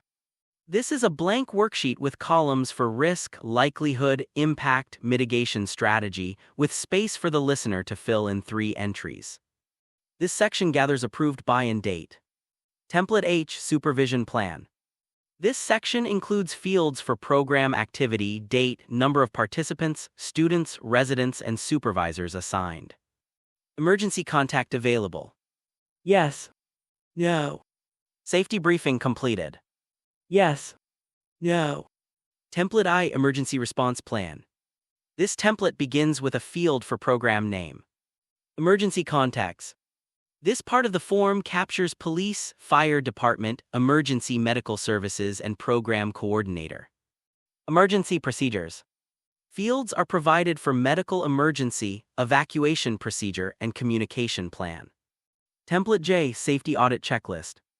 This worksheet lists the following items, each with a checkbox to mark it complete: consent forms collected, emergency contacts updated, volunteers trained, risk assessments completed, supervisors assigned, privacy policies reviewed, incident reporting procedures established, emergency plan distributed. Safety as an expression of care. The deepest purpose of safety is not compliance, it is care. Every safety procedure communicates a message, every consent form communicates a message, every supervision protocol communicates a message, every emergency plan communicates a message. The message is simple: you matter, your dignity matters, your well-being matters, your participation matters. Safety is therefore not separate from the mission of Generations Together. It is one of its highest expressions. A community that protects people demonstrates that it values people. A community that values people strengthens trust. A community built on trust strengthens participation, and participation strengthens Ūrumwe, Generations Together. The Safe Nest. Weaverbird does not build a nest merely to gather strands. It builds a nest to protect life. The strength of the nest is measured not by its appearance but by its ability to provide shelter. Communities are no different. The strength of a Generations Together program is measured not merely by the number of volunteers recruited or activities conducted. It is measured by the confidence people feel when they participate, the confidence that they will be respected, protected, supported, and valued. When safety becomes culture, trust becomes possible. When trust becomes possible, relationships flourish. When relationships flourish, communities become stronger. And when communities become stronger, the vision of Ūrumwe, Generations Together, moves from aspiration to reality. For a civilization of care can only be built upon a foundation of trust, and trust begins with safety. Chapter 16, Recruiting Student Volunteers. Awakening the next generation of civic builders. Every society renews itself through its young people, not through institutions alone, not through policies alone, not through infrastructure alone, but through the gradual formation of character, purpose, and responsibility in the next generation. If Ūrumwe generations together is the goal, the condition in which communities are woven together in belonging and shared stewardship, then students are not peripheral to that vision. They are central to it. They are not simply beneficiaries of community life. They are co-authors of it. Yet in many communities, a paradox persists. Students are surrounded by institutions designed to educate them, guide them, and prepare them for life, but they are often disconnected from the very communities in which that life unfolds. They learn about society without participating in it. They study civic responsibility without practicing it. They prepare for adulthood without engaging in the lived reality of intergenerational community. The result is a gap between knowledge and belonging, between education and participation, between learning and life. Generations together seeks to close that gap, and recruitment is the first bridge. Recruitment as invitation, not extraction. Student recruitment is often misunderstood. It is sometimes treated as a process of filling slots, a task of collecting volunteers, a mechanism for meeting program targets. But in the Generations Together framework, recruitment is something deeper. It is an invitation into meaning. It is an invitation into belonging. It is an invitation into responsibility. Students are not resources to be extracted. They are citizens to be awakened. They are not labor to be organized. They are leaders in formation. Recruitment, therefore, must be rooted in dignity. It must communicate purpose. It must reveal possibility. It must answer a question every student carries, whether spoken or unspoken. Why does my presence matter here? When that question is answered clearly, participation becomes natural. The message shifts: not merely volunteer with us, but become part of something that matters. Not merely help your community, but help shape your community and be shaped by it. This shift transforms recruitment from outreach into invitation. The inner motivation of students. Students do not primarily seek tasks. They seek meaning, they seek identity, they seek recognition, they seek connection, they seek opportunities to become someone through contribution. Generations Together aligns with these deep motivations by offering students something rare in modern life: a place where they are needed, a place where their presence has impact, a place where their actions matter beyond the classroom, and a place where they are not just preparing for life but participating in it. Recruitment succeeds when it speaks to this inner dimension. High school recruitment. Forming civic identity. High school is a critical stage of identity formation. Students are asking fundamental questions: who am I? What do I care about? What is my role in the world? What kind of person am I becoming? Generations Together provides a structured environment where these questions can be explored through action. High schools are therefore one of the most powerful entry points for recruitment. Effective strategies for high schools. 1. School partnerships as formal agreements. Recruitment becomes more effective when it is institutional rather than informal. Schools should enter structured partnerships that integrate service into advisory periods, leadership programs, service learning requirements, extracurricular activities. When service is embedded into the school ecosystem, participation becomes normalized rather than exceptional. 2. Service learning integration. Students engage more deeply when service is connected to learning outcomes. Examples: social studies students explore community history through resident storytelling. Health classes engage in wellness programs with older adults. Technology students provide digital literacy support. Service becomes education, and education becomes service. 3. Peer leadership models. Students are more likely to join programs led by other students. Recruitment should therefore identify student ambassadors, peer mentors, youth leaders. These students become the first weavers of participation within their schools. 4. Visibility and storytelling. Recruitment is strengthened when students see real stories of impact.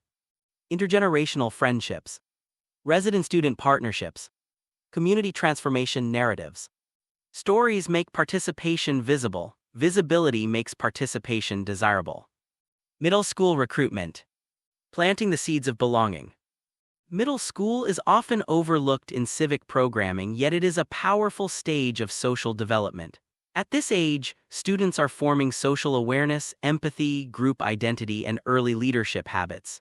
They are highly receptive to structured, supportive engagement. But they require careful design. Effective strategies for middle schools. 1. Simple structured activities. Middle school students respond best to clear, guided roles. Reading with elders, art projects, Gardening activities. Simple technology assistance. The emphasis is on participation, not complexity. 2. Consistent supervision. Trusted adult guidance is essential. Students should always feel safe, supported, and directed.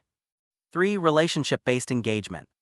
Middle school recruitment is most effective when it emphasizes relationships. Meet a community mentor. Learn from a grandparent in your neighborhood. Make a new friend across generations. The emotional framing matters more than the task itself.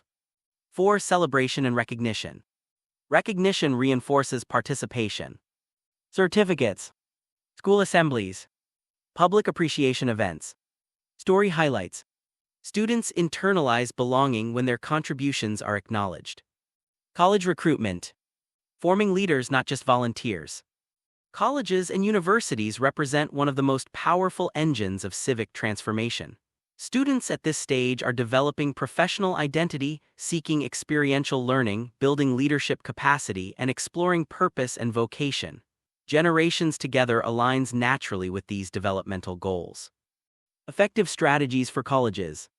1. Service learning and academic credit. College students are highly responsive to structured academic integration. Community health programs. Social work practicums. Education field placements. Public policy engagement. Engineering or technology support initiatives. Service becomes part of academic formation. 2. Leadership pathways. Colleges should create structured leadership roles. Program coordinators. Peer supervisors. Community liaisons. Research assistants. Students transition from participants to designers of engagement.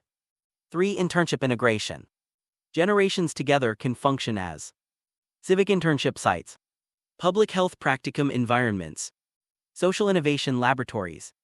Students gain real-world experience while strengthening communities. 4. Research and reflection. Colleges bring an additional dimension, knowledge production. Students can document social impact, health outcomes, community narratives, program evaluation. Participation becomes both action and inquiry. Building a culture of service. Recruitment is not a one-time activity. It is the beginning of a cultural shift. A culture of service emerges when participation becomes normal, expected, celebrated, and institutionalized. In such a culture, students do not ask whether they should participate. They ask where they should participate. Service becomes part of identity, not an extracurricular option but a way of life. The participation pathway. Successful recruitment systems create clear pathways. First, awareness: students learn that opportunities exist. Then invitation: students are personally invited into participation. Then onboarding: students receive orientation and training. Then engagement: students participate in structured activities. Then reflection: students process their experiences. Finally, leadership: students take on expanded roles. This pathway transforms volunteers into civic leaders. The role of peer influence. One of the strongest forces in student recruitment is peer influence. Students listen to students. They trust lived experience more than formal messaging. For this reason, successful programs invest heavily in student ambassadors, peer recruitment teams, and youth storytelling initiatives. When students see peers participating, participation becomes socially meaningful. Overcoming barriers to participation. Common barriers include time constraints.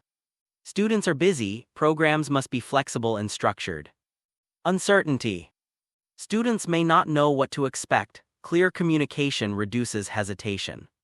Social anxiety.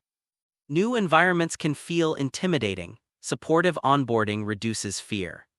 Lack of awareness.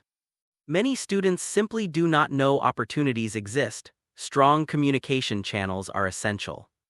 Recruitment succeeds when barriers are acknowledged and addressed. The deeper purpose of recruitment.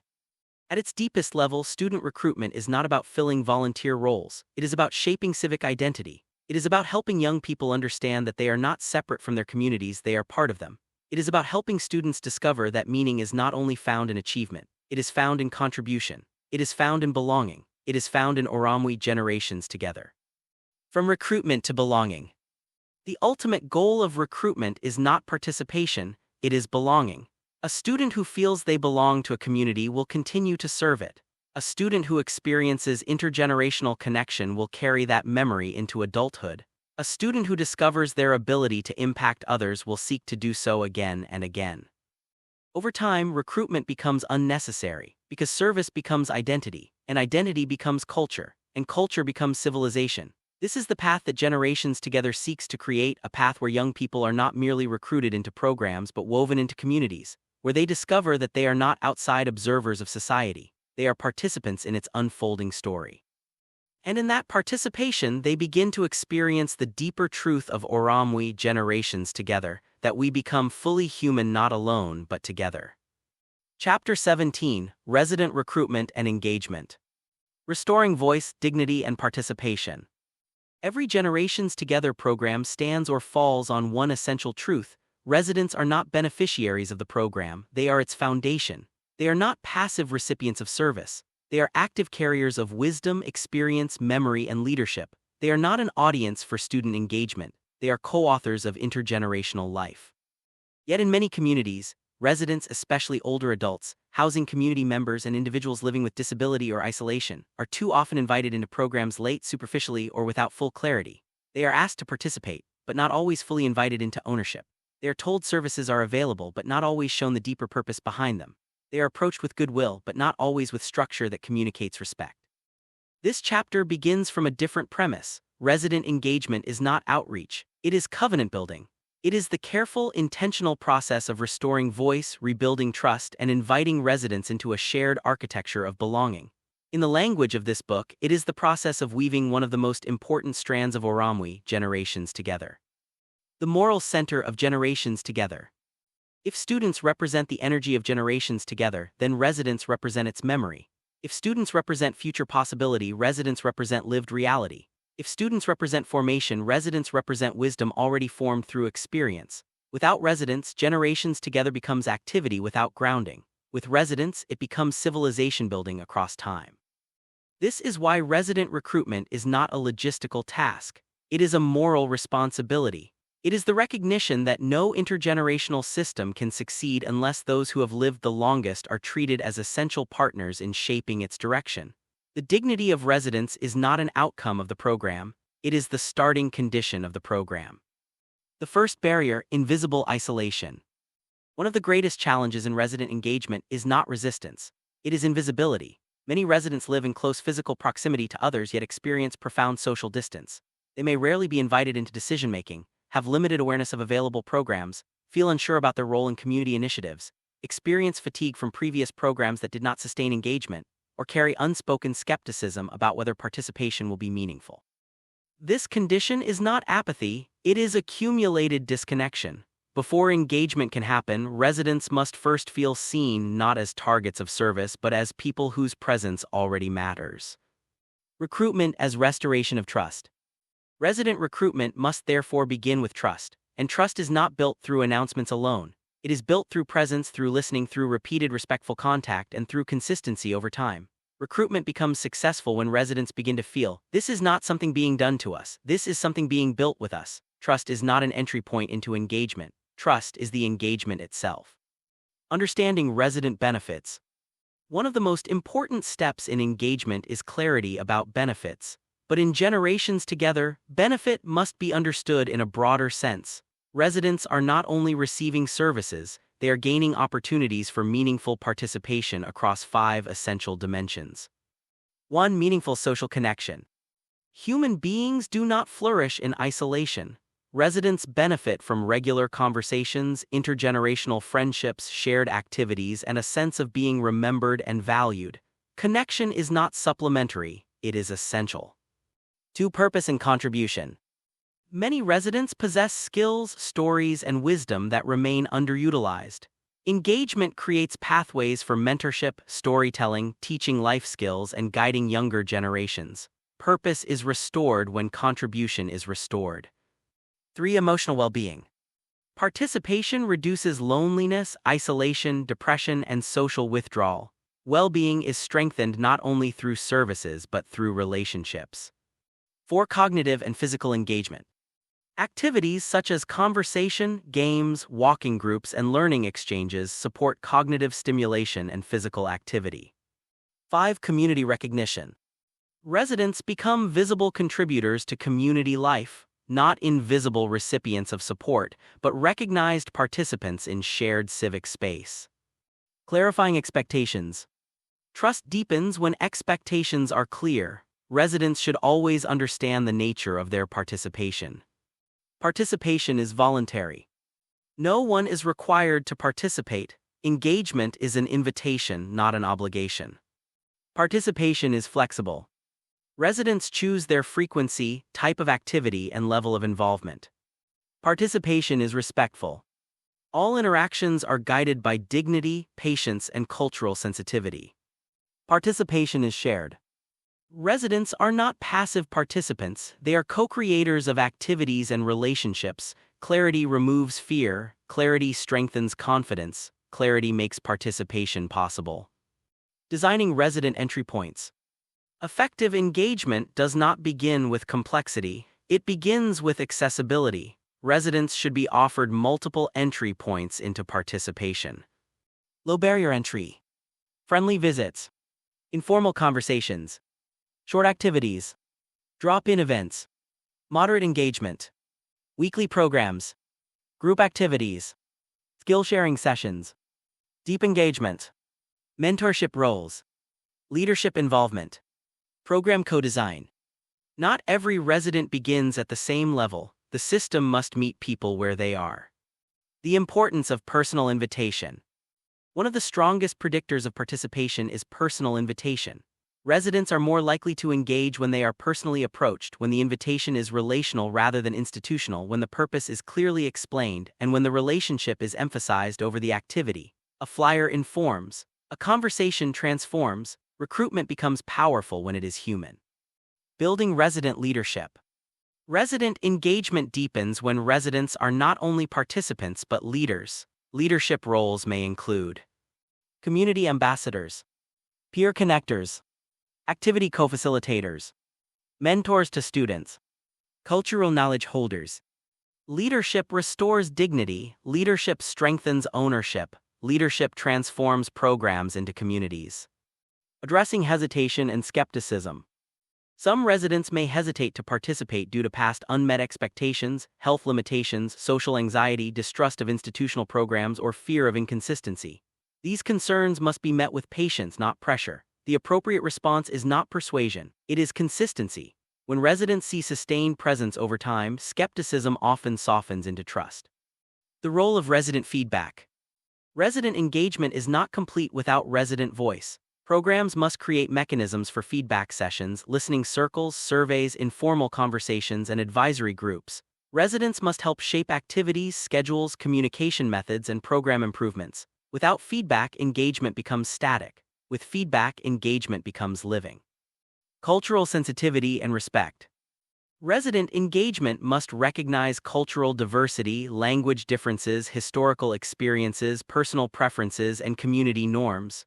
Respect is not optional, it is foundational. Without respect, participation is superficial. With respect, participation becomes meaningful. The role of consistency. Trust is built through repetition. Residents must experience reliable schedules, consistent volunteers, predictable communication, and follow-through on commitments. Inconsistent programs damage trust more than no programs at all. Consistency is not administrative detail, it is emotional infrastructure. The resident experience journey. Resident engagement can be understood as a journey. It begins with awareness, residents learn about the program. Then curiosity, residents begin to ask questions. Then trust, residents observe consistency. Then participation, residents engage in activities. Then ownership, residents shape and lead aspects of the program. Finally, belonging, residents become integral to the community system. This journey is not linear, but it is intentional. Templates. Template A, resident interest and engagement form. Generations together, resident profile. A field is provided for resident name. Interests. Conversation and companionship. Storytelling. Gardening. Technology learning. Teaching life skills. Arts and crafts. Health and wellness activities. Music and culture. Preferred level of participation. Occasional drop-in activities. Weekly engagement. Leadership or mentorship role. Skills or experiences you would like to share. Space is provided to write in the response. Things you would like to learn or experience. Space is provided to write in the response. Template B, resident invitation script. Generations Together Personal Invitation. Hello, my name is. We are part of a community program called Generations Together. We bring students and residents together to build friendships, share experiences, learn from one another, strengthen our community. We would love to invite you to participate in a way that feels comfortable for you. There is no pressure, only opportunity. Would you be interested in learning more? Template C, Resident Engagement Tracking Form. This part of the form captures resident name and date of first contact. Level of engagement. Awareness. Interested. Participating. Regular participant. Community leader. This section leaves space to fill in notes. Template D, Resident Feedback Form. What is working well? Space is provided to write in the answer. What could be improved? Space is provided to write in the answer. What activities would you like to see? This section includes fields for additional comments, along with space to add further comments. Template E, Resident Leadership Role Description. This part of the form captures role title and purpose. Responsibilities. Welcome new participants. Support student engagement. Share stories or skills. Help plan activities. Provide feedback to coordinators. Fields are provided for time commitment and support provided. From participation to belonging. Resident recruitment is not about filling programs, it is about restoring participation where isolation once existed. It is about transforming silence into voice. It is about transforming invisibility into presence. It is about transforming separation into connection, and over time, it is about transforming participation into belonging. When residents are truly engaged, something deeper emerges than programming success, a sense of shared life, a sense of mutual recognition, a sense of dignity restored, a sense of community becoming whole again. This is the path toward Ūrumwe Generations Together, not as an abstract idea, but as lived reality. A community where no one is forgot, where every voice matters, where every generation is present. And where belonging is not an aspiration, but a daily experience woven through the ordinary life of the community. Chapter 18, Training Student Volunteers. Forming servants, leaders, and community builders. The success of a Generations Together program does not ultimately depend upon the number of volunteers recruited. It depends upon the quality of volunteers formed. A community can recruit hundreds of students, yet if they are unprepared, uncertain, or disconnected from the deeper purpose of service, their impact will remain limited. Conversely, a small group of well-trained volunteers can transform an entire community. Why? Because service is more than activity, it is a discipline. Leadership is more than responsibility, it is character in action. Participation is more than showing up, it is stewardship. For this reason, volunteer training occupies a central place within the Generations Together model. Training is not merely about rules, it is about formation, the process through which students learn how to move from helping to serving, from volunteering to leading, and from participation to community stewardship. In the language of Ngatia, training is the cultivation of self-governance. In the language of Chiku, it is the weaving of the strands before they are joined together. In the language of Ūrumwe, Generations Together, it is the preparation of individuals for belonging. Why training matters. Students often enter volunteer programs with enthusiasm. They want to help, they want to contribute, they want to make a difference, yet enthusiasm alone is not enough. Without preparation, students may feel uncomfortable interacting with older adults, misunderstand disability, struggle with communication, lack confidence, misinterpret boundaries, or create unintended misunderstandings. Training transforms uncertainty into confidence. Confidence transforms participation into leadership. Leadership transforms service into impact. The purpose of training is not to create experts, it is to create thoughtful, respectful, capable participants. The 5 dimensions of volunteer formation. Generations Together organizes volunteer preparation around 5 foundational areas. Aging awareness, disability awareness, communication skills, professional conduct, ethics and stewardship. Together, these dimensions create a comprehensive foundation for successful engagement. Module 1. Aging awareness. Understanding the gift of age. One of the greatest misconceptions in modern society is that aging is primarily a process of decline. The Generations Together model rejects this assumption. Aging is not merely the accumulation of years, it is the accumulation of experience, it is the gathering of wisdom, it is the preservation of memory, it is the embodiment of resilience. Students must learn to view older adults not through the lens of limitation but through the lens of contribution. This shift is transformative. When students encounter older adults as teachers rather than merely recipients of assistance, relationships become reciprocal. Mutual respect emerges, meaningful engagement becomes possible. Learning objectives. Students should understand common aspects of healthy aging, the diversity of aging experiences, the importance of independence, the value of life experience, the role of older adults in community life. Challenging stereotypes. Not all older adults are frail, lonely, dependent, or technologically inexperienced. Students should learn to avoid assumptions. Promoting dignity. Every interaction should preserve respect, autonomy, choice, and individuality. Appreciating wisdom. Students should recognize that every resident carries stories, knowledge, historical memory, and practical insight. The volunteer is not merely giving, the volunteer is also receiving. Module 2. Disability Awareness. Seeing ability before limitation. A civilization of care begins when people learn to see human beings before conditions. Disability does not define a person, it is one aspect of a person's experience. Students should understand that people living with disabilities possess strengths, talents, aspirations, leadership potential, and valuable contributions. The purpose of disability awareness training is not pity, it is inclusion. Learning objectives. Students should understand different types of disabilities, inclusive communication practices, respectful language, accessibility principles, individual autonomy, physical disabilities, understanding mobility-related considerations, sensory disabilities, awareness of hearing and vision differences, cognitive disabilities, respectful engagement with varying cognitive abilities, invisible disabilities, recognizing that some disabilities may not be immediately apparent, accessibility, creating environments where participation is possible for everyone. The principle of respectful assistance. Students should learn never assume assistance is needed, always ask first, support independence whenever possible, respect individual preferences. Module 3. Communication Skills. The Art of Human Connection. At the heart of generations together lies a simple reality: relationships are built through conversation. Communication is therefore one of the most important volunteer competencies. Students must learn how to listen attentively, speak respectfully, ask thoughtful questions, and build trust. Communication is not merely the exchange of information, it is the creation of connection. Active listening. Students should practice maintaining attention, avoiding interruptions, asking follow-up questions, demonstrating empathy. Listening communicates value. People feel respected when they feel heard. Conversation skills.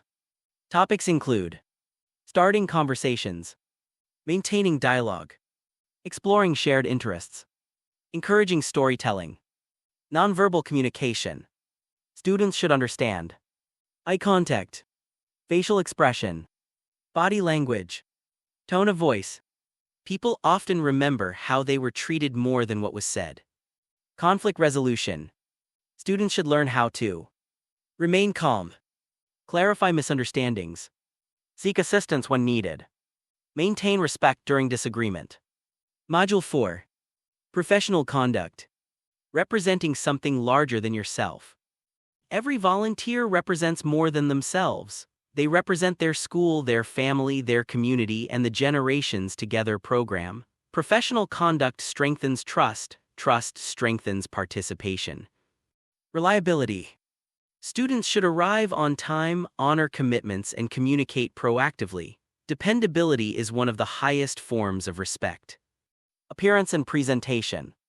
Students should present themselves appropriately for program activities. Professionalism communicates seriousness of purpose. Boundaries. Students should understand appropriate interactions, personal boundaries, privacy expectations, and when to seek supervisor guidance. Healthy boundaries strengthen healthy relationships. Teamwork. Volunteers should learn cooperation, shared responsibility, respect for others, and collaborative problem-solving.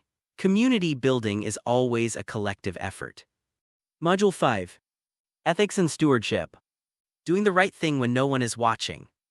Ethics is the foundation of trust. Programs thrive when participants act with integrity. Students should understand that service is not merely what they do, it is how they do it. Core ethical principles. Respect. Every person possesses inherent dignity. Honesty, truthfulness builds trust. Responsibility. Volunteers are accountable for their actions. Confidentiality. Personal information should remain private. Fairness. Every participant deserves equal respect and opportunity. Stewardship. Students should understand that they are stewards of relationships, trust, community resources, and program reputation. Stewardship transforms volunteerism into leadership. Recommended volunteer orientation curriculum. Session 1, Understanding Generations Together. Duration 90 minutes. Topics. Program mission. Ūrumwe, Generations Together and Community Belonging. Intergenerational engagement. Expectations and opportunities. Session 2, Aging and Disability Awareness. Duration 120 minutes. Topics. Healthy aging. Disability inclusion. Respectful assistance.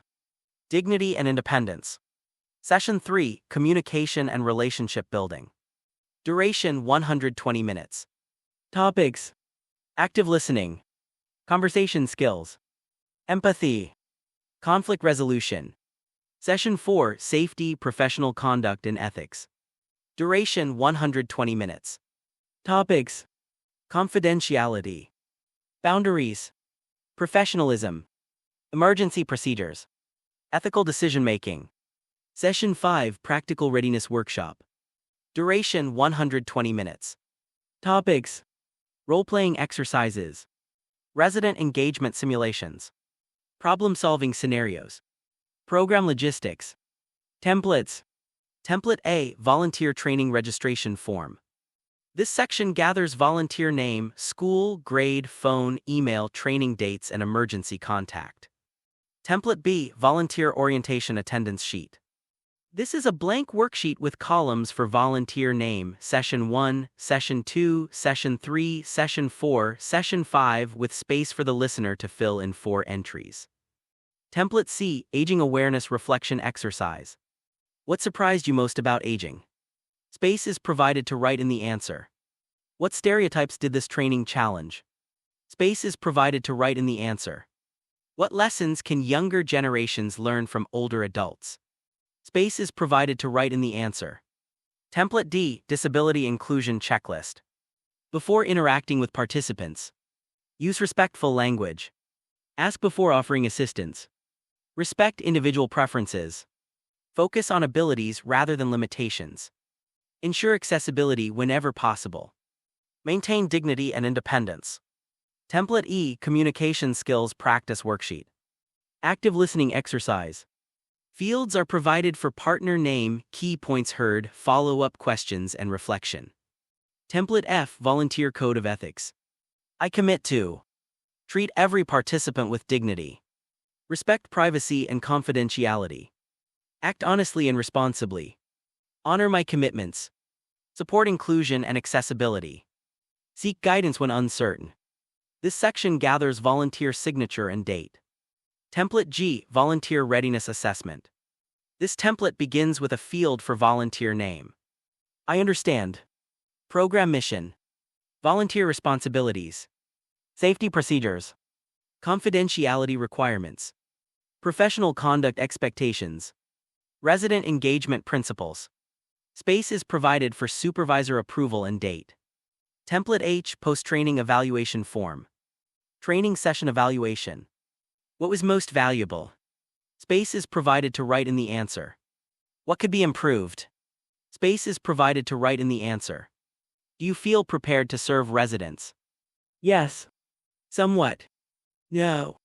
A field is provided for additional comments. Training as civic formation.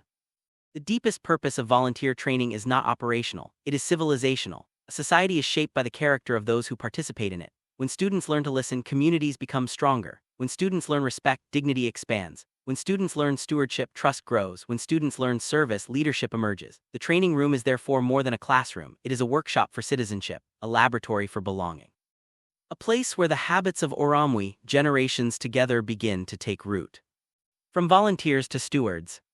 The ultimate goal of Generations Together is not simply to produce volunteers. Volunteers perform tasks. Stewards build communities, volunteers complete assignments, stewards cultivate relationships, volunteers participate in programs, stewards sustain institutions. Through training, students begin this transformation. They learn that service is not an event, it is a way of seeing, a way of relating, a way of belonging. And when enough young people learn that lesson, communities begin to change, not because they have more volunteers, but because they have more stewards, more bridge builders, more weavers, more citizens committed to the work of Ūrumwe. Generations Together, the enduring work of bringing generations together. Part 4. Activities that change lives. The architecture of human connection. Civilizations are not built by ideas alone. Ideas matter, vision matters, institutions matter, but ultimately societies are shaped by what people do together. The future is not created in theories, it is created in relationships, it is created in conversations, it is created in shared experiences, it is created in the ordinary acts through which one human being encounters another and discovers that they belong to the same story. This is the great lesson of Generations Together. Community is not an abstraction, it is an activity. Belonging is not a philosophy, it is a practice. Ūrumwe. Generations Together is not merely an ideal, it is a lived experience. For this reason, every chapter leading to this point has been preparing us for a simple but profound question. What do generations actually do together? How do students and residents move beyond introductions? How do institutions move beyond agreements? How do partnerships move beyond planning? How does vision become reality? The answer lies in activity, not activity for its own sake, not busyness, not programming designed merely to fill calendars, but purposeful activities that create connection, build trust, cultivate leadership, strengthen health, preserve wisdom, and generate belonging. Activities that transform strangers into neighbors, activities that transform participants into community, activities that change lives. The small actions that build great communities. Modern society often underestimates the power of small actions. We celebrate large institutions. We admire large investments, we focus on large systems, yet communities rarely change because of grand events alone. They change because of repeated interactions. A conversation, a visit, a shared meal, a walk around the neighborhood, a student helping a resident navigate a smartphone, a resident sharing a story from 50 years ago, a young person listening, an elder teaching, a neighbor remembering another neighbor's name. These moments appear insignificant, yet they contain extraordinary power, because every meaningful relationship begins with a single encounter. And every thriving community is ultimately a network of relationships. The architecture of belonging is built one interaction at a time. The hidden economics of human connection.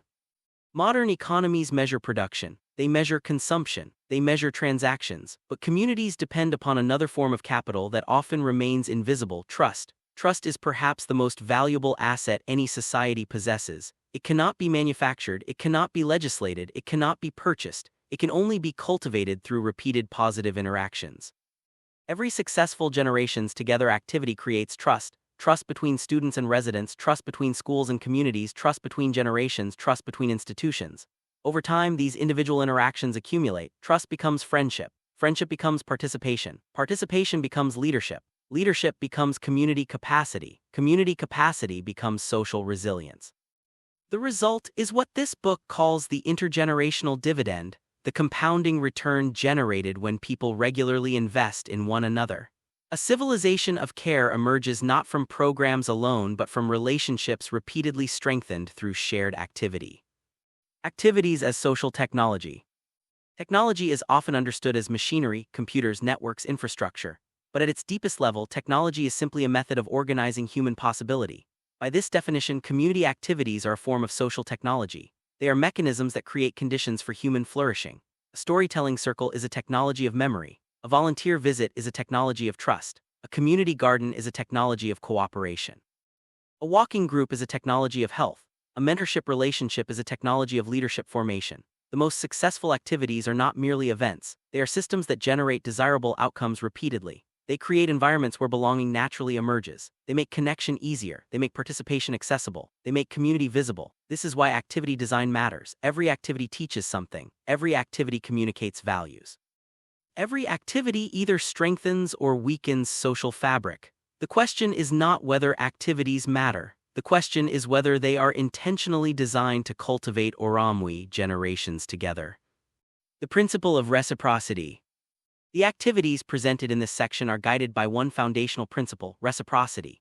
In many traditional service models, one group serves while another receives. One group gives, another group benefits. Generations Together rejects this framework. Students are not merely helpers, residents are not merely recipients. Every participant possesses something valuable. Every participant teaches, every participant learns, every participant contributes.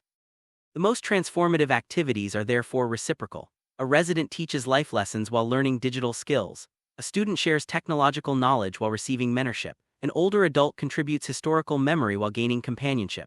A young person offers energy while discovering purpose. Both sides give, both sides receive. This reciprocity preserves dignity, and dignity strengthens participation. From programs to relationships. One of the most common mistakes in community development is confusing programs with outcomes. Programs are not the goal. Relationships are the goal. Activities are simply vehicles. The true measure of success is not how many events were held, how many volunteers attended, or how many hours were completed. The deeper questions are: did trust increase? Did friendships emerge? Did loneliness decline? Did leadership develop? Did people feel seen? Did belonging grow? The activities described in this section should therefore never be viewed as isolated events. They are relationship-building mechanisms. They are opportunities to create the conditions in which community can flourish.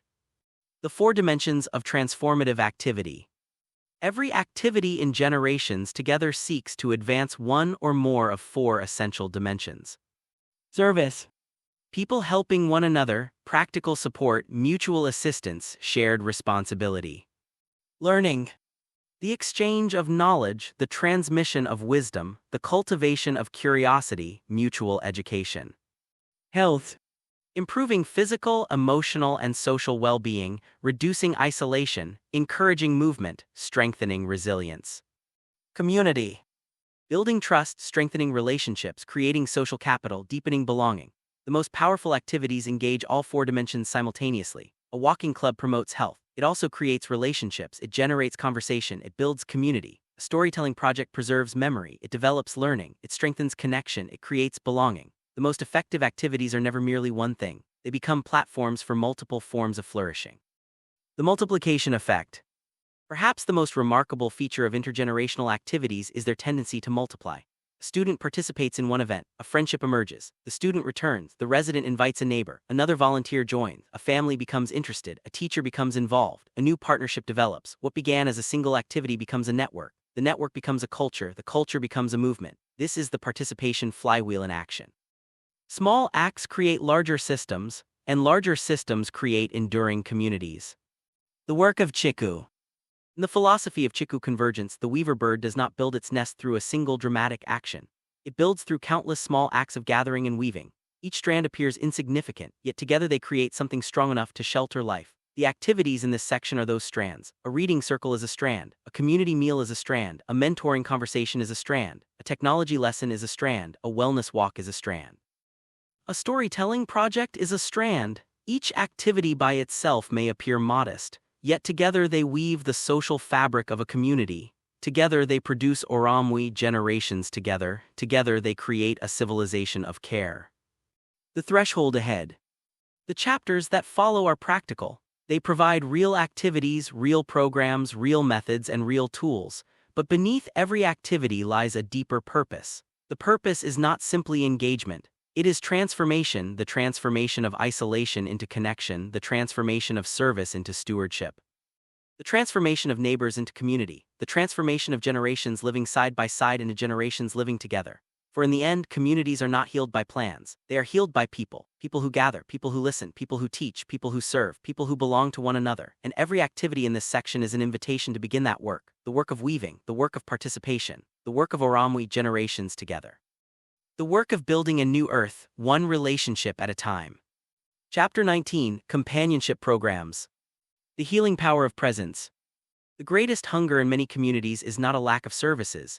It is a lack of connection, not a shortage of information but a shortage of companionship, not the absence of people but the absence of presence.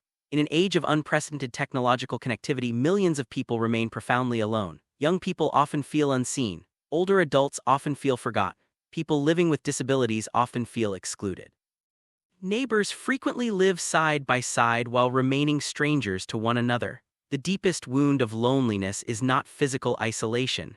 It is the feeling that one's life no longer matters to others. Companionship programs address this wound at its source. They restore one of the most fundamental human experiences, the experience of being known, of being heard, of being remembered, of being valued. This may appear simple, yet few interventions possess greater transformative power, for before people can thrive, they must first belong, and belonging begins with relationship. The Ministry of Presence. Modern society often rewards productivity. It celebrates achievement, it measures outcomes, it values efficiency, yet some of the most important contributions a human being can make cannot be measured in units of productivity. A conversation, a listening ear, a shared memory, a moment of laughter, a visit, a friendship, companionship reminds us of a profound truth. Presence itself is a form of service. To sit with another person and genuinely listen is an act of stewardship. To remember another person's story is an act of respect. To share time is to share life. The Generations Together model therefore recognizes companionship as one of the highest forms of community engagement, not because it solves every problem, but because it creates the relationships through which many problems become easier to bear. Why companionship matters. Human beings are relational creatures. Our emotional health, our social well-being, our sense of identity, and our experience of purpose are all shaped by relationships. When meaningful relationships decline, communities begin to weaken. Research consistently demonstrates that social connection contributes to improved emotional well-being, reduced loneliness, improved cognitive engagement, better physical health outcomes, increased resilience, greater life satisfaction. Yet companionship programs produce benefits beyond health. They create opportunities for intergenerational learning, leadership development, community trust, social cohesion, civic engagement. Companionship is therefore not merely a social activity, it is community infrastructure. The philosophy of mutual friendship. One of the most important principles of Generations Together is reciprocity. Companionship is not charity, it is friendship. Students are not visiting residents because residents have nothing to offer. Students visit because both generations possess gifts that enrich one another. A resident may offer wisdom, perspective, historical memory, life lessons, encouragement. A student may offer curiosity, energy, new ideas, fresh perspectives, technological knowledge. Each contributes, each receives, each grows. The relationship becomes a bridge across generations, and the bridge strengthens the community. Friendly visits. The simple practice of showing up. The foundation of every companionship program is the friendly visit. At first glance, a visit appears ordinary. A student arrives, a conversation begins, stories are exchanged, time passes, the visit ends, yet beneath this simplicity lies extraordinary significance. The visit communicates you matter, you are remembered, your presence is valued, your story deserves attention. Friendly visits create opportunities for conversation, trust building, relationship formation, emotional support, and community engagement. The most successful visits are not highly structured, they are authentic. Their power lies in consistency rather than complexity. Guidelines for friendly visits. Successful visits should emphasize reliability. Consistency builds trust. Respect. Every resident should be treated with dignity. Curiosity. Students should seek to learn rather than simply assist. Presence. The goal is connection, not task completion. Listening. Residents often value attentive listening more than advice. Companionship begins where attention is given freely. Story sharing. Preserving the wisdom of experience. Every resident carries a library within them, a collection of memories, lessons, victories, failures, dreams, and experiences. Yet many of these stories remain untold. Story sharing creates space for memory to become community. Students gain access to experiences they could never encounter in textbooks. Residents gain the opportunity to reflect upon lives that have meaning. Storytelling transforms experience into legacy. Topics for story sharing. Students may explore questions such as, what was your childhood like? What lessons have shaped your life? What challenges helped you grow? What moments are you most proud of? What advice would you offer younger generations? These conversations create bridges between generations. They also preserve community memory. Community story archives. Programs may create oral history projects, community memory books, digital archives, story collections. In this way, personal stories become communal treasures. Reading together. The shared journey of learning. Reading is one of humanity's oldest forms of companionship. Stories bring people together, books create common ground, ideas generate conversation, reading together combines learning with relationship. Students and residents become companions in discovery. Activities may include reading novels, exploring biographies, discussing historical events, sharing poetry, reviewing newspaper articles. Reading creates opportunities for dialogue, reflection, critical thinking, and intergenerational learning. The activity is not merely about literature, it is about connection through shared exploration. Creating reading partnerships. Programs may establish one-on-one reading partners. A student and resident read and discuss material together. Reading circles. Small groups gather regularly for shared discussion. Community book clubs. Intergenerational groups explore common themes. Reading becomes both educational and relational. Life review conversations. Reflecting on a life well lived. Perhaps the most profound companionship activity is the life review conversation. Life review is not merely storytelling. It is reflection, it is meaning-making. It is the process through which individuals examine the experiences that have shaped them. Many residents welcome opportunities to reflect on childhood, family, work, faith, relationships, achievements, challenges, and legacy. Students who participate in life review conversations often experience remarkable growth. They gain perspective, they develop empathy, they encounter wisdom, they learn that human lives are not defined by isolated moments but by journeys. Themes for life review conversations. Identity. Who have you become? Purpose. What has given your life meaning? Challenge. What difficulties taught you important lessons? Relationships. Who has most influenced your life? Legacy. What do you hope future generations will remember? Such conversations often become transformative for both participants. The art of listening. Companionship programs depend upon one skill more than any other: listening. Listening communicates respect. Listening communicates interest. Listening communicates value. Listening allows another person to feel seen. Students should understand that listening is not passive, it is an active act of care. It requires patience, curiosity, humility, and presence. The strongest relationships often emerge not from speaking but from listening well.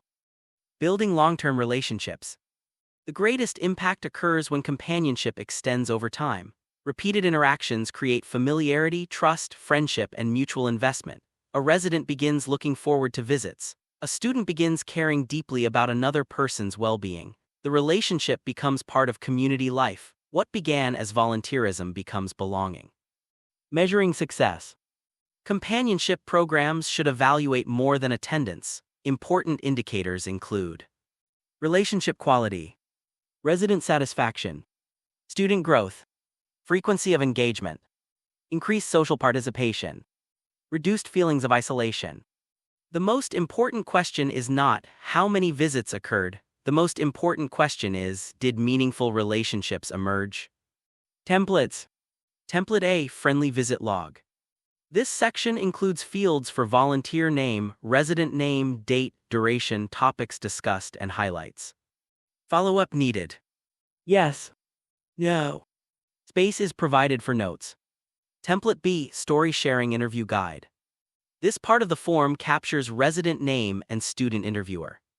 Early life. Where did you grow up? Space is provided to write in the answer. Important life lessons. What lessons have shaped your life? Space is provided to write in the answer. Challenges. What challenges helped you become who you are today? Space is provided to write in the answer. Advice for future generations. What advice would you offer younger generations? Space is provided to write in the answer. Template C, community story collection form.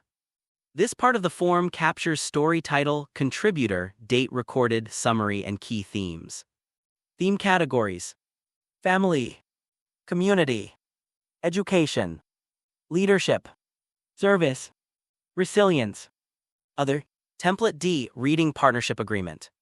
Fields are provided for student name, resident name, reading interests, selected book or material, meeting schedule, and goals. Template E, life review conversation guide. Identity. What experiences most shaped your life? Space is provided to write in the answer. Purpose. What has given your life meaning? Space is provided to write in the answer. Relationships. Who has influenced you most? Space is provided to write in the answer. Legacy. What would you like future generations to remember? Space is provided to write in the answer. Template F, Companionship Program Reflection Form. This template begins with a field for participant name. What did you enjoy most? Space is provided to write in the answer. What did you learn? Space is provided to write in the answer. How did this experience affect your sense of community? Space is provided to write in the answer. Template G, Relationship Growth Tracker.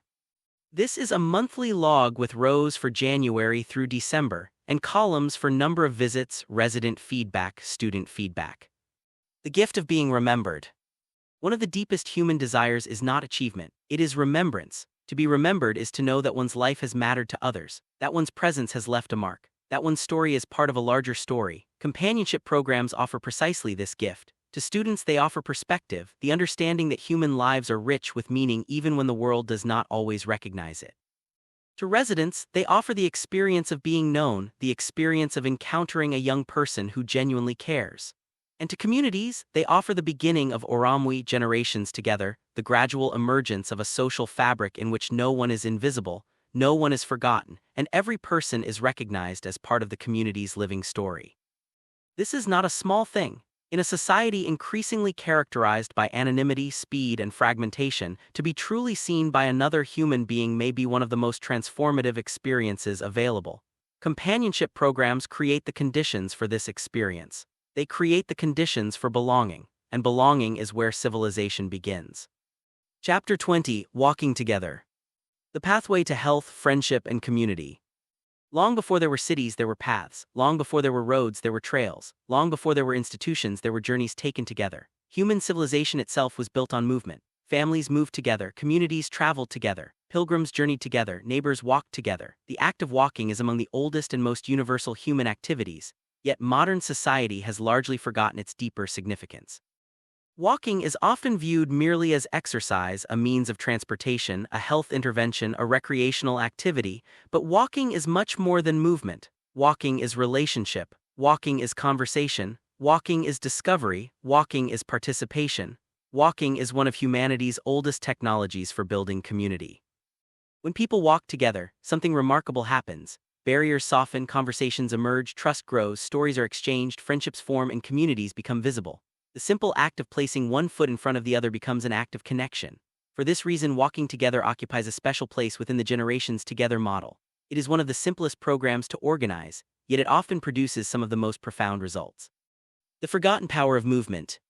Modern life increasingly encourages immobility. People sit, they drive, they scroll, they consume information through screens. Many older adults spend long periods indoors. Many students spend much of their day seated in classrooms. The result is not only physical inactivity, it is social inactivity. Communities lose opportunities for spontaneous interaction. Neighbors become strangers, public spaces become underutilized, movement declines, connection declines, health declines.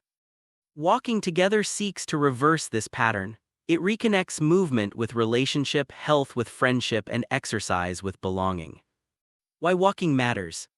Walking is uniquely accessible. Unlike many forms of recreation, it requires no expensive equipment, no special facilities, no advanced training, no athletic expertise.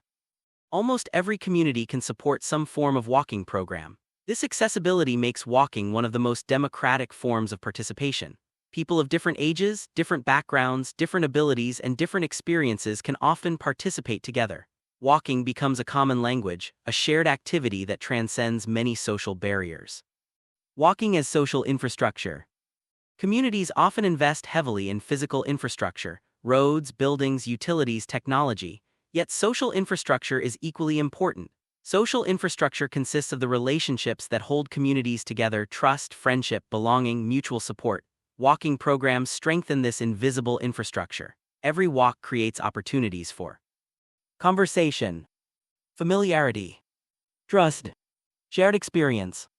The walk itself may last 30 minutes, but its impact can extend for years. Relationships formed while walking often become the foundation for deeper community engagement. Mobility. Preserving independence through movement. One of the greatest concerns for many older adults is the loss of mobility. Mobility represents more than physical capability. It represents independence, freedom, choice, participation, and the ability to remain connected to community life. Regular walking can help support balance, endurance, strength, confidence, functional independence. Students who participate in walking programs contribute to this effort simply by being present. Their companionship encourages consistency. Their enthusiasm creates energy. Their presence transforms exercise into relationship. Walking, therefore, becomes more than physical movement, it becomes a pathway toward sustained participation in community life. Health. The body in motion. Human beings are designed for movement. The body thrives when it is active. The mind benefits from physical engagement. Emotional well-being improves when people remain connected to others and to their environment. Walking programs support numerous dimensions of health. Physical health benefits. Walking may contribute to cardiovascular fitness, improved circulation, better balance, increased endurance, enhanced mobility. Mental health benefits. Walking may support reduced stress, improved mood, greater emotional resilience, enhanced cognitive engagement. Social health benefits. Perhaps most importantly, walking strengthens social well-being. People who walk together talk together. People who talk together connect. People who connect are less likely to experience loneliness. Health therefore emerges not only from movement but from relationship. Friendship. The conversations that change lives. One of the remarkable qualities of walking is that it creates natural conversation. Unlike formal meetings, walking removes many social pressures. People speak more freely, stories emerge more naturally, questions arise organically. The side-by-side nature of walking often feels less intimidating than face-to-face interaction. Friendships frequently develop through these simple exchanges. Students learn about history, family, resilience, community memory. Residents learn about modern life, new perspectives, emerging opportunities, youth aspirations. Both generations gain insight, both generations gain companionship. Walking becomes a bridge across time. Walking is a classroom.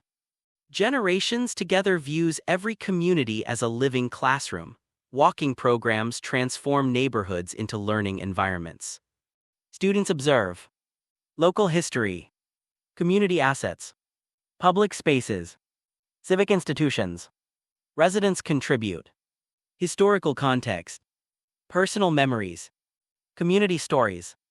Learning becomes experiential. The neighborhood itself becomes the curriculum. The walk becomes a lesson in citizenship. Walking as discovery.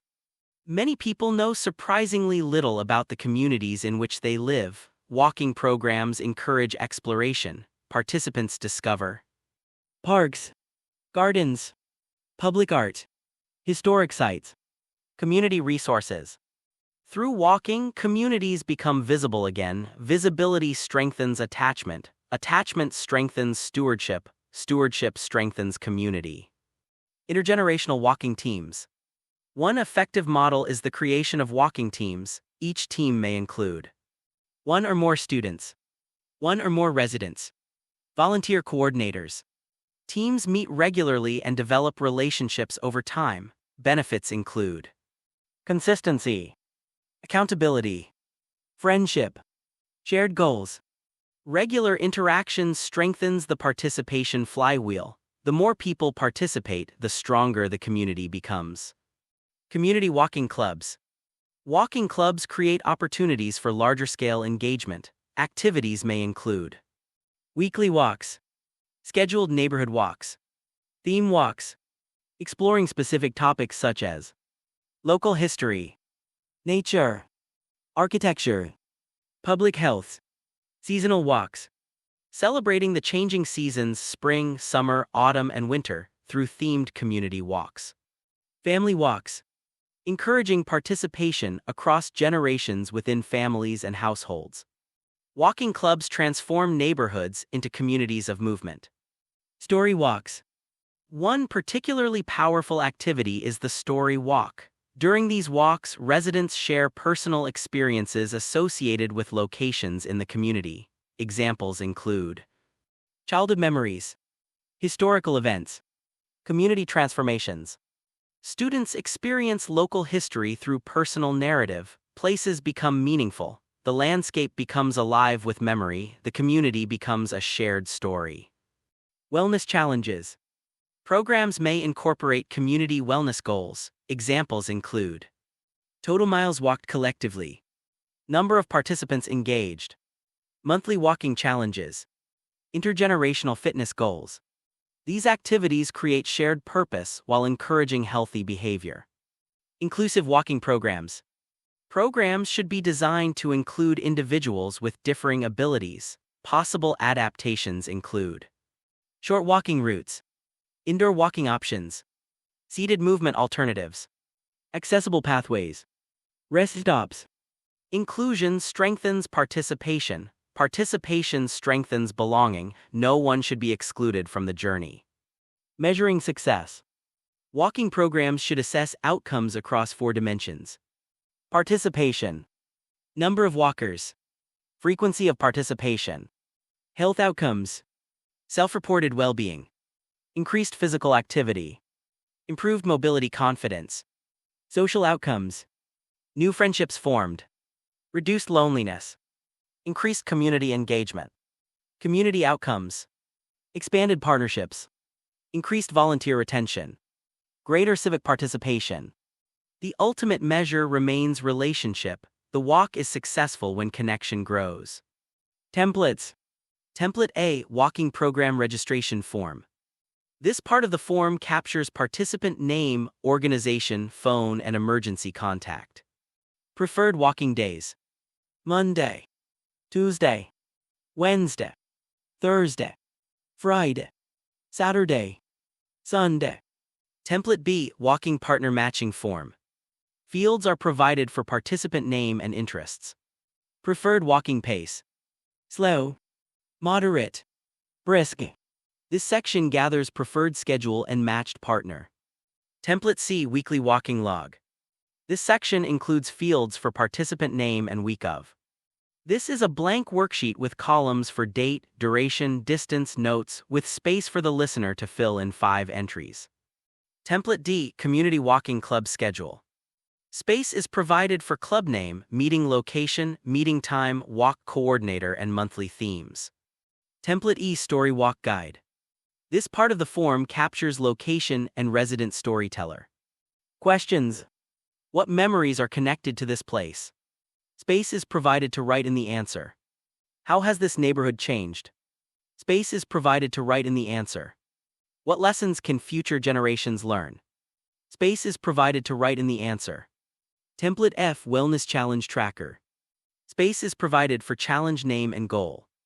This is a blank worksheet with columns for participant, miles walked, goal achieved, with space for the listener to fill in 5 entries. Template G, Walking Program Reflection Form. This template begins with a field for participant name. What did you enjoy most? Space is provided to write in the answer. What new relationships did you build? Space is provided to write in the answer. What did you learn about your community? Space is provided to write in the answer. Template H, Walking Safety Checklist. Before each walk. Weather conditions reviewed. Route confirmed. Emergency contacts available. Participants accounted for. Water available. Accessibility needs addressed. Supervisors assigned. Walking as a metaphor for community. There's a reason so many ancient traditions describe life as a journey. Human flourishing rarely occurs through sudden transformation. It emerges through steady movement, one step then another then another. Communities grow in the same way. Trust grows gradually. Friendship grows gradually. Belonging grows gradually. Ūrumwe generations together grows gradually. Walking together embodies this truth. It teaches that progress is not always dramatic. Sometimes progress is simply continuing the journey together. The road to Ūrumwe, generations together. The deepest lesson of walking together is that community is not a destination. It is a path traveled collectively, a path where students and residents move at different speeds but toward a common future, a path where health is strengthened, friendships are formed, stories are shared, and belonging is cultivated. Every walk becomes a strand. Every friendship formed on the path becomes a strand. Every story shared along the way becomes a strand. Together, these strands are woven into something greater than any individual journey. They become community, they become trust, they become belonging, they become Ūrumwe generations together. Chapter 21, Technology Bridges. Connecting generations in the digital age. Every age is shaped by its dominant technologies. The agricultural age was shaped by the plow. The industrial age was shaped by the machine. The information age has been shaped by the computer, and the emerging age of participation is increasingly shaped by digital networks. Technology has become one of the primary infrastructures of modern life. It influences how we communicate, how we learn, how we work, how we access healthcare, how we manage finances, how we participate in society, and how we maintain relationships. Today, access to technology is increasingly intertwined with access to opportunity itself. Yet a profound divide remains. Many young people move effortlessly through the digital world. Many older adults encounter barriers that make digital participation difficult. The result is not merely inconvenience, it is exclusion. A resident who cannot access a patient portal may struggle to manage healthcare. A grandparent who cannot use video calling may lose opportunities to connect with distant family. A community member unfamiliar with digital services may find essential resources increasingly inaccessible.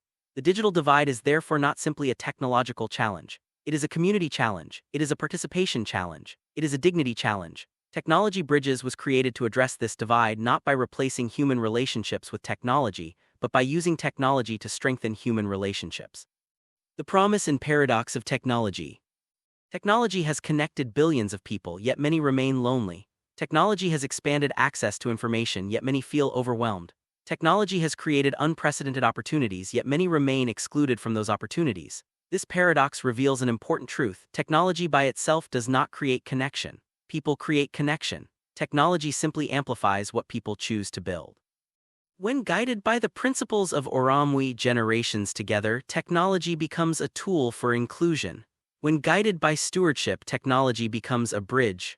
When guided by community, technology becomes a pathway to belonging. The digital divide. The digital divide is often misunderstood as a lack of devices. While access to devices is important, the deeper challenge is confidence. Many older adults possess smartphones, tablets, or computers but remain uncertain about how to use them effectively. Common barriers include limited digital literacy, fear of making mistakes, security concerns, lack of training, rapid technological change, limited opportunities for personalized support. These barriers can create frustration. Frustration can create avoidance. Avoidance can create isolation. Technology Bridges seeks to interrupt this cycle. Students as digital mentors. One of the most powerful aspects of the Generations Together model is reciprocity. Students often possess digital skills. Residents often possess life experience. Technology Bridges creates opportunities for these strengths to intersect. Students become digital mentors. Residents become wisdom mentors. The relationship benefits both participants. Students develop teaching skills, communication abilities, patience, leadership capacity. Residents gain digital confidence, greater independence, expanded access, enhanced connection. The exchange becomes mutually enriching. Both generations teach, both generations learn. Teaching with patience. Technology mentoring requires more than technical knowledge. It requires empathy. Students must learn that effective teaching is not about demonstrating expertise, it is about creating confidence. Residents may learn at different speeds. Questions may need to be repeated. Concepts may require multiple explanations. Patience becomes essential. The goal is not merely technological competence. The goal is empowerment. A resident who gains confidence gains independence. A resident who gains independence gains participation. Smartphones. The gateway device. For many people, the smartphone has become the primary gateway to the digital world.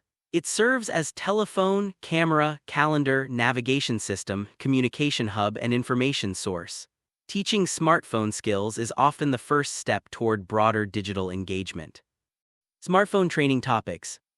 Students may assist residents with basic functions, making calls, receiving calls, saving contacts, sending text messages, photos and videos, taking pictures, sharing photos, organizing images, applications, downloading apps, updating apps, managing settings, accessibility features, text enlargement, voice controls, screen readers, audio settings.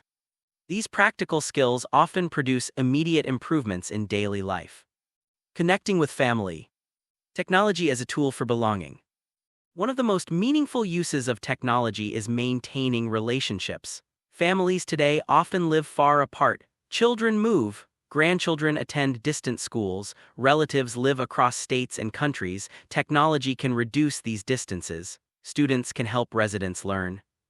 Video calling, messaging platforms, photo sharing, family group communications. A resident who learns to use video calling may suddenly regain regular contact with family members. A grandparent may see a grandchild's birthday celebration. A parent may reconnect with distant relatives.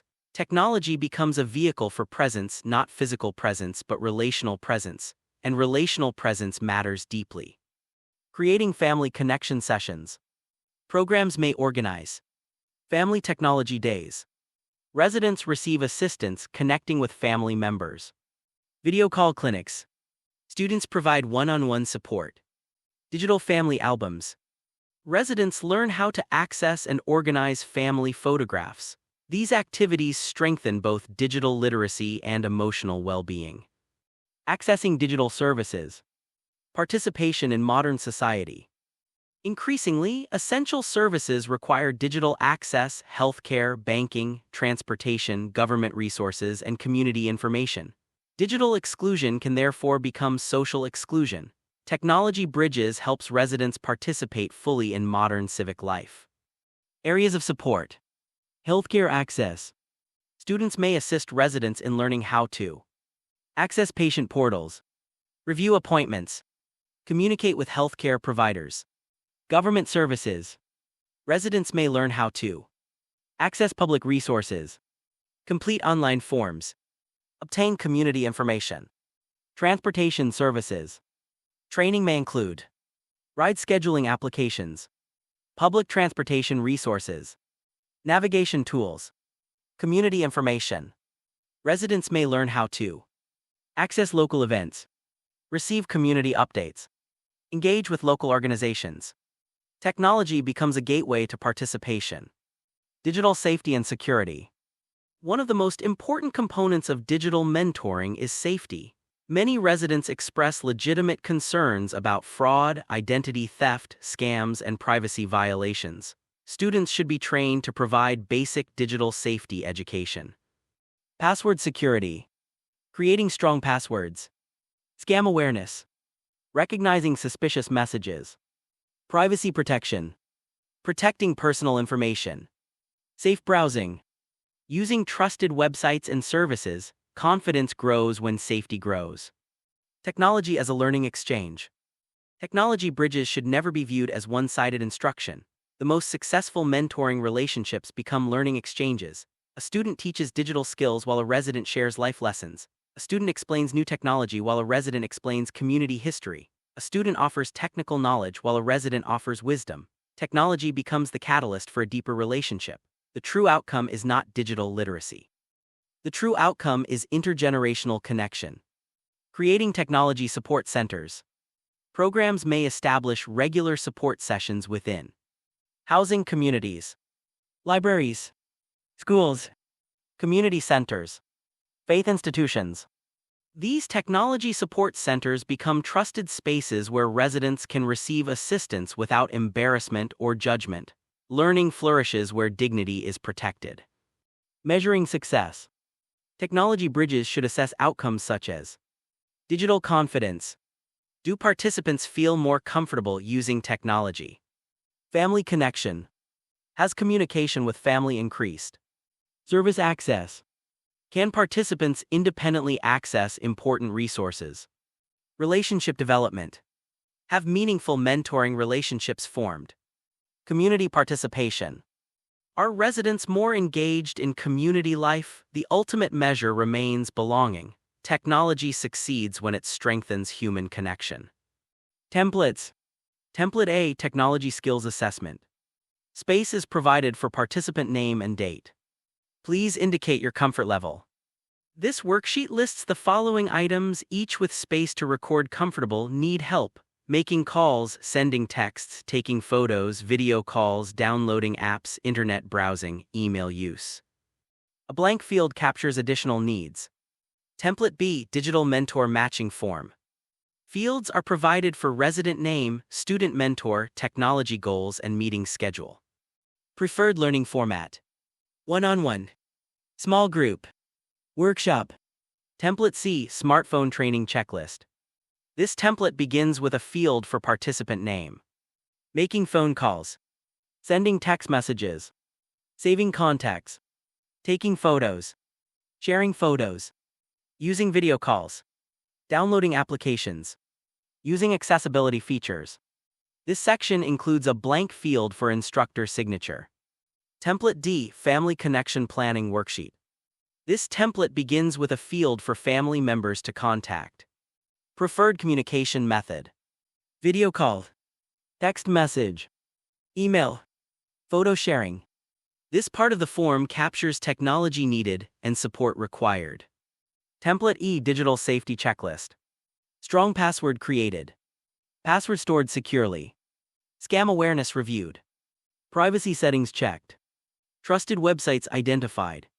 Personal information protection discussed. This section leaves space to fill in date completed. Template F, Technology Session Log. This section gathers date, student mentor, resident participant, topics covered, and progress made. Follow-up needed: yes, no. Template G, Technology Workshop Attendance Form.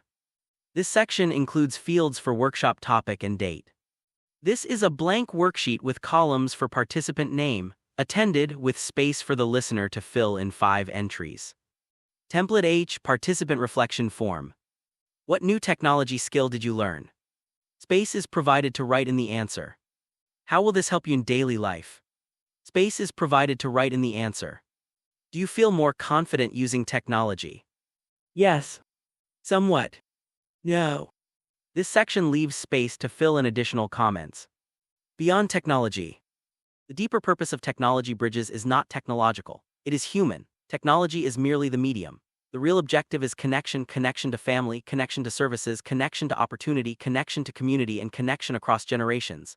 Every time a student teaches a resident to make a video call, something greater than a technical skill is being transferred. Confidence is being restored, participation is being expanded, isolation is being reduced. Belonging is being strengthened. The digital expression of Ūrumwe, generations together. In earlier generations, communities were connected by roads, marketplaces, churches, schools, and gathering places. Today, digital networks have become part of the landscape through which relationships are maintained. The challenge is ensuring that no one is left behind. Technology Bridges represents the digital expression of Ūrumwe, generations together. It ensures that elders remain connected, that wisdom remains accessible, that families remain linked, and that communities remain whole. Students become bridge builders, residents become participants, technology becomes a tool of stewardship, and the community becomes stronger because generations learn not merely how to use devices but how to use them in service of one another. In that moment, technology ceases to be machinery, it becomes relationship, and relationship becomes the foundation of a civilization of care. Chapter 22, Learning Across Generations. The university hidden within every community. Modern society often assumes that learning flows in one direction, from teacher to student, from expert to novice, from institution to individual. Knowledge is viewed as something possessed by some and transferred to others, but communities do not flourish through one-way transmission. They flourish through exchange, they flourish through reciprocity, they flourish through participation. The deepest learning occurs when people become both teachers and students at the same time. This is the great insight at the heart of generations together. Every resident is a teacher. Every student is a teacher. Every resident is a learner. Every student is a learner. The community itself becomes a classroom, a living classroom, a distributed university, a network of human experience in which wisdom, knowledge, skills, and perspective move freely across generations. Learning across generations transforms education from an institutional activity into a communal activity. It transforms neighborhoods into academies, relationships into classrooms, conversations into curricula, and communities into engines of lifelong learning. The poverty of age segregation. One of the unintended consequences of modern society is age segregation. Young people spend most of their time with young people. Older adults spend most of their time with older adults. Each generation develops its own language, its own assumptions, its own culture, its own worldview. The result is not merely separation. It is mutual impoverishment. Young people lose access to accumulated wisdom. Older adults lose access to emerging knowledge. Communities lose opportunities for exchange. The social fabric weakens. The flow of knowledge becomes fragmented. Generations together seeks to reverse this pattern. It creates opportunities for wisdom to move across time, for memory to encounter possibility, for experience to encounter innovation, and for generations to learn from one another. Every human being is a library.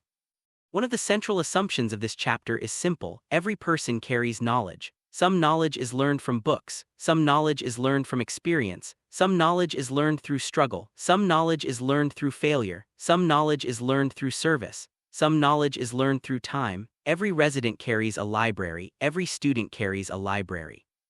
The purpose of learning across generations is to open those libraries to one another, not through lectures but through relationships, not through authority but through curiosity, not through obligation but through mutual respect.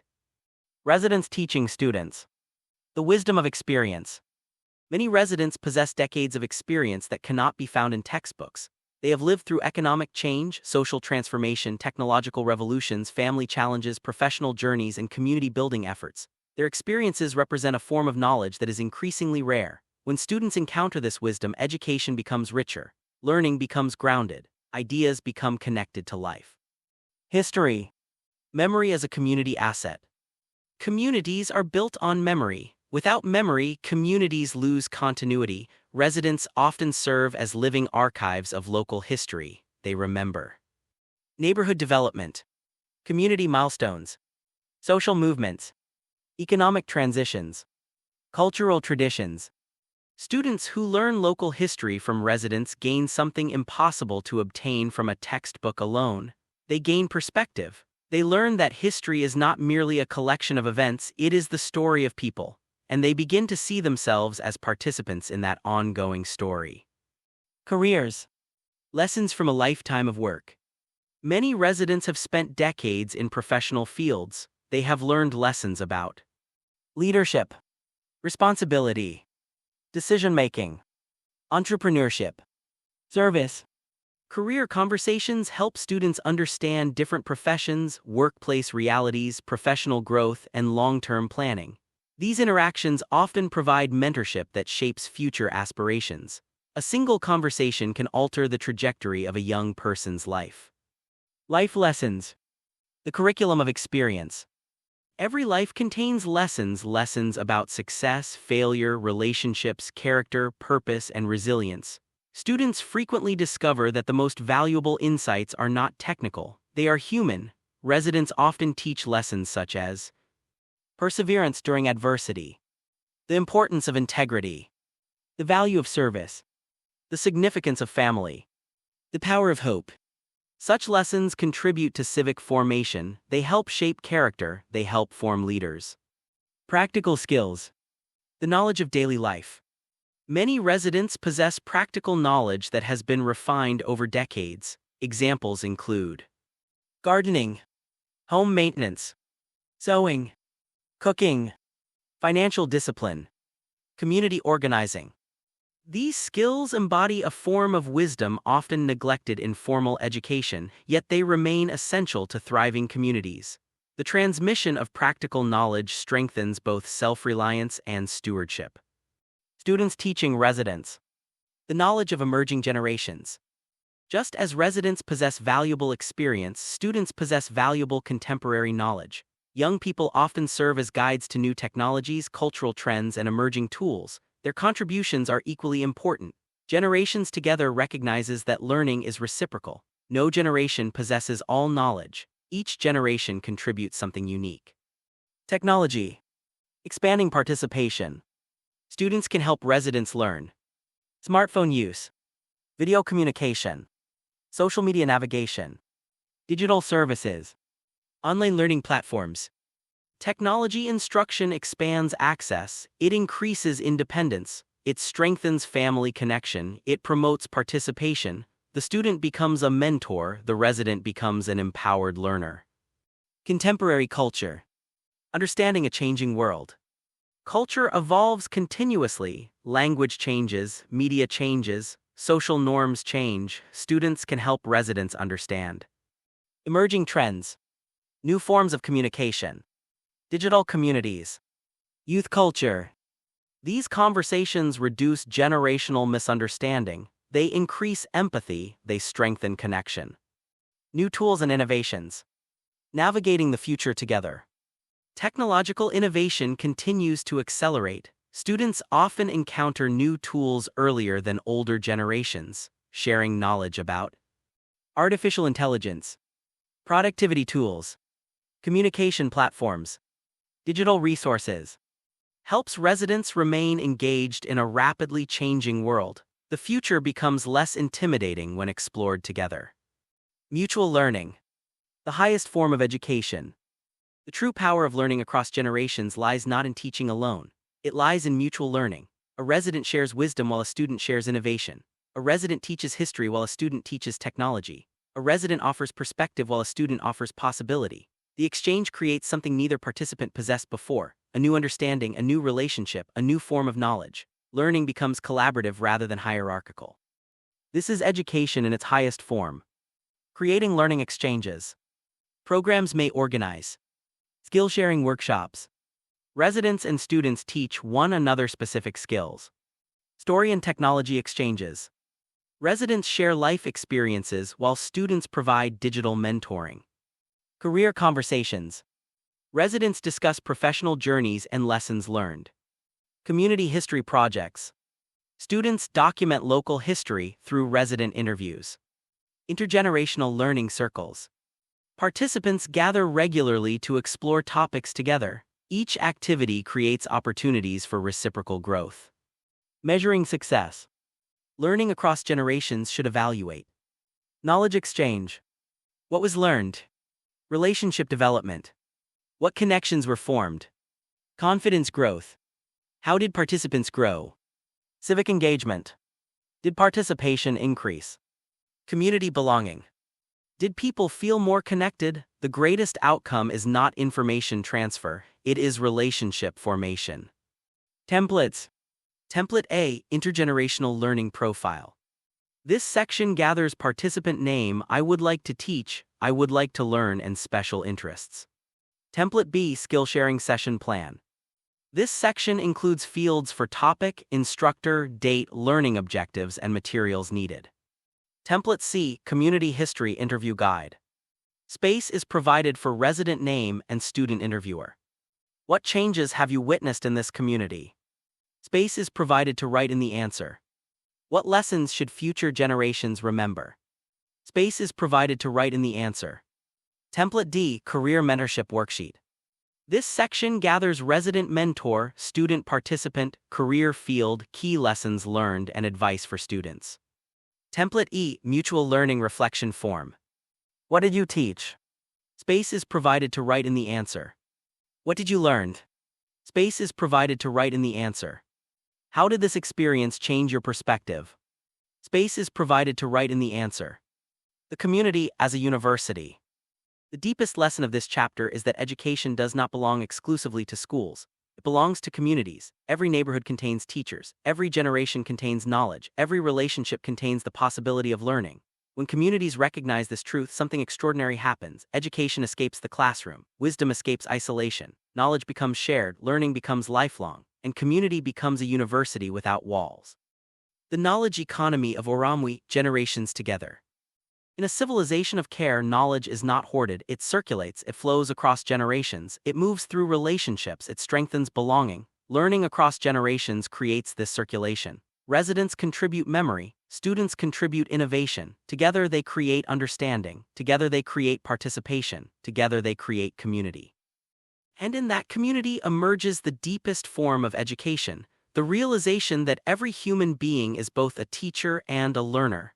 That wisdom belongs to all generations, and that Ūrumwe generations together is not merely living together, it is learning together.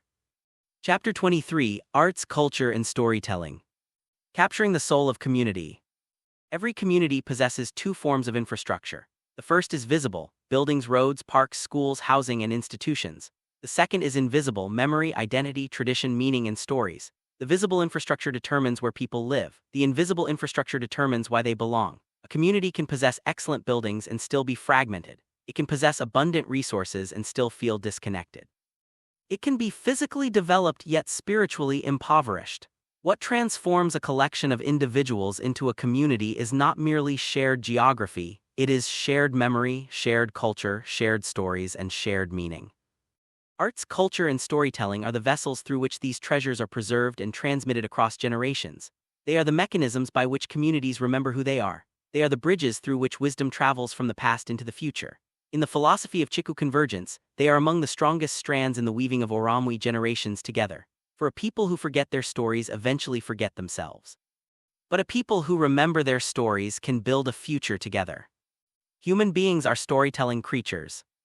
Long before there were books, there were stories. Long before there were universities, there were storytellers. Long before there were archives, there were elders sitting beneath trees, around fires, and within homes sharing memory with younger generations.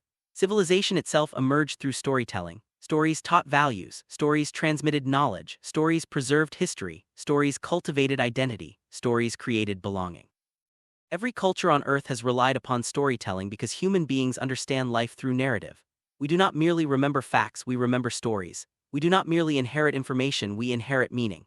The challenge facing many modern communities is not a lack of information. It is a lack of shared narrative. Generations together seeks to restore that narrative through arts, through culture, through storytelling, through memory. The crisis of forgotten communities. Many communities today suffer from a form of cultural amnesia. Residents move frequently. Generations become separated. Neighborhood histories disappear. Local traditions fade. Stories remain untold. As memory disappears, belonging weakens. People become residents without becoming neighbors. Communities become places without becoming homes. The preservation of community memory is therefore not merely a cultural activity. It is an act of civic stewardship. It is an act of social healing. It is an act of community building. Art is a language of belonging. Art is one of humanity's oldest forms of communication. Before people could write, they painted. Before they recorded history, they created symbols. Before they built institutions, they created beauty. Art allows communities to express experiences that cannot always be captured through ordinary language. It creates opportunities for self-expression, reflection, creativity, healing, collaboration. Most importantly, art creates participation. People who might never speak in a public meeting may express themselves through painting. People who struggle to articulate memories may communicate through creative projects. Art becomes a bridge between generations, a bridge between experience and expression, a bridge between memory and meaning. Community art projects. Generations Together encourages collaborative art initiatives such as community murals. Students and residents create public artworks reflecting community identity. Memory collages. Participants contribute photographs, drawings, and written reflections. Quilt projects. Each participant creates a piece representing a personal story. Photography exhibitions. Capturing community life through images, each project becomes more than art, it becomes a collective expression of belonging. Music. The soundtrack of community memory. Music occupies a unique place in human experience. Songs travel where speeches cannot. Melodies often survive long after words are forgotten. Music carries memory, emotion, culture, and identity. A song can instantly reconnect a person to childhood, to family, to place, to community. For many residents, music serves as a living archive of experience. For students, music provides a window into different eras and perspectives. Music programs therefore create extraordinary opportunities for intergenerational connection. Intergenerational music activities. Examples include community sing-alongs. Residents and students share favorite songs. Cultural music exchanges. Participants introduce music from different generations and traditions.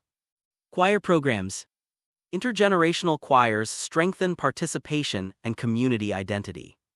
Musical storytelling. Residents explain the significance of songs associated with important life experiences. Music transforms memory into shared experience. Writing. Preserving voices for future generations. Writing allows communities to preserve experiences beyond a single moment. Stories that are written endure, memories become accessible, lessons become transferable. Writing projects encourage participants to become authors of community history. Students learn to document. Residents learn to preserve legacy. Together they create records that future generations can inherit. Community writing projects. Examples include neighborhood memory books. Residents contribute stories and photographs. Community newsletters. Students and residents publish local stories. Poetry collections. Participants reflect upon themes of belonging and community. Intergenerational journals. Students and residents exchange written reflections. Writing transforms memory into inheritance. Oral history. The preservation of living memory. Among all community-building activities, oral history may be the most powerful. Every resident carries experiences that may never exist in official records: personal memories, family histories, neighborhood transformations, moments of courage, moments of sacrifice, moments of hope. If these stories are not captured, they may disappear forever. Oral history ensures that memory survives not as nostalgia but as guidance, not as sentiment but as wisdom. Why oral history matters. Oral history preserves community identity, historical knowledge, cultural traditions, family narratives, civic memory. It allows younger generations to inherit not only facts but perspective. The result is a stronger sense of continuity, a stronger sense of belonging, and a stronger sense of stewardship. Creating oral history projects. Programs may train students to conduct interviews exploring childhood experiences. What was life like growing up? Community change. How has the neighborhood evolved? Lessons learned. What experiences shaped your life? Hopes for the future. What would you like future generations to know? These interviews may be recorded, transcribed, archived, and shared. The community becomes its own historian. The Community Memory Project. One of the most impactful initiatives within Generations Together is the creation of a community memory project. This project may include recorded interviews, photographs, written stories, artwork, historical documents, community timelines. The project becomes a living archive, a repository of community identity, a gift to future generations. Storytelling as healing. Storytelling is not only educational, it is therapeutic. When people tell their stories, they often discover meaning. They connect experiences, they process challenges, they celebrate achievements, they affirm identity. Residents gain opportunities to reflect upon lives of significance. Students gain opportunities to understand lives different from their own. Both participants grow, both participants heal. Storytelling as leadership formation. Stories do more than preserve memory, they shape leaders. Young people who hear stories of resilience often become more resilient. Young people who hear stories of service often become more service-oriented. Young people who hear stories of courage often become more courageous. Stories transmit values. Values shape character. Character shapes leadership. Leadership shapes communities. Thus, storytelling becomes a form of civic education. Measuring success. Arts, culture, and storytelling initiatives should assess participation. How many people contributed? Creative output. What projects were completed? Relationship building. What connections emerged? Memory preservation. What stories were captured? Community pride. Did participants feel greater belonging? The ultimate outcome is not artistic production, it is community identity. Templates. Template A, Community Story Collection Form. Fields are provided for contributor name, story title, date collected, and story summary. Key themes. Family, community, education, service, leadership, resilience, culture. Template B, Oral History Interview Guide. This section gathers resident name and student interviewer. What are your earliest memories of this community? Space is provided to write in the answer. How has the community changed? Space is provided to write in the answer. What lessons would you like future generations to remember? Space is provided to write in the answer. Template C, Community Art Project Planning Worksheet. This template begins with a field for project title. Project type: mural, quilt, photography, collage. Other. This section gathers project purpose, participants, and timeline. Template D, Community Music Exchange Form. This template begins with a field for favorite song. Why is this song meaningful? Space is provided to write in the answer. What memory does it evoke? Space is provided to write in the answer. Template E, Intergenerational Writing Project Worksheet. Fields are provided for writing topic, participant name, reflection, and key lesson. Template F, Community Memory Archive Record. This section gathers item title, contributor, date submitted, and description. Archive category: oral history, photograph, artwork, written story, community document. Template G, Arts and Storytelling Reflection Form. What did you create or share? Space is provided to write in the answer. What did you learn from another generation? Space is provided to write in the answer. How did this experience strengthen your connection to the community? Space is provided to write in the answer. The weaving of memory. The weaver bird does not build its nest from a single strand. It gathers many strands patiently, intentionally, repeatedly. Communities are built in the same way. Every story is a strand, every song is a strand, every painting is a strand, every memory is a strand, every shared experience is a strand. Individually they may appear small. Together they create something capable of sheltering belonging, something capable of preserving identity, something capable of sustaining community. The cultural dimension of Ūrumwe, Generations Together. Ūrumwe, Generations Together is more than physical togetherness. It is shared memory, shared meaning, shared identity, and shared purpose. Arts, culture, and storytelling cultivate this deeper dimension of community life. They ensure that the wisdom of one generation becomes the inheritance of another. They ensure that communities remember where they came from, and they help communities imagine where they might go. For the future is not built from technology alone, nor from economics alone, nor from institutions alone. It is built from stories, the stories people tell about themselves, the stories they preserve, and the stories they pass forward. And when those stories are shared across generations, communities discover something profound, that they are not merely living side by side. They are participating in a common narrative, a narrative of belonging, a narrative of stewardship, a narrative of Ūrumwe, Generations Together, a narrative of generations together. Chapter 24, Community Celebrations. The Festivals of Belonging. Every civilization is ultimately held together by what it celebrates. Not merely by its laws, not merely by its institutions, not merely by its economy, but by the moments when people gather to remember who they are. Throughout history, communities have marked their existence through celebration, harvest festivals, religious feasts, national holidays, family reunions, community gatherings. These events have always served a purpose far deeper than entertainment. They renew identity. They strengthen relationships, they transmit values, they create memory, they remind people that they belong to something larger than themselves. Celebration is therefore not simply an event. It is a social ritual, a reaffirmation of community, a public declaration that we are connected to one another. In the philosophy of generations together, celebrations play a vital role in cultivating Ūrumwe, generations together. For communities do not survive through work alone. They also survive through joy. They survive through gratitude. They survive through shared experiences that transform neighbors into friends and participants into family. The human need to gather. Human beings are communal creatures. We are designed not only to work together but also to celebrate together. Celebration fulfills several fundamental needs. It creates recognition, it creates visibility, it creates meaning, it creates belonging. When people gather to celebrate, they experience something increasingly rare in modern society: collective participation. For a brief moment, social divisions fade, generational boundaries soften, differences become secondary. The community becomes visible to itself. People see one another, know one another, appreciate one another. And in doing so, they strengthen the invisible bonds that sustain communal life. Why celebrations matter. Many communities today struggle with fragmentation. People are busy, schedules are crowded, relationships are increasingly digital, opportunities for meaningful gathering are declining. The result is often isolation. Residents become disconnected, students become disengaged, families become dispersed. Community celebrations provide a remedy. They create recurring opportunities for connection, recognition, participation, joy, community identity.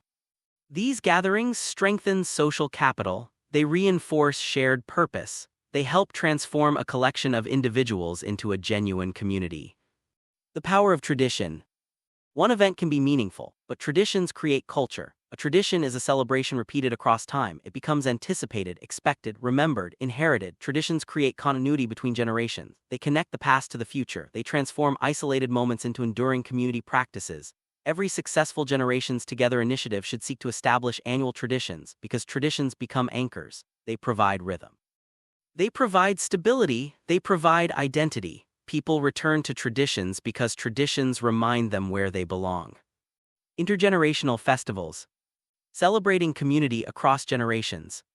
Among the most powerful celebrations are intergenerational festivals. These festivals bring together students, residents, families, schools, community organizations, local leaders.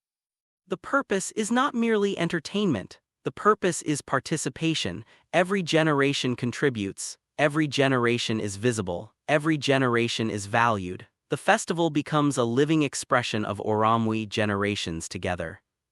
Elements of an intergenerational festival. Activities may include music performances. Students and residents share musical traditions. Cultural exhibits. Celebrating diverse community backgrounds. Storytelling sessions.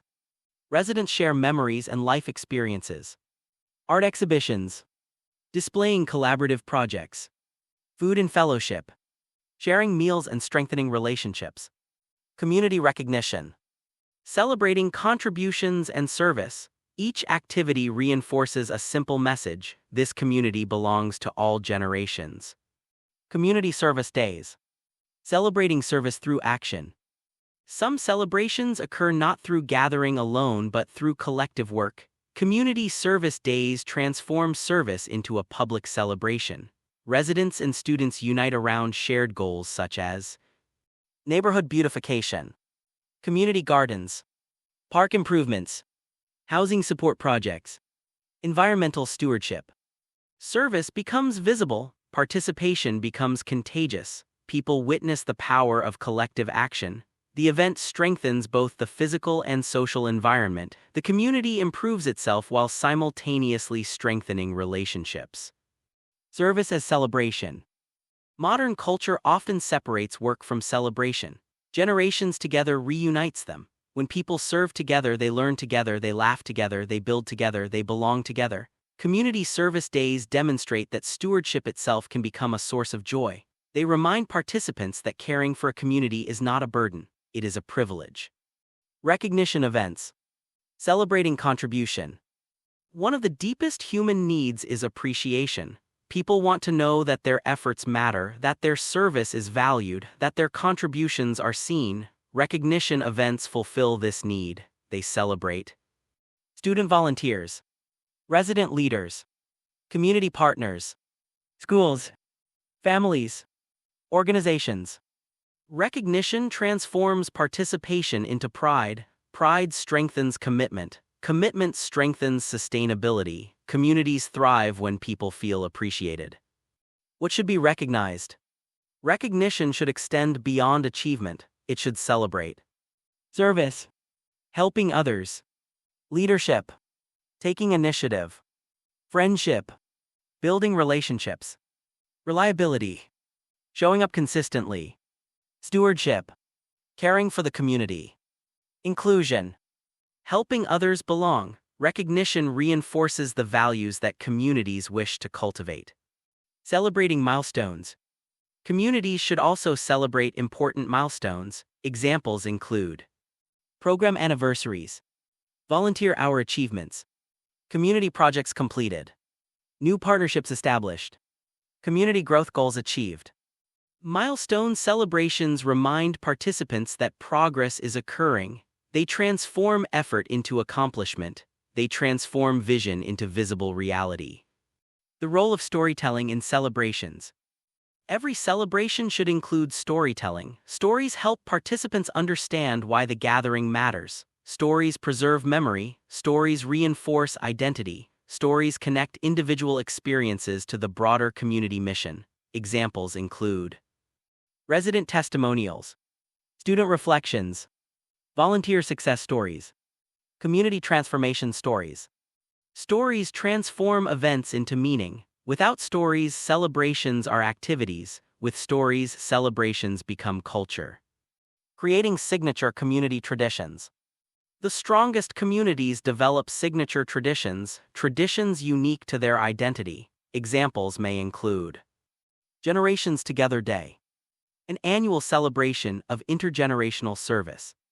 Community Heroes Awards, recognizing outstanding contributors. Community Story Festival, celebrating local history and memory. Neighborhood Appreciation Day. Honoring residents and volunteers. Community Harvest Festival. Celebrating partnership and stewardship. Over time, these traditions become part of the community's identity. Children grow up expecting them, families anticipate them, residents cherish them. The tradition becomes larger than any individual event. Celebrations as civic formation. Community celebrations also serve an educational purpose. Students learn leadership, event planning, public service, community engagement. Residents gain visibility, participation, connection. Communities gain trust, pride, identity. Celebrations therefore become tools of civic formation. They teach people how to participate in communal life. They teach people how to belong. Measuring success. Community celebrations should assess participation. How many people attended? Diversity of participation. Were multiple generations represented? Relationship building. Were new connections formed? Volunteer engagement. Did participation increase afterward? Community pride. Did people feel more connected? The true measure of success is not attendance alone, it is belonging. Templates. Template A, Annual Community Celebration Planning Form. Fields are provided for event name, date, location, purpose, lead organization, and expected attendance.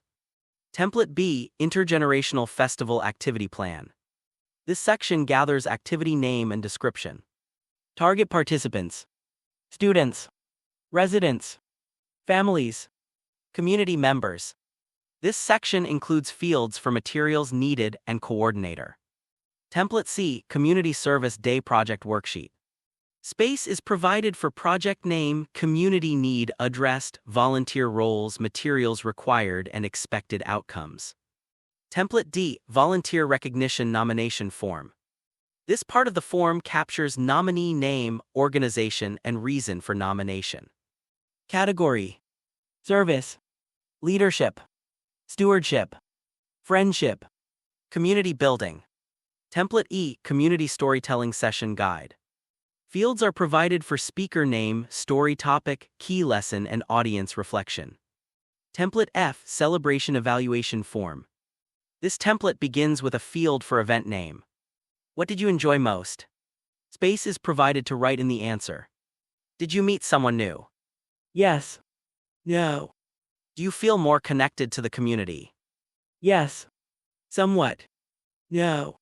Space is provided for suggestions. Template G, Annual Traditions Calendar. This is a monthly log with rows for January through December and columns for celebration, lead organization. The festival at the heart of civilization. Civilizations endure because they remember how to celebrate together. They gather, they give thanks, they tell stories, they honor contribution, they renew relationships, they reaffirm belonging. The healthiest communities are not those without challenges. They are those that possess rituals capable of bringing people together despite challenges. Community celebrations perform this essential function. They create moments where the community can see itself, recognize itself, and recommit itself to a common future. The celebration of Ūrumwe, Generations Together. At its deepest level, every Generations Together celebration is a celebration of Ūrumwe generations together, a celebration of togetherness, a celebration of participation, a celebration of shared responsibility, a celebration of community. Students and residents gather, families and neighbors gather, schools and organizations gather, stories are shared, achievements are recognized, friendships are renewed, hope is strengthened. And for a moment the future becomes visible, a future in which generations no longer live merely beside one another but with one another. A future in which service becomes culture, a future in which belonging becomes tradition, a future in which community becomes a way of life, a future in which Ūrumwe Generations Together is not merely an aspiration. It is celebrated year after year, generation after generation. Part V. Measuring Impact. Making the invisible visible. The greatest things that happen in a community are often the hardest things to measure. A friendship, a renewed sense of purpose, a student's growing confidence, an elder's restored hope, a neighbor who no longer feels alone, a resident who once remained behind a closed door but now participates in community life, a young person who discovers a calling to service, a community that begins to trust itself again. These transformations rarely appear on a balance sheet. They cannot always be counted like dollars, they cannot always be weighed like commodities, They cannot always be captured by traditional metrics, yet they are among the most important outcomes a society can produce. This presents a challenge. If communities do not measure what matters, they may eventually stop valuing it. If institutions cannot demonstrate impact, they struggle to sustain support. If leaders cannot tell the story of transformation, others cannot learn from their success. For this reason, every movement that aspires to become an institution must eventually learn how to measure its results. Generations Together is no exception.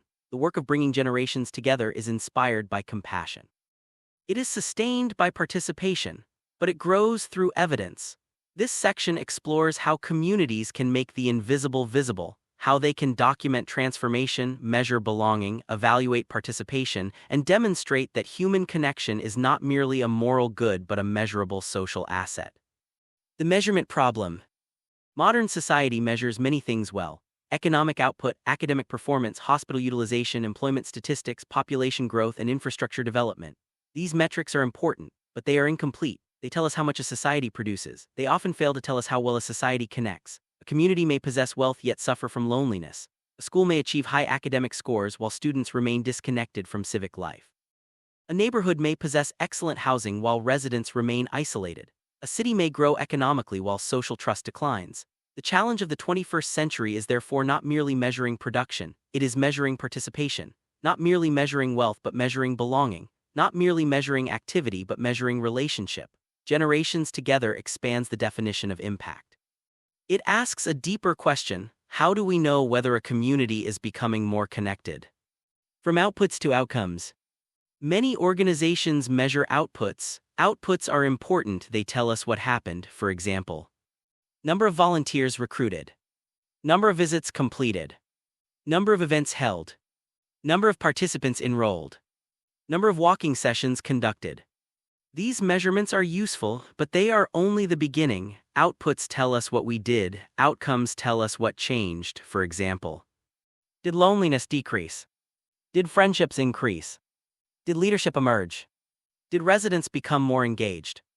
Did students become more civically active? Did community trust improve? Outputs measure activity, outcomes measure transformation. The purpose of Generations Together is not merely activity, it is transformation, therefore both must be measured. What gets measured gets improved. One of the great insights of leadership is that attention drives improvement. When communities begin measuring participation, participation grows. When communities measure belonging, belonging becomes a priority. When communities measure volunteer engagement improves. Measurement is not merely evaluation, it is stewardship. It helps communities understand what is working. It helps them identify opportunities for improvement. It helps them allocate resources wisely. It helps them tell their story effectively. Most importantly, it helps them sustain momentum. The 4 dimensions of impact. Throughout this book, we have explored 4 foundational pillars: service, learning, health, and community. These same pillars become the framework for measurement. Service impact. How much service is occurring, how many people are contributing, how many lives are being touched. Learning impact. What knowledge is being exchanged, what skills are being developed, how are participants growing. Health impact. How is well-being improving, how is isolation decreasing, how is quality of life changing. Community impact. How are relationships strengthening, how is social capital increasing, how is belonging expanding. Together these dimensions create a comprehensive picture of community transformation. Measuring human flourishing. The ultimate purpose of Generations Together is not simply volunteerism, it is human flourishing. Flourishing occurs when people experience purpose, connection, contribution, growth, belonging. These qualities can be measured not perfectly but meaningfully, through surveys, through interviews, through observations, through participation data, through stories. Both numbers and narratives matter. Numbers provide evidence, stories provide meaning, communities need both. The importance of stories. Not everything that counts can be counted. Some impacts reveal themselves through stories: the resident who smiles again after months of isolation, the student who discovers a passion for public service, the friendship that develops between generations, the volunteer who becomes a community leader. Stories capture dimensions of transformation that statistics alone cannot convey. In Part V, we will learn how to collect these stories systematically, not as anecdotes but as evidence. Because stories are data with a human face, They reveal what numbers often conceal. Community as a living system. Generations Together views communities as living systems. Living systems grow, adapt, learn, evolve. Measurement therefore serves a purpose beyond accountability. It supports learning. Every survey becomes feedback. Every evaluation becomes insight. Every report becomes an opportunity for improvement. The goal is not perfection. The goal is continuous growth. Communities that learn become resilient. Communities that learn become innovative. Communities that learn become sustainable. Building the case for investment. One of the practical reasons for measuring impact is sustainability. Schools need evidence. Housing authorities need evidence. Foundations need evidence. Municipalities need evidence. Community organizations need evidence. Evidence helps attract funding, volunteers, partners, public support, institutional commitment.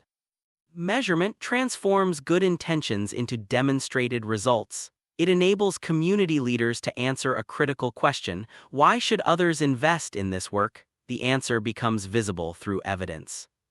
The economics of belonging. One of the central ideas of this book is that belonging is not merely a social benefit, it is a public asset. Communities with stronger social connections often experience greater civic engagement, improved public health, stronger volunteerism, greater resilience, higher levels of trust. Belonging generates value, trust generates value, participation generates value. The challenge is making that value visible. Part V provides the tools to do exactly that. From measurement to movement. The purpose of measurement is not bureaucracy, it is amplification. When impact becomes visible, successful models spread. Communities learn from one another. Schools replicate effective practices. Housing authorities adopt new programs. Partnerships expand. What begins as a local initiative becomes a broader movement. Measurement therefore serves the mission. It helps the movement grow. It helps good ideas travel. It helps communities discover what works. Measuring Ūrumwe, generations together. At the heart of Generations Together lies a simple but profound aspiration: the creation of Ūrumwe generations together, togetherness, unity, belonging, and participation. The challenge before us is not merely to create Ūrumwe generations together, it is to recognize it when it appears, to document it, to nurture it, to strengthen it, to share it. The chapters that follow provide practical tools for doing exactly that. They will explore measuring loneliness and connection, tracking volunteer engagement, assessing health outcomes, evaluating leadership development, documenting community stories, demonstrating return on investment, building evidence for sustainability. For the future of community building depends not only on vision, it depends on proof, not only on hope but on evidence, not only on participation but on understanding what participation produces. The work of Generations Together begins with relationships, it grows through service, it matures through stewardship, and it endures because communities learn how to measure the impact of belonging. For when belonging becomes visible, communities begin to understand something extraordinary: that the most valuable infrastructure they possess is not their buildings, not their budgets, not their technology, but their relationships. And those relationships, when cultivated intentionally, become the foundation of a civilization of care, the foundation of Ūrumwe generations together, the foundation of a new earth. Chapter 25, Measuring Resident Outcomes. Making Human Flourishing Visible. The purpose of Generations Together is not simply to create programs. It is to improve lives. A walking club is not the goal, a companionship visit is not the goal, a technology class is not the goal, a community celebration is not the goal. These are means. The true goal is human flourishing, a resident who feels less alone, a resident who participates more fully in community life, a resident who experiences greater mobility, a resident who discovers renewed purpose, a resident who feels seen, valued, and connected. The challenge facing every community initiative is therefore simple. How do we know whether lives are actually improving? How do we move beyond good intentions and demonstrate meaningful impact? How do we document transformation without reducing people to numbers? The answer lies in thoughtful measurement. Measurement allows us to make visible what is often invisible. It enables us to see patterns, recognize progress, identify challenges, and learn what works. Most importantly, it enables communities to become better stewards of human well-being. The resident at the center. One of the guiding principles of Generations Together is that residents are not recipients of services. They are partners in community building. They are co-creators of belonging. They are contributors to social capital. They are holders of wisdom. For this reason, resident outcomes must be measured in ways that honor dignity. The goal is not to evaluate people. The goal is to evaluate whether the community is effectively supporting people. Measurement should therefore ask, are residents experiencing greater connection? Are residents experiencing greater participation? Are residents experiencing greater well-being? Are residents experiencing greater opportunity to contribute? The focus is not deficiency, the focus is flourishing. Why resident outcomes matter. Communities often measure activities, how many visits occurred, how many volunteers participated, how many events were organized. These are important questions, but resident outcomes answer a deeper question: what difference did these activities make? Did residents become more connected? Did quality of life improve? Did mobility increase? Did satisfaction rise? Without outcome measurement, communities know what they did. With outcome measurement, communities know whether it mattered. The 4 core resident outcomes. Generations Together recommends tracking 4 primary domains: quality of life, social engagement, mobility, satisfaction. Together, these provide a comprehensive picture of resident well-being. Each reflects a different dimension of human flourishing. Together, they help communities understand whether Ūrumwe Generations Together is growing. Quality of life. The ultimate measure. At its deepest level, community building seeks to improve quality of life. Quality of life is broader than physical health, broader than economic security, and broader than participation alone. It reflects a person's overall experience of living. Quality of life includes sense of purpose, emotional well-being, social connection, independence, safety, hopefulness, belonging. When quality of life improves, communities are succeeding. When quality of life declines, communities must adapt. Measuring quality of life. Residents may be asked to rate statements such as, I feel connected to my community. I have meaningful relationships. I feel valued by others. I have opportunities to contribute. I am satisfied with my daily life. I feel hopeful about the future. Tracking these responses over time reveals important trends. Small improvements often indicate significant community impact. Quality of life as community health. Communities frequently focus on individual health, but quality of life reflects community health. A resident's well-being is shaped not only by personal circumstances but also by social relationships, community participation, environmental conditions, access to support. Thus, measuring quality of life becomes a way of measuring the health of the community itself. Social engagement. Measuring participation. One of the most damaging consequences of loneliness is withdrawal. People participate less, relationships weaken, community ties erode. Social engagement measures whether residents are becoming more involved in communal life. Participation is one of the strongest indicators of belonging. People participate when they feel welcomed. People participate when they feel valued. People participate when they feel connected. Indicators of social engagement. Examples include program participation, events attended, activities joined, volunteer involvement, relationship building, new friendships formed, frequency of social interactions, number of meaningful connections, community involvement, attendance at meetings, participation in projects, engagement with neighbors. These indicators help determine whether isolation is decreasing and participation is increasing. The participation principle. In the philosophy of Chiku Convergence, participation is evidence of life. Communities thrive when people engage. Communities weaken when people withdraw. Measuring participation therefore becomes a measure of community vitality. The more residents participate, the stronger the social fabric becomes. Mobility. The freedom to participate. Mobility is often viewed as a physical issue, but mobility is also a social issue. People who can move are more likely to participate, more likely to engage, more likely to connect, and more likely to contribute. Mobility creates access. Access creates opportunity. Opportunity creates participation. For older adults and people living with disabilities, mobility often determines the degree to which they can remain active members of community life. Measuring mobility. Programs may assess walking confidence, comfort walking independently, confidence walking with others, community access, ability to attend activities, ability to visit neighbors, ability to access services, physical activity, walking frequency, Participation in wellness programs. Self-reported activity levels. The goal is not athletic achievement, the goal is maintaining participation. Mobility as independence. Every increase in mobility strengthens independence. Every increase in independence strengthens dignity. Every increase in dignity strengthens participation. Thus, mobility is not merely a health outcome, it is a community outcome. Satisfaction. Listening to resident voices. Perhaps the simplest and most important outcome measure is satisfaction.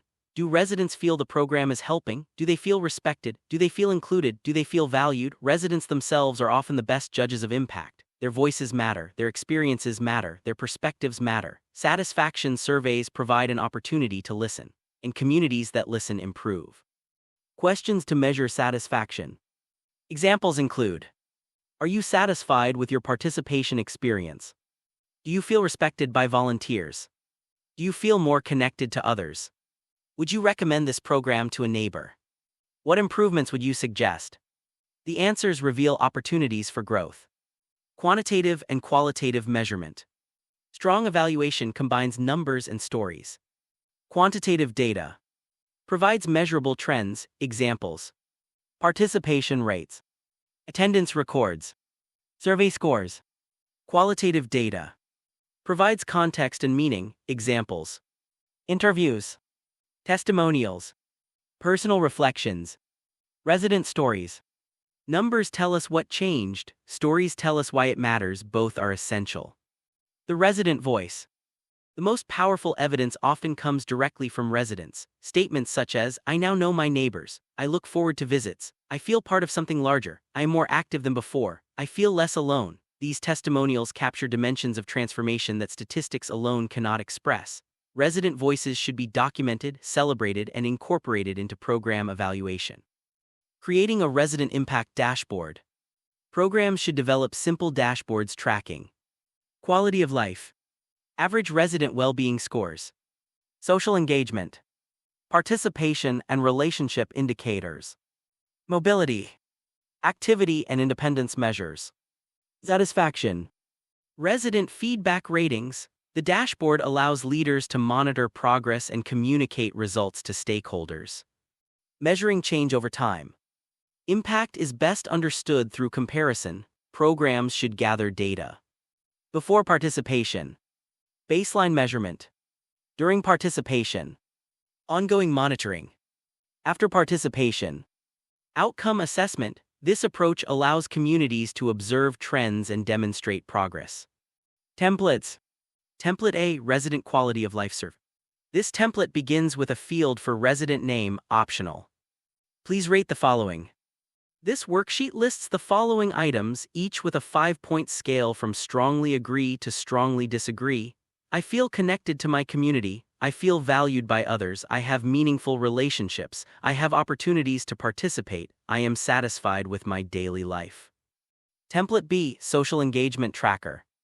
Fields are provided for resident name and month. This worksheet lists the following items, each with space to record number participated. Community events, walking programs, volunteer visits, learning activities, community meetings. Template C, Mobility Assessment. This section gathers resident name and date. How confident do you feel walking? Very confident. Confident. Neutral. Somewhat limited. Very limited. How often do you participate in physical activity? Daily. Weekly. Monthly. Rarely. Template D, Resident Satisfaction Survey. Please rate your experience. This worksheet lists the following items, each with a 4-point scale from excellent to poor. Overall program quality, volunteer interactions, activities offered, feeling of inclusion. This section includes a blank field for suggestions. Template E, Resident Testimonial Form. This template begins with a field for name, optional. What impact has the program had on your life? Space is provided to write in the answer. What has been most meaningful? Space is provided to write in the answer. Template F, Resident Outcome Dashboard. This worksheet lists the following items, each with space to record a baseline figure and a current figure plus the change between them.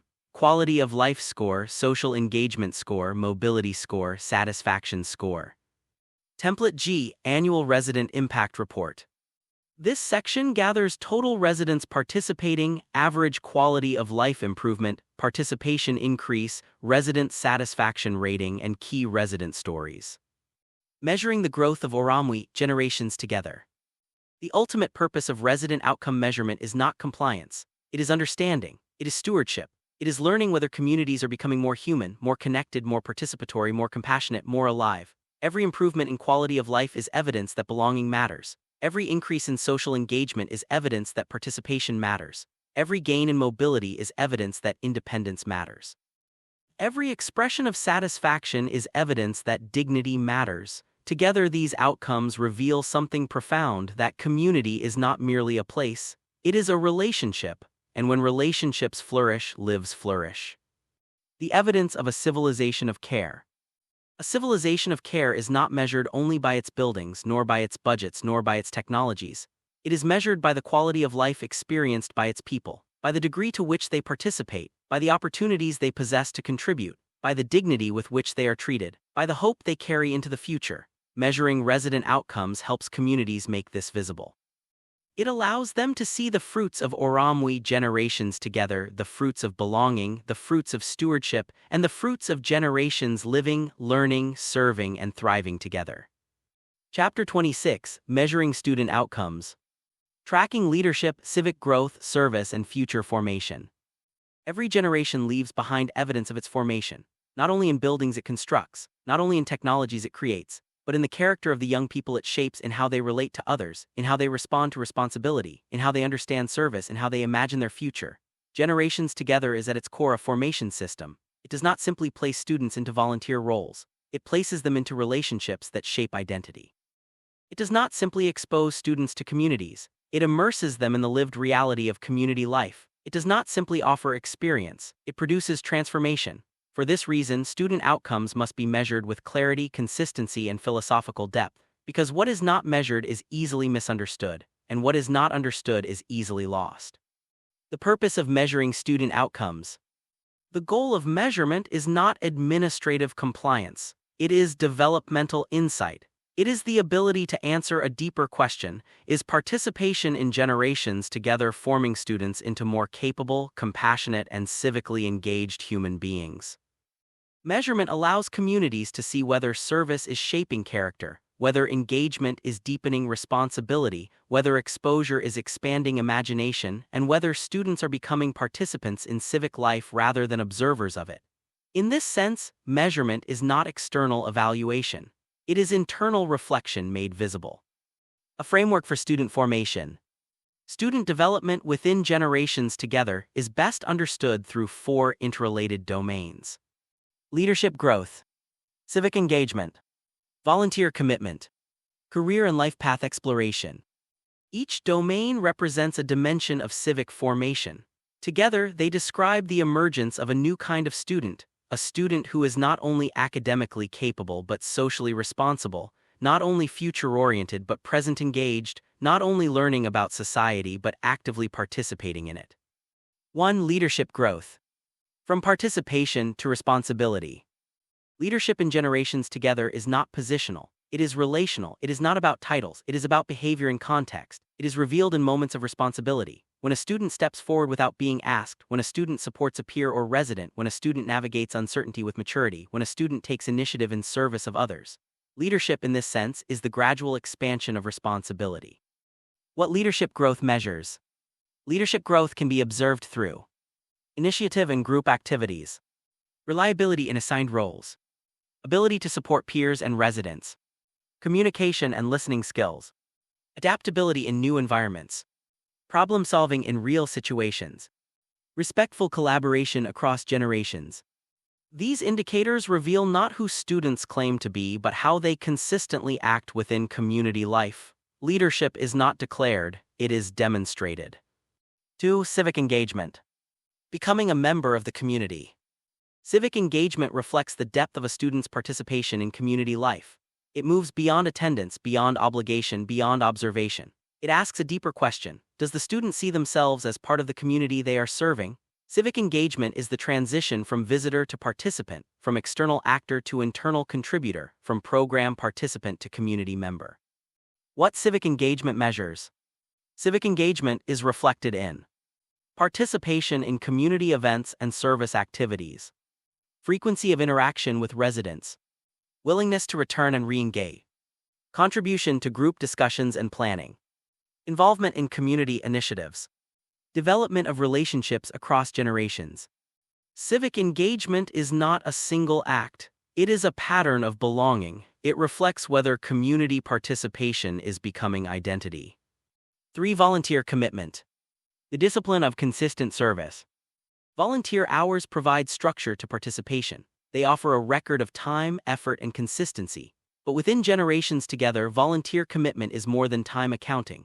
It is a measure of sustained presence. Because transformation does not occur in isolated moments, it occurs through repetition, through continuity, through returning, through showing up again and again.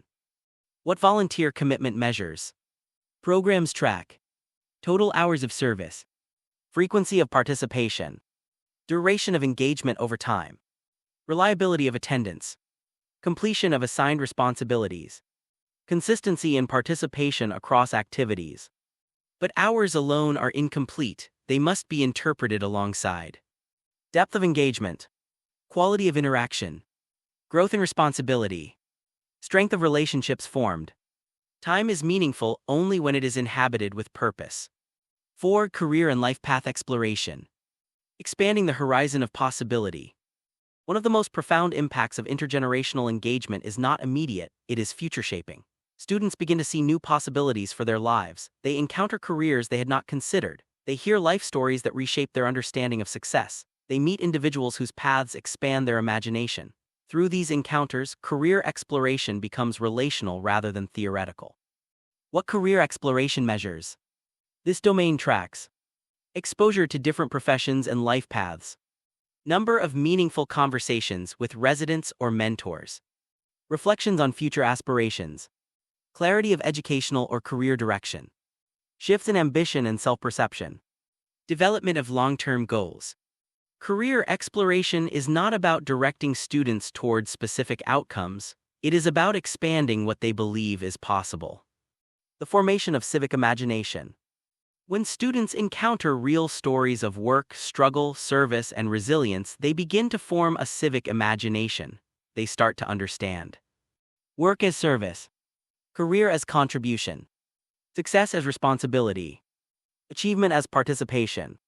This shift is subtle but foundational. It reorients life purpose from individual advancement toward communal contribution. Measuring growth over time. Student outcomes must be understood dynamically, not as static snapshots but as evolving trajectories. Measurement therefore occurs across 3 stages. 1. Entry point baseline. Understanding initial levels of leadership confidence, civic awareness, community engagement, career clarity. 2. Engagement phase development. Tracking participation frequency, responsibility growth, relationship formation, skill development. 3. Reflection phase transformation. Assessing identity shifts, increased civic commitment, expanded future vision, depth of learning from experience. Transformation is revealed through comparison across time. The role of reflection in measurement. No measurement system is complete without reflection. Reflection transforms activity into awareness, experience into insight, and participation into learning. Students should regularly reflect on what they contributed, what they learned from others, how their perspective changed, where they felt challenged, what they now value differently. Reflection is the bridge between doing and becoming. Quantitative and qualitative integration. Effective evaluation requires 2 forms of evidence. Quantitative data. Hours served. Participation counts. Activity frequency. Engagement rates. Qualitative data. Student narratives. Resident feedback. Mentor observations. Written reflections. Quantitative data reveals scale. Qualitative data reveals meaning. Together they produce a complete picture of formation. The Student Outcome Dashboard. To make outcomes visible and actionable, communities can maintain a simple dashboard. This worksheet lists the following items, each with space to record a baseline figure and a current figure plus the change between them: leadership growth, civic engagement, volunteer commitment, career exploration. This dashboard allows educators and community leaders to track progress over time and adjust programming accordingly. Beyond measurement, the meaning of formation. While measurement is essential, it is not the final purpose. The deeper purpose is formation of responsibility, formation of empathy, formation of civic identity, formation of imagination. Generations Together seeks to cultivate students who understand that they are not separate from the communities they live in, but are participants in shaping them. The emergence of a civic generation. When student outcomes are consistently nurtured and measured, something profound begins to emerge. A generation that understands service not as requirement but as relationship, leadership not as authority but as responsibility, community not as location but as belonging, career not as separation from society but as participation within it.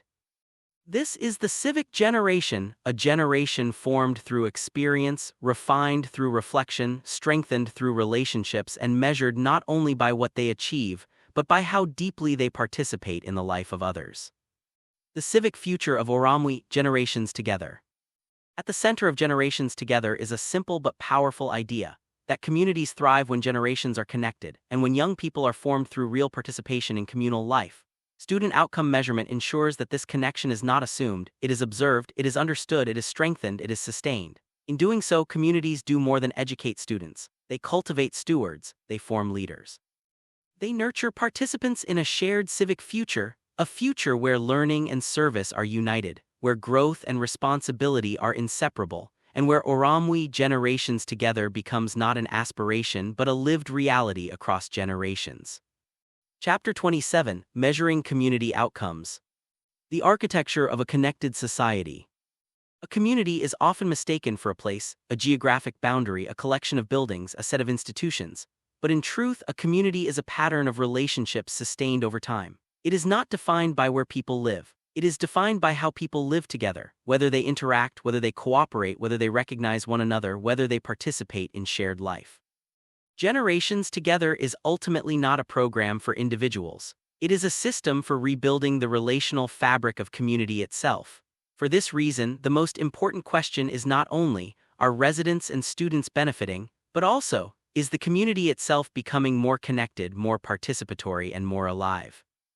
This is the purpose of measuring community outcomes: to understand whether the system of relationships is strengthening, whether isolation is decreasing, whether participation is increasing, and whether Ūrumwe Generations Together is becoming visible in collective life. The community as a living system. Communities behave like living systems. They can strengthen or weaken. They can become more integrated or more fragmented. They can grow in trust or decline into isolation. They can expand participation or contract into disengagement.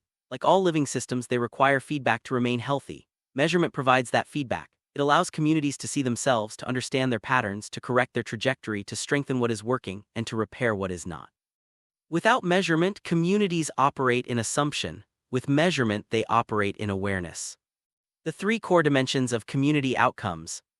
Generations Together focuses community measurement on three foundational dimensions: participation rates, partnerships, community engagement.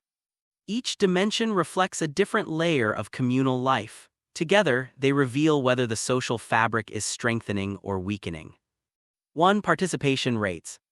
The pulse of community life. Participation is the most visible indicator of community vitality. It reflects whether people are showing up, whether they are engaging, whether they are entering shared spaces of interaction and collaboration. Participation is the heartbeat of Ūrumwe Generations Together. When participation rises, community life becomes more active. When participation declines, fragmentation begins to take hold. What participation measures? Participation rates include number of residents engaged in programs, number of students participating in service activities, attendance at community events, frequency of intergenerational interactions, volunteer involvement across programs, repeated engagement over time. These metrics show whether the community is moving from isolation toward connection, from passive residence toward active belonging. Participation as social energy. Participation is more than attendance. It is social energy in motion. It reflects willingness to connect, to contribute, to be present with others. High participation rates indicate that social energy is circulating. Low participation rates indicate that social energy is stagnant. Generations Together seeks to activate this energy to transform inactive communities into participatory ecosystems. 2. Partnerships. The strength of interconnected institutions. No community initiative succeeds in isolation. Sustainable transformation requires collaboration across institutions: schools, housing authorities, health systems, faith communities, nonprofits, local government, libraries, and community organizations. Partnerships are the structural expression of community cooperation. They reveal whether institutions are working together or operating in silos. What partnerships measure? Partnership tracking includes number of formal collaborations established, diversity of partner organizations, depth of engagement, active versus symbolic partnerships, frequency of joint programming, shared resource utilization, longevity and stability of relationships. These indicators show whether community systems are integrating or remaining fragmented. From silos to systems. Fragmented communities operate in silos, each institution working independently, each addressing problems in isolation, each limited by its own boundaries. But when partnerships emerge, something changes. Systems begin to form, resources begin to flow, knowledge begins to circulate, impact begins to multiply. Generations Together depends on this shift, from isolated effort to collective infrastructure. Partnerships as civic infrastructure. Partnerships are not administrative arrangements. They are civic infrastructure. They determine how information flows, how services are coordinated, how resources are shared, and how people are connected. Strong partnerships create resilient communities. Weak partnerships create fragmented ones. 3. Community engagement. The depth of collective life. While participation measures activity and partnerships measure structure, community engagement measures depth.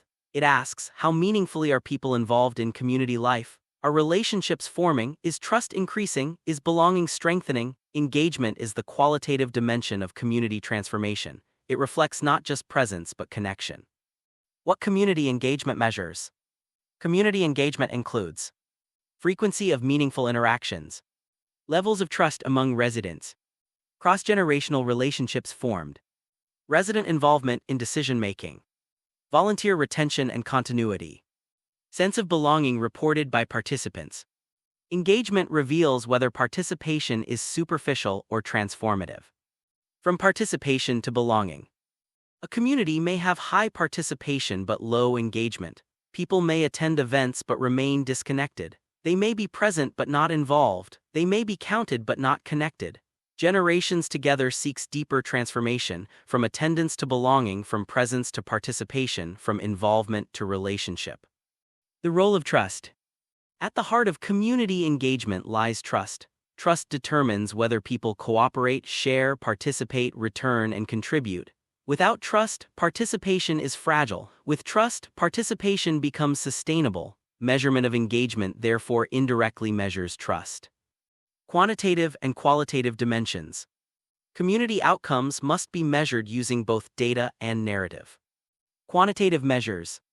Participation rates. Number of partnerships. Attendance records. Engagement frequency. Qualitative measures. Resident testimonies. Partner reflections. Observed relationship growth. Stories of collaboration. Shifts in community tone and culture. Numbers show structure, stories show meaning, together they reveal transformation. The Community Impact Dashboard. To make community transformation visible, programs can maintain a simple dashboard. This worksheet lists the following items, each with space to record a baseline figure and a current figure plus the change between them: participation rate, active partnerships, community engagement. This tool allows communities to track whether collective life is strengthening over time. Measuring change over time. Community transformation is not instantaneous. It unfolds gradually. Measurement must therefore be longitudinal. Baseline phase. Understanding initial fragmentation and participation levels. Growth phase. Tracking increasing engagement, collaboration, and participation. Maturity phase. Observing sustained partnerships and strong engagement networks, transformation is revealed through trajectory, not snapshots. Community voice as evidence. Communities must also measure how people feel about the system itself. Examples include: I feel more connected to my neighbors. Our community works together more now. I know more people than I did before. There are more opportunities to participate. I feel like I belong here. These statements are powerful indicators of transformation. They reveal whether Ūrumwe generations together is becoming lived experience. From programs to ecosystems. At early stages, generations together may appear as a program, but over time, with strong community outcomes, it becomes something larger, an ecosystem where institutions collaborate, residents participate, students contribute, relationships deepen, trust grows. Measurement helps track this transition from programmatic activity to systemic transformation. The economics of participation. Strong community outcomes produce measurable social value. Reduced isolation. Increased volunteerism. Stronger public health outcomes. Greater civic participation. Improved educational engagement. Enhanced neighborhood stability. Participation is not only social, it is economic. It reduces costs associated with isolation and disengagement. It increases the value generated by cooperation and trust. Measuring Ūrumwe generations together at scale. At the deepest level, community outcome measurement seeks to answer one question: is Ūrumwe generations together increasing? Are people becoming more connected, more collaborative, more engaged in shared life, more willing to participate in collective well-being? When participation rises, partnerships expand, and engagement deepens, Ūrumwe generations together becomes visible not as an idea but as a lived reality. The emergence of a civilizational pattern. When community outcomes are measured consistently, something larger emerges. Communities begin to recognize patterns of connection, patterns of cooperation, patterns of belonging, patterns of care. These patterns, repeated across neighborhoods, schools, and institutions, begin to form a new civic architecture. A civilization not defined by isolation but by participation, not defined by fragmentation but by connection, not defined by systems alone but by relationships. This is the architecture of a civilization of care, and community outcome measurement is how we begin to see it clearly, systematically, and with purpose. Chapter 28: The Community Health Impact. Generations together as a public health intervention. Health is often imagined as something that happens inside clinics, within hospitals, within emergency rooms, within pharmaceutical systems, within professional care environments that intervene when something has already gone wrong. But the deepest determinants of health do not begin in clinical spaces. They begin in daily life, in relationships, in routines, in movement, in meaning, in belonging, in whether a person is connected or alone, in whether a person is active or sedentary, in whether a person feels valued or invisible. In this sense, health is not only biomedical, it is profoundly social. And once we understand this truth, we begin to see generations together differently, not only as a community program but as a public health intervention. The social foundations of health. Modern research increasingly confirms what communities have always known. Human connection is a determinant of health. Isolation increases risk, belonging reduces risk, engagement improves outcomes, disconnection accelerates decline. The body and the social world are not separate systems, they are interwoven. A fractured social life often produces a fractured physical life. A connected social life often produces a more resilient physical life. Generations together operates directly within this intersection. It strengthens the social environment in which health is produced. From treatment to prevention. Traditional health systems are often reactive. They respond to illness. They treat disease, they manage symptoms, but the most powerful health systems are preventive. They reduce the conditions that produce illness in the first place.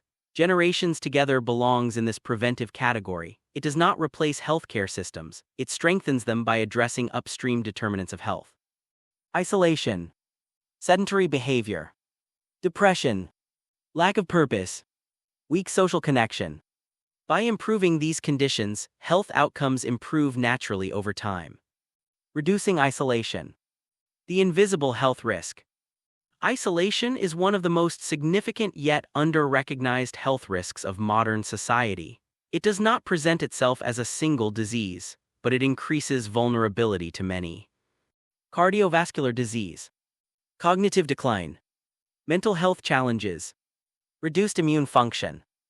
Isolation is not simply emotional, it is physiological. The absence of connection changes the body. Generations together directly intervenes in this condition by creating structured opportunities for companionship, conversation, shared activity, intergenerational engagement.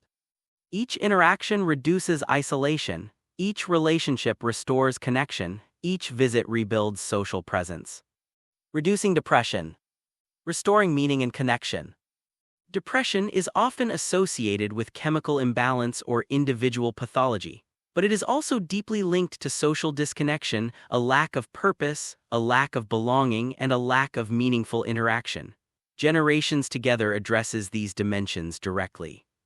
Resident experience: being visited, being heard, being valued, being included, being needed. Students experience: contribution, responsibility, connection, perspective, purpose. In this reciprocal exchange, both sides experience psychological benefit. Depression is not only treated, it is mitigated through restored meaning. Reducing sedentary behavior. Movement as participation. Physical inactivity is another major contributor to poor health outcomes. Sedentary behavior increases risk for chronic disease, mobility decline, reduced independence, lower quality of life. Generations Together integrates movement into community life through walking programs, community visits, group activities, shared events, service projects. Movement becomes social, and social movement is more sustainable than isolated exercise. When people move together, they are more likely to continue moving. Movement becomes habit, and habit becomes health. Promoting prevention. Health before crisis. One of the most powerful shifts in public health is the move from crisis response to prevention. Prevention means addressing conditions before they become emergencies. Generations Together contributes to prevention by strengthening social networks, encouraging active lifestyles, supporting mental well-being, increasing community engagement, reducing isolation-related risk factors. Prevention is not an event, it is a continuous environment of care. Communities that foster connection are inherently preventive because connection itself is protective. Promoting wellness. A broader definition of health. Wellness is more than the absence of disease, it includes emotional balance, social connection, sense of purpose, cognitive engagement, physical activity, environmental safety. Generations Together expands wellness beyond the individual. It makes wellness relational. A resident's well-being improves not only through personal care but through being included, being engaged, being supported, being active in community life. A student's wellness improves through service, responsibility, connection, reflection. Wellness becomes shared, not isolated. Promoting healthy aging. Aging as participation, not withdrawal. One of the most important contributions of Generations Together is its redefinition of aging. Aging is often associated with decline and withdrawal, but in connected communities, aging becomes something different. Aging becomes participation. Aging becomes contribution. Aging becomes continued presence in community life. Healthy aging includes maintaining mobility, sustaining relationships, remaining mentally engaged, continuing participation in meaningful activities. Generations Together supports these outcomes by keeping older adults socially active and emotionally engaged, not as recipients of care alone, but as participants in community life. The intergenerational health effect. One of the most distinctive aspects of this model is its intergenerational nature. Health benefits emerge not only from activity but from connection across age groups. Students bring energy, attention, and engagement. Residents bring wisdom, perspective, and life experience. Together, they create a relational environment that supports well-being for both groups. This interaction produces a multiplier effect. Reduced loneliness, increased movement, improved mood, enhanced cognitive engagement, strengthened purpose. Health becomes a shared outcome of relationship. The community as a health system. Generations Together reframes the community itself as a health-producing system, not merely a place where health services are delivered, but a place where health is continuously generated through relationships, participation, movement, meaning, belonging. In this system, schools contribute to wellness, housing communities contribute to wellness, students contribute to wellness, residents contribute to wellness, health becomes distributed across the entire social fabric. Measuring community health impact. To understand this transformation, communities may track reduction indicators, decrease in reported loneliness, reduction in depressive symptoms, reduction in sedentary behavior, promotion indicators, increased participation in wellness activities, increased physical activity levels, improved self-reported well-being, increased social connection. These indicators help communities understand whether social infrastructure is producing health outcomes. Quantitative and qualitative evidence. Health impact must be measured using both data and lived experience. Quantitative measures. Activity participation rates, frequency of visits, self-reported wellness scores, mobility tracking. Qualitative measures. Resident testimonials, student reflections, observed behavioral changes, community narratives. Together they reveal not only health status, but health transformation. Health is a civic outcome. One of the most important insights of Generations Together is that health is not only a medical outcome, it is also a civic outcome.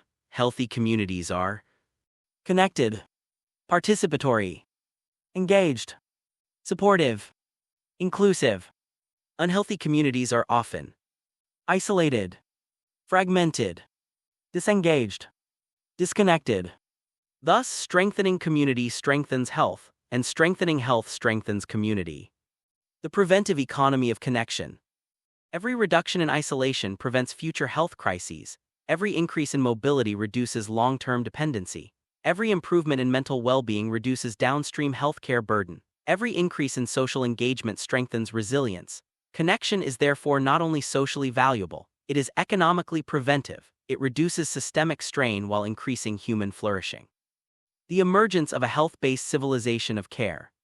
When communities begin to operate as health-generating ecosystems, something profound emerges: a civilization of care, a civilization in which health is produced through relationship. Prevention is embedded in daily life. Aging is supported through participation. Wellness is a shared responsibility. Communities actively generate well-being. Generations Together is part of this emerging architecture. It shows that health is not only something we treat, it is something we build together through relationship, through participation, through Ūrumwe. Generations Together. Chapter 31, The Civic Commons. How intergenerational service rebuilds democracy. Democracy is often described as a system of governance, but at its deepest level, democracy is not primarily a system of institutions. It is a system of relationships. It exists wherever people are willing to recognize one another as participants in a shared civic life, where voices are heard, where responsibilities are shared, where differences are negotiated without destroying belonging, where participation is not symbolic but real. When those conditions weaken, democracy does not collapse suddenly. It thins, it becomes procedural rather than participatory, functional rather than relational, institutional rather than lived. Generations Together enters precisely at this point of thinning. It does not attempt to replace democratic institutions. It seeks to restore the civic substance that makes those institutions meaningful. It rebuilds what can be called the civic commons. The civic commons is shared life. Civic commons is not a physical space alone. It is not a building. It is not a program. It is the shared relational environment in which democracy becomes real. It is the space where strangers become neighbors, where neighbors become collaborators, where generations become partners, where institutions become accessible, where participation becomes habitual rather than exceptional. The civic commons is the lived ecosystem of democracy, and like any commons, it can be strengthened or depleted. When participation declines, the commons weakens. When trust erodes, the commons fragments. When generations become isolated, the commons contracts. When responsibility is outsourced entirely to institutions, the commons becomes passive. Generations Together is designed as a restoration strategy for this commons. Democracy as a practice of participation. Democracy is not sustained by voting alone. Voting is an expression of democracy but not its daily life. The daily life of democracy is participation in schools, participation in neighborhoods, participation in shared problem solving, participation in community care, participation across generations. When people stop participating, democracy becomes distant. When participation is restored, democracy becomes immediate again. Generations Together reintroduces participation as a daily civic practice. Students participate in community life. Residents participate in mentorship and engagement. Institutions participate in shared responsibility. Through repeated interaction, democracy becomes lived experience rather than abstract system. Restoring trust. The foundation of civic life. Trust is the invisible infrastructure of democracy. Without trust, institutions become fragile, policies become contested, communities become fragmented, and individuals become isolated. Trust is not built through information alone. It is built through interaction, through repeated, reliable human encounters. Generations Together rebuilds trust through structured connection. Students consistently visiting residents. Residents consistently engaging with students. Schools consistently engaging with communities. Housing communities consistently opening their doors to partnership. Trust grows when people experience reliability over time, when expectations are met, when presence is consistent, when respect is demonstrated in action. Trust is not declared, it is accumulated. Restoring participation.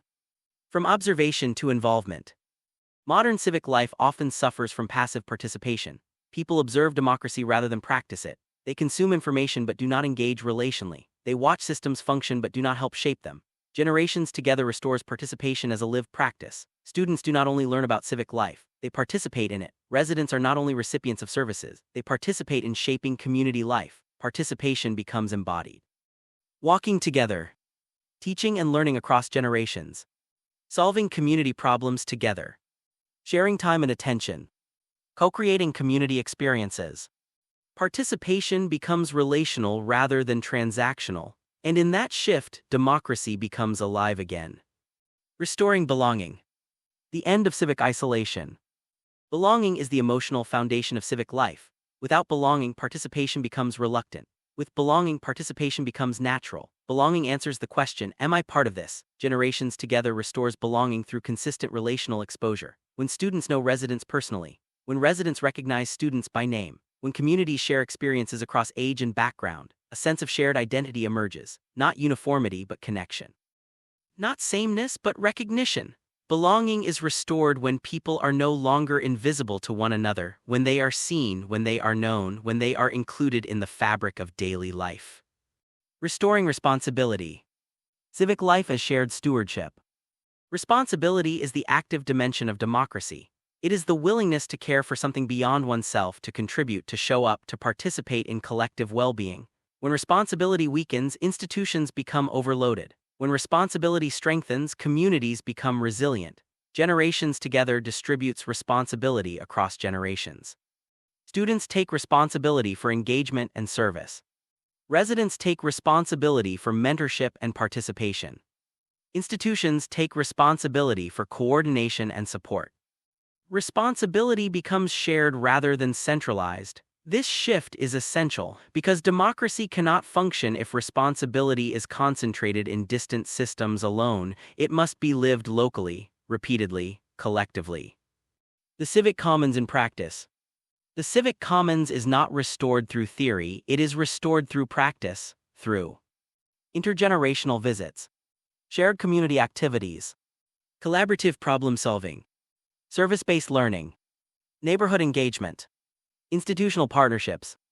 Each interaction strengthens the commons, each relationship reinforces it, each moment of participation rebuilds it. Over time, these micro-interactions accumulate into macro-transformation. Schools as civic commons anchors. In this model, schools are not isolated academic institutions, they are anchors of the civic commons, they connect students to community life, families to civic participation, institutions to neighborhoods, learning to lived experience. A school becomes a gateway into civic life, a place where democracy is practiced daily, not only taught. Housing communities as civic commons nodes. Housing communities are not passive residential spaces, they are active nodes of the civic commons. They become places where Residents contribute to civic life. Intergenerational relationships form. Community engagement is structured. Isolation is actively reduced. Housing becomes a site of participation, not separation. Intergenerational exchange as democratic renewal. At the center of the civic commons is intergenerational exchange. This is where democracy is most visibly renewed, because democracy depends on continuity between generations. When generations are disconnected, civic knowledge is lost. When generations are connected, civic knowledge is transmitted. Students gain wisdom, residents gain engagement, communities gain continuity. This exchange is not symbolic, it is structural. It is the mechanism through which civic life regenerates itself. The fragility and repair of democracy. Democracy is not self-sustaining, it requires maintenance, it requires participation, it requires trust, it requires belonging. When these weaken, democracy becomes fragile, but fragility is not final, it is repairable. Generations together is a repair mechanism. It restores the relational conditions that democracy depends upon, not by replacing institutions, but by reanimating them through connection. The civic commons as a living system. The civic commons behaves like a living system. It can grow, it can weaken, it can regenerate, it responds to participation like a living organism responds to nourishment. When fed with connection, it strengthens. When deprived of interaction, it declines. Generations together is a form of civic nourishment. It feeds the system with relationships, participation, engagement, care, responsibility. Over time, the system becomes healthier, more resilient, more alive. From fragmentation to shared life. The modern challenge is fragmentation. People live near one another but remain disconnected. Institutions operate independently. Generations move in parallel but rarely intersect. The civic commons reverses this pattern. It reintroduces shared life as a civic norm, not forced but structured, not occasional but continuous, not exceptional but expected. The reweaving of democracy. Democracy is not only a system of rights, it is a fabric of relationships, and like any fabric, it can fray. Generations together is a reweaving process, thread by thread, interaction by interaction, relationship by relationship. It does not replace democracy, it restores its texture, it restores its depth, it restores its human presence. The return of Ūrumwe generations together to civic life. At its deepest level, the civic commons is the return of Ūrumwe generations together into democratic life. Togetherness as structure, belonging as system, interdependence as design. When Ūrumwe generations together is present, democracy becomes more than governance, it becomes lived community, it becomes shared responsibility, it becomes collective stewardship. It becomes a civilization of care in practice. The future of democracy. The future of democracy will not be determined only by institutions.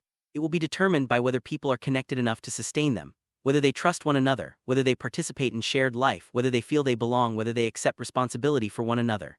Generations together is a response to that challenge, a practical system for restoring the civic commons, a relational infrastructure for democracy, a national practice of Ūrumwe generations together. And a quiet but powerful reminder: democracy does not live in systems alone, it lives in relationships, and relationships can be built one generation at a time. Chapter 32: A New Social Contract Between Generations.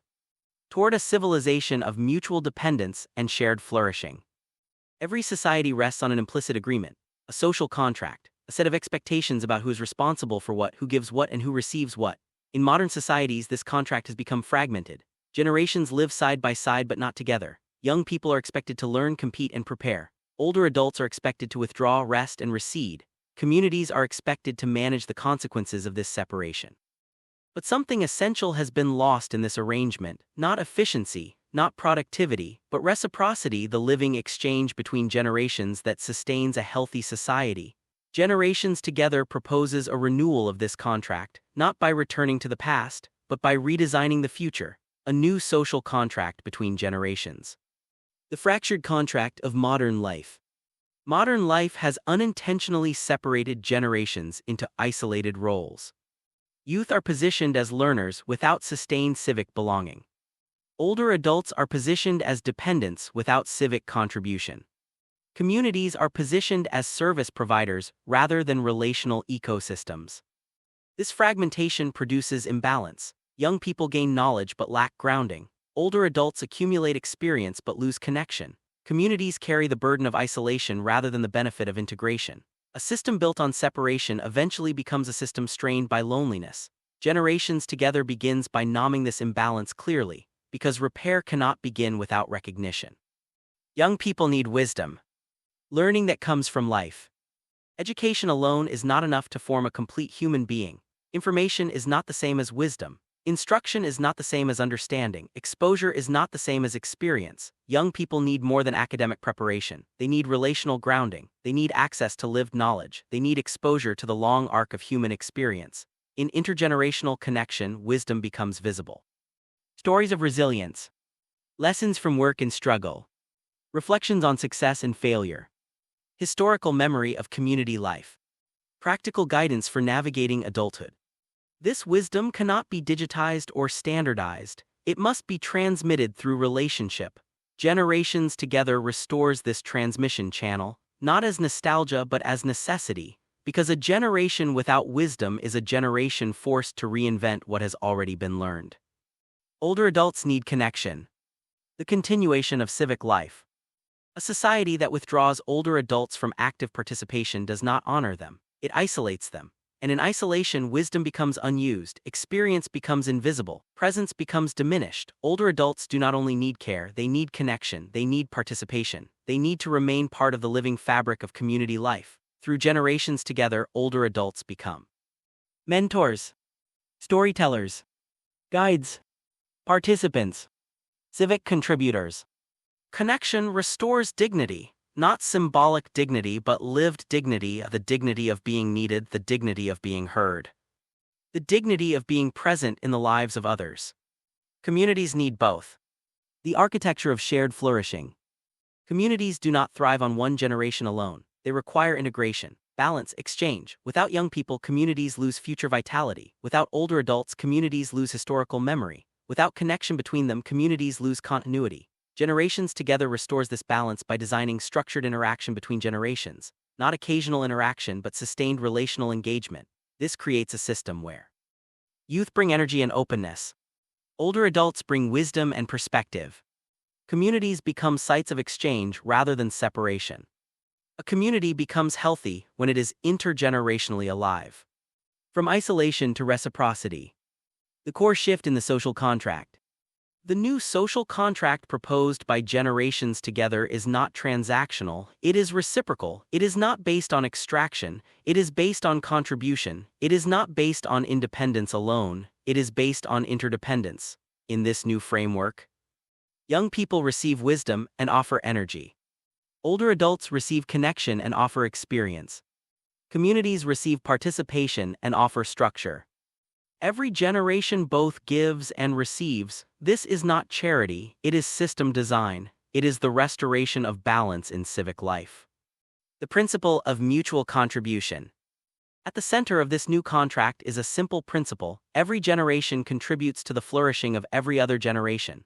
This principle changes everything. It reframes aging as contribution, not withdrawal. It reframes youth as participation, not preparation alone. It reframes communities as ecosystems of exchange, not service delivery systems. In this framework, learning becomes intergenerational. Service becomes relational. Care becomes mutual. Growth becomes shared. No generation stands outside the system of contribution. All are within it, all are responsible for it, all are strengthened by it. The end of generational segregation. Modern society has unintentionally created generational silos. Schools for the young. Workplaces for adults. Retirement systems for older adults. Each system is functional in isolation, but collectively they reduce interaction between generations. Generations together challenges this architecture. It does not dismantle institutions, it reconnects them. It creates bridges where there were once separations. It allows generations to meet again in shared civic space. The civic value of interdependence. Interdependence is often misunderstood as weakness, but in reality it is the foundation of resilient systems. No generation is self-sufficient, each depends on the others. Young people depend on inherited knowledge. Older adults depend on social connection. Communities depend on continuity and renewal. When interdependence is acknowledged, systems become more honest, more stable, more humane. Generations together makes interdependence visible and structured. The emotional economy of connection. Beyond structure, there is also emotion. Human beings are not only rational participants in systems, they are relational beings. They require recognition, belonging, purpose, relationship. A society that ignores these needs becomes emotionally unstable. Generations Together addresses this emotional dimension directly. It creates spaces where young people feel seen by elders, older adults feel valued by youth, communities feel connected across generations. This emotional economy is not secondary, it is foundational. The renewal of civic time. Modern life often separates people by time. Youth live in future orientation. Adults live in present pressure. Older adults live in reflective memory. Generations Together brings these temporalities into dialogue. Past, present, and future coexist in shared space. Stories of the past inform present action. Present engagement shapes future possibility. The social contract becomes a temporal bridge across generations. A system of shared flourishing. The ultimate goal of the new social contract is not equality alone. It is flourishing, shared flourishing, a condition in which young people grow with guidance. Older adults live with connection. Communities function with cohesion. Flourishing is not individual success multiplied, it is relational health distributed across generations. The institutional expression of Ūrumwe generations together. At its deepest level, this new social contract is an institutional expression of Ūrumwe generations together, togetherness as structure, connection as system, interdependence as design. It translates cultural belonging into civic architecture. It turns philosophy into practice. It turns relationship into infrastructure. The quiet reordering of society. If fully realized, this new social contract would quietly reorder society. Schools would become intergenerational hubs. Housing communities would become civic learning spaces. Public institutions would become relational ecosystems. Service would become a shared expectation. This is not dramatic disruption, it is systemic integration, a slow, steady reweaving of how generations live together. The future of generational life. The future of generational life will be defined by one question: will generations remain separate or will they be connected? Separation produces loneliness. Connection produces resilience. Separation produces fragmentation. Connection produces continuity. Separation weakens society. Connection strengthens it. Generations Together answers this question clearly. It chooses connection. It chooses reciprocity. It chooses shared responsibility. It chooses Ūrumwe generations together. The New Covenant. At its deepest philosophical level, this is not just a programmatic framework. It is a covenant, a renewed understanding of how generations relate to one another, a commitment that no generation is complete without the others. No stage of life stands alone. No community can thrive through separation. This is the new social contract between generations, not written in law alone but written in daily life, in service, in learning, in presence, in relationship, and in the quiet, persistent building of a civilization where every generation contributes to the flourishing of every other generation. Epilogue: The New Earth Next Door. The quiet origins of a civilizational renewal. The transformation of a nation rarely announces itself in the language of power. It does not begin in legislative chambers. It does not emerge first in policy frameworks. It is not born in think tanks nor sealed in executive orders. Those are its later expressions, its formalizations, its echoes, but the beginning is almost always smaller than we expect, almost imperceptibly ordinary: a sidewalk, a shared walk. A student adjusting pace so an elder does not walk alone. A conversation that was not scheduled yet somehow felt necessary. A moment of recognition between two lives that, by the logic of modern systems, were never supposed to intersect so meaningfully. And yet they do. This is where renewal begins, not in abstraction but in proximity, not in theory but in presence. The hidden infrastructure of civilization. Every civilization rests on an invisible infrastructure that is rarely named. It is not only roads, institutions, or economies. It is the architecture of relationships, the patterns of attention, the density of trust, the frequency of encounter between human beings who might otherwise remain strangers. When these relational patterns are strong, societies appear stable. When they weaken, even the strongest institutions begin to strain. What Generations Together reveals is that the most important infrastructure in America has never been fully designed. It has simply been assumed that people will connect, that generations will naturally interact, that communities will organically sustain themselves. But assumption is not structure, and what is not structured tends over time to dissolve. The unseen resource beneath society. Nations often speak of scarce resources, capital, technology, innovation, policy capacity, but beneath all of these lies a deeper, more fundamental resource that remains largely untapped: human relationship itself, not as sentiment but as productive force, as civic energy, as social capital in motion. Generations Together begins from this recognition that the greatest reserves of national strength are not hidden in institutions alone but in the ordinary possibility of connection between people who have been systematically separated. Students and elders, schools and neighborhoods, housing communities and civic life. When these are reconnected, something shifts at the level of reality itself, not dramatically at first but structurally, quietly, irreversibly. The sidewalk is beginning. The sidewalk becomes the symbol of this transformation, not because it is grand but because it is shared. It is where different lives pass through the same space, and occasionally pause long enough to recognize one another. A student slowing down, an elder speaking a memory aloud, a moment of mutual attention that does not require permission from any institution, only willingness, only presence, only the decision to acknowledge another human being. Civilizations are not only built in systems. They are built in these micro moments of recognition, repeated, multiplied, normalized. The return of the commons. What emerges from these encounters is not merely programmatic success, it is the reconstitution of the commons. The civic commons, the relational commons, the human commons, a shared space of belonging that cannot be owned but can be cultivated. Generations Together is at its core a methodology for restoring this commons, not through central design alone but through distributed practice. One school, one housing community, one neighborhood, one relationship at a time. Each connection becomes a thread. Each thread becomes part of a larger weave, and over time, what was once fragmented begins to feel whole again. The geography of the new Earth. The new Earth is often imagined as distant, a future condition, a utopian horizon, but in truth it is far closer. It is next door, it is in the apartment across the hall, it is in the classroom down the corridor, it is in the senior residence a few blocks away, it is in the simple decision to connect what has been separated. The new Earth does not arrive through escape from the world as it is. It arrives through the reactivation of what has always been possible within it: relationship, reciprocity, and shared life. The civic revelation. There is a quiet revelation embedded in this work, that most of what ails modern society is not the absence of resources but the absence of connection. Loneliness is not merely emotional condition, it is structural disconnection. Civic disengagement is not merely apathy, it is missing architecture for participation. Intergenerational silence is not inevitability, it is design failure, and what is designed can be redesigned. What is fragmented can be reconnected. What is dormant can be awakened. The work of reweaving.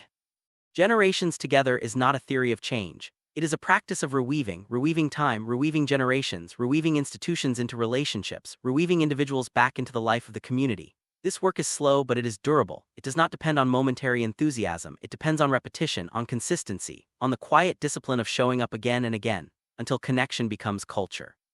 The measure of a nation. In the end, the measure of a nation is not only what it produces but what it sustains, not only its output but its belonging, not only its systems but its relationships. A nation is strong when its people are not isolated from one another, when generations are not separated into silos, when communities are not fragmented into disconnected parts, when civic life is not reduced to occasional participation but lived as daily practice. Generations Together invites a different metric of national strength: how connected are we to one another? The ordinary miracle. If there is a miracle at the heart of this vision, it is not spectacular. It is ordinary, that people who were once strangers begin to recognize one another, that generations once separated begin to share time, that communities once fragmented begin to feel coherent again, that trust begins to reappear where it had eroded, that participation begins to feel natural again, that belonging becomes visible again. These are not extraordinary events, they are ordinary transformations. And it is precisely their ordinariness that makes them powerful, because what becomes ordinary becomes permanent. The field book as invitation. Generations Together is ultimately not only a book, it is a field book, a manual for civic reconstruction, a guide for those willing to work at the level where societies are actually rebuilt, not in abstraction but in interaction, not in policy alone but in practice, not in ideology but in relationship. It invites schools, housing authorities, communities, and individuals into a shared experiment. What happens when we reconnect what has been separated? What happens when we design for relationship instead of isolation? What happens when we treat Ūrumwe generations together not as aspiration but as infrastructure? The new Earth next door. The new Earth is not arriving from elsewhere, it is already nearby, waiting in the overlooked spaces of daily life, waiting in the unnoticed possibilities between generations, waiting in the simple decision to walk together instead of alone, to listen instead of withdraw, to participate instead of observe, to belong instead of isolate. And so the invitation remains quiet but profound. Begin where you are, with who is near, in the space already available, because the new earth is not far away, it is next door, and it begins the moment we recognize one another.